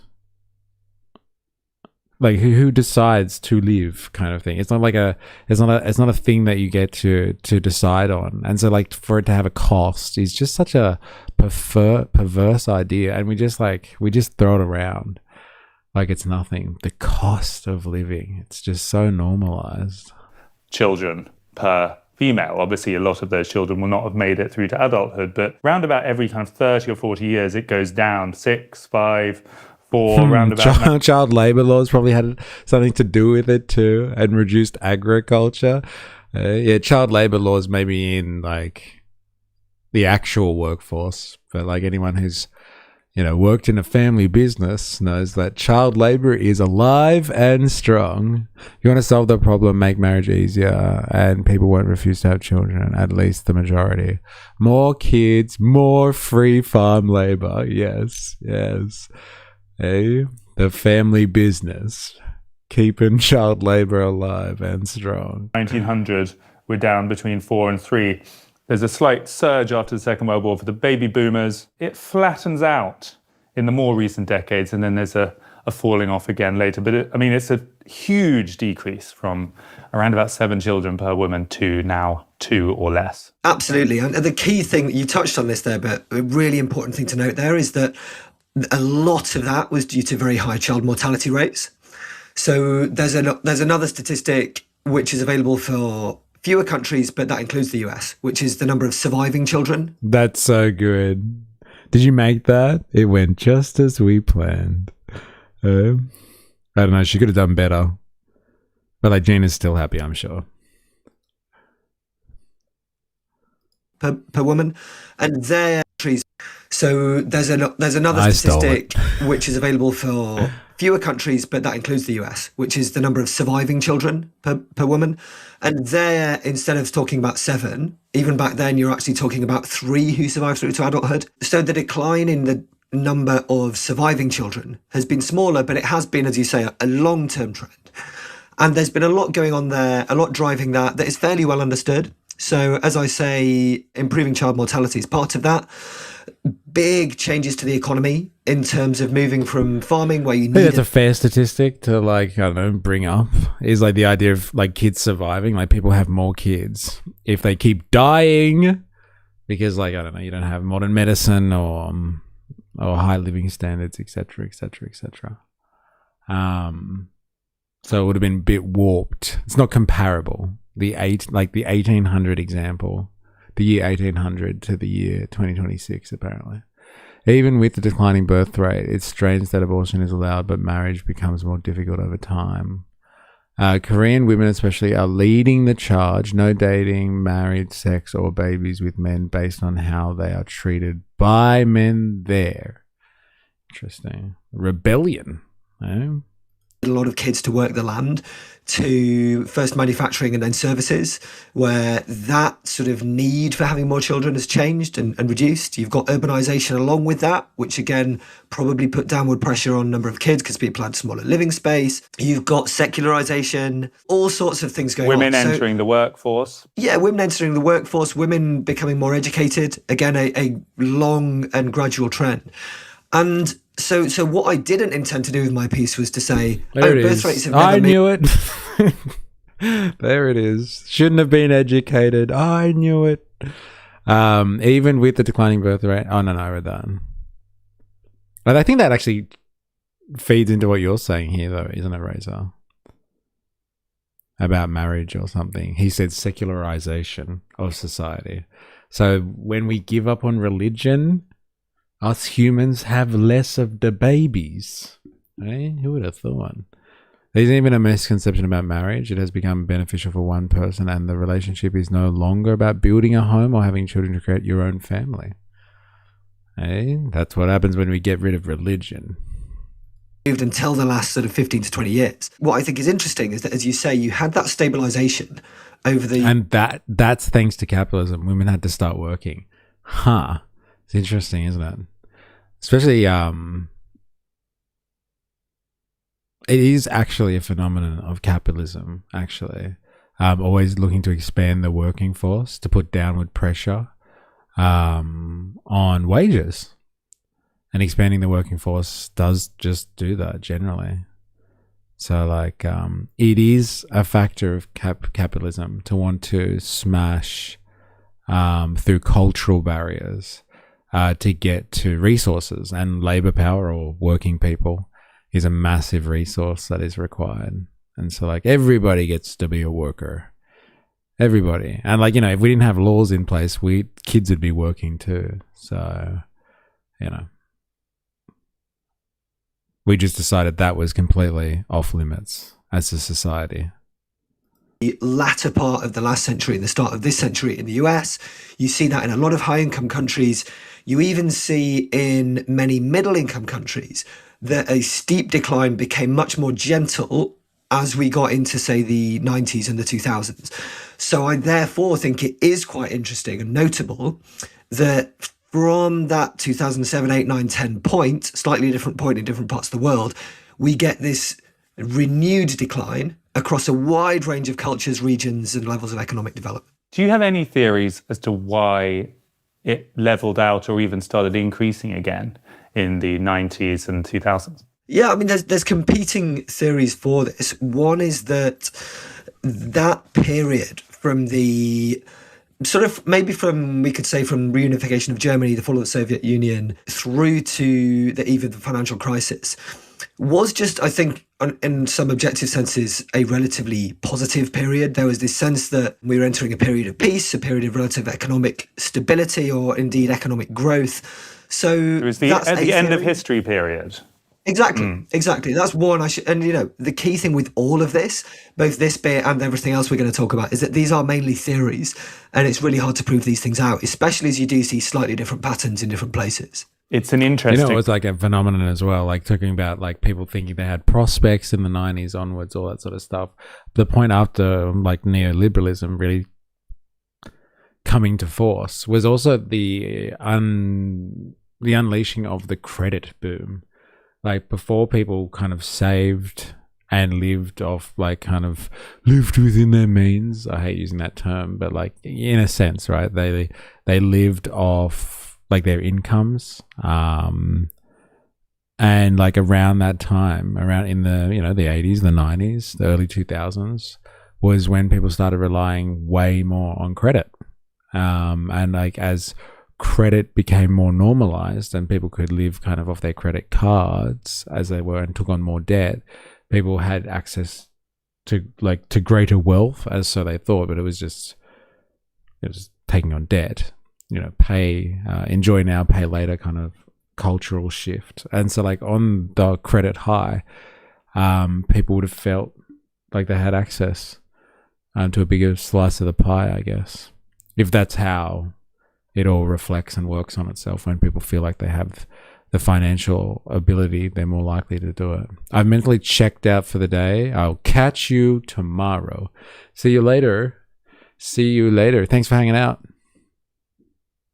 One again, that would be very hard to prove, but it's hard to escape the sense that mood or existential feeling must play a part in how confident people feel about starting families or having another child. If you feel the world is roughly in a stable place and you feel confident about what it's going to look like in the future, it would make sense that you feel confident having a larger family. And I don't know how to prove this other than with polling data, but right now it feels like a lot of people will feel anxious that the world is changing. They're not sure what sort of future they'll be bringing children into. Yeah, absolutely. It's really crazy. This system makes people feel like tools.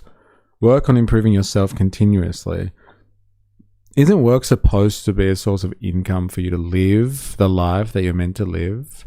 Like getting married and living happily? Like that's how it's sold, yes.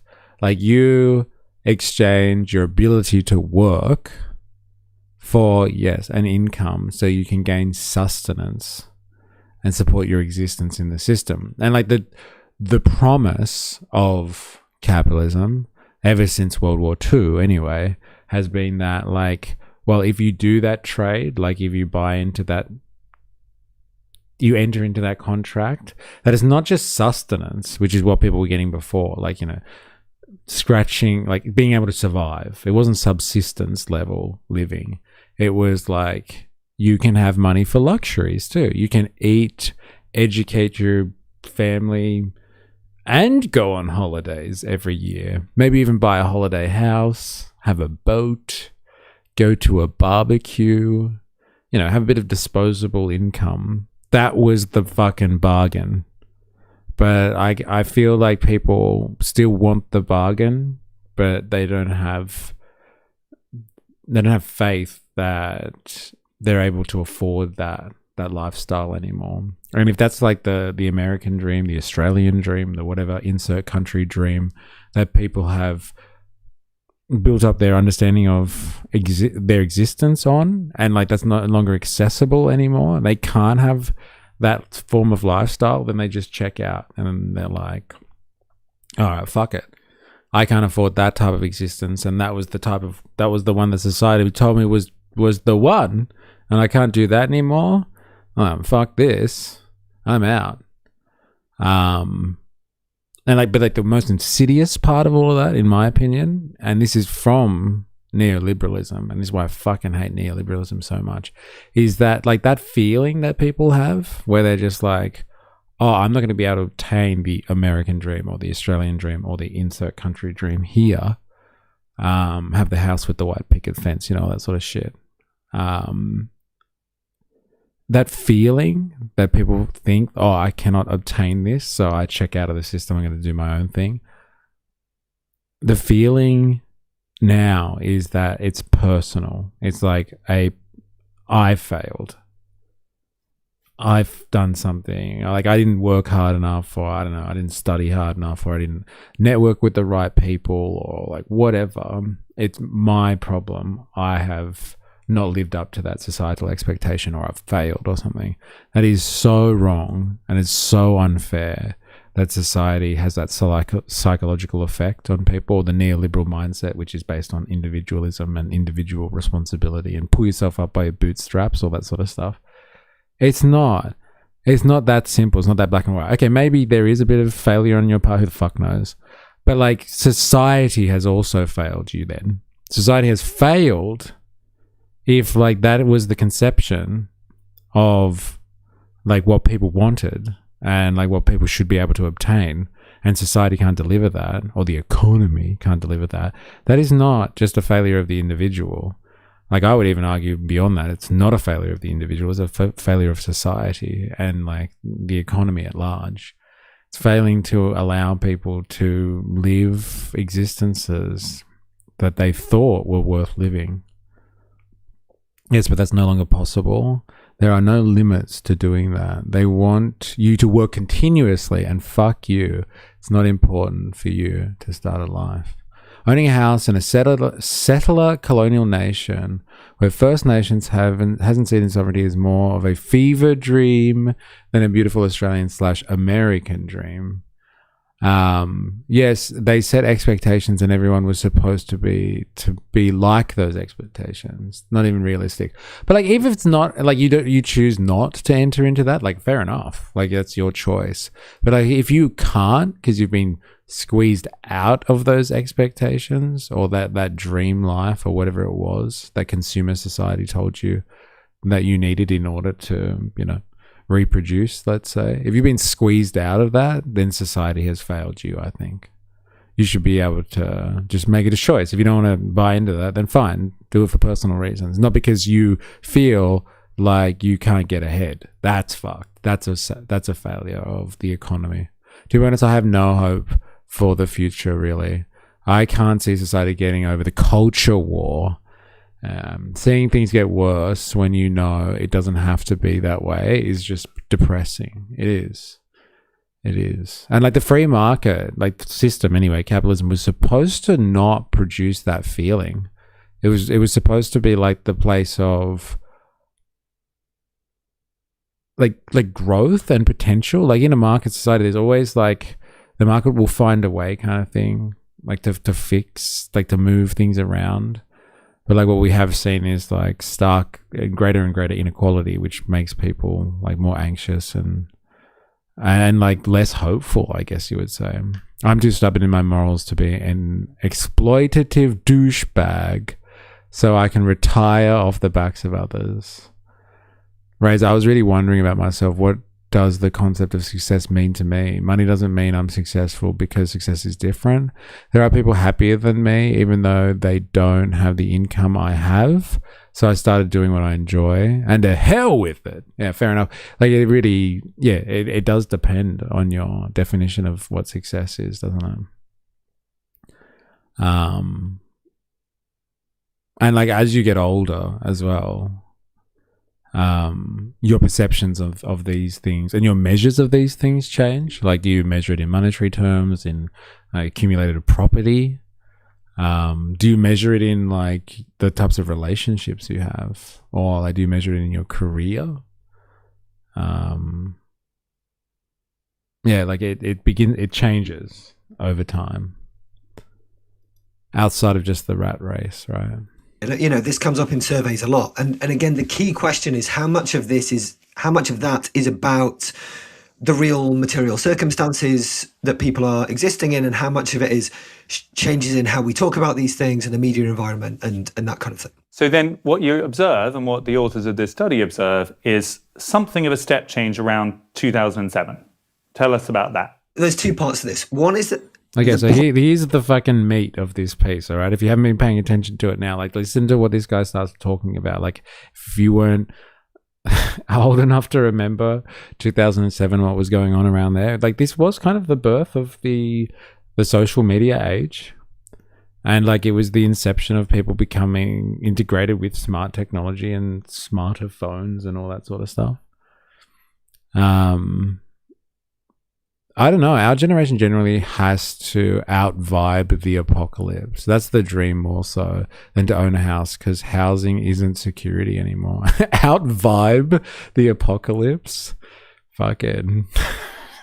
I see you, apocalyptic vibe, and I will raise you. I'm going to out-vibe your ass. Yeah, well, it's a thing.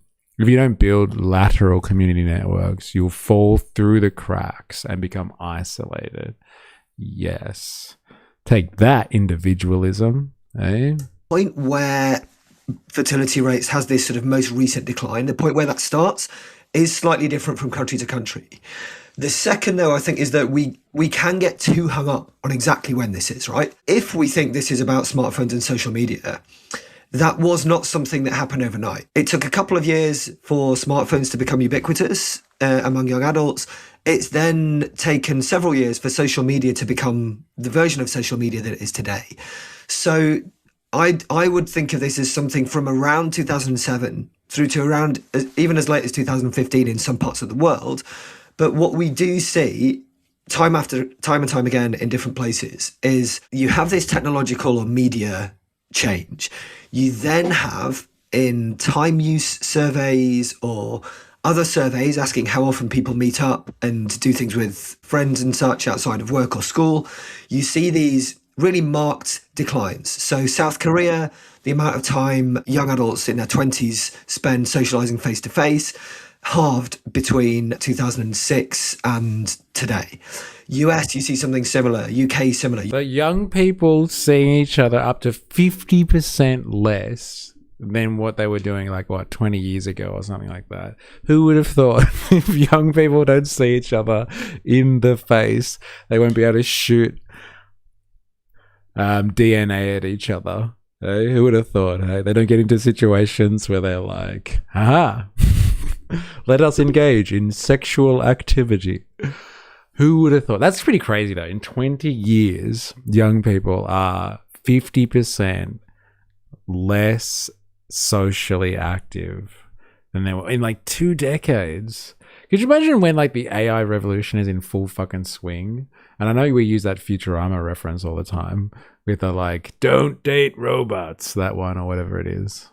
But when the AI revolution is in full swing, we watched Mark Zuckerberg talk. I swear to God, it was this time last year.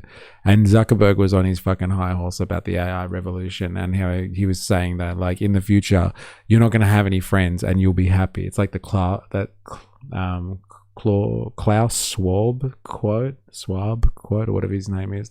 You'll own nothing and you'll be happy. Zuckerberg was full on, you will have no friends, but you will be so much happier about it because you'll be able to control your friends, basically. You'll be able to dictate what your friend is, curate your own friend on a computer and then just speak to them all the time. We're talking about a world where socialization has dropped by 50% because people have, I don't know, doom scroll or something like that. They watch too much content or spend too many times on games or something like that, or online or in streams. Wait until everybody just has little AI friends and an AI community or something like that. Will there be any socialization at all? Not in Mark Zuckerberg's future, that's for sure. My fuck robot will be my friend. And for all the socialists out there, it comes with a free warming feature, right? Well, Razor, when I was a teenager, I thought that success meant having a lot of money. And that perspective was originally based on the lives of other people like celebrities or the rich.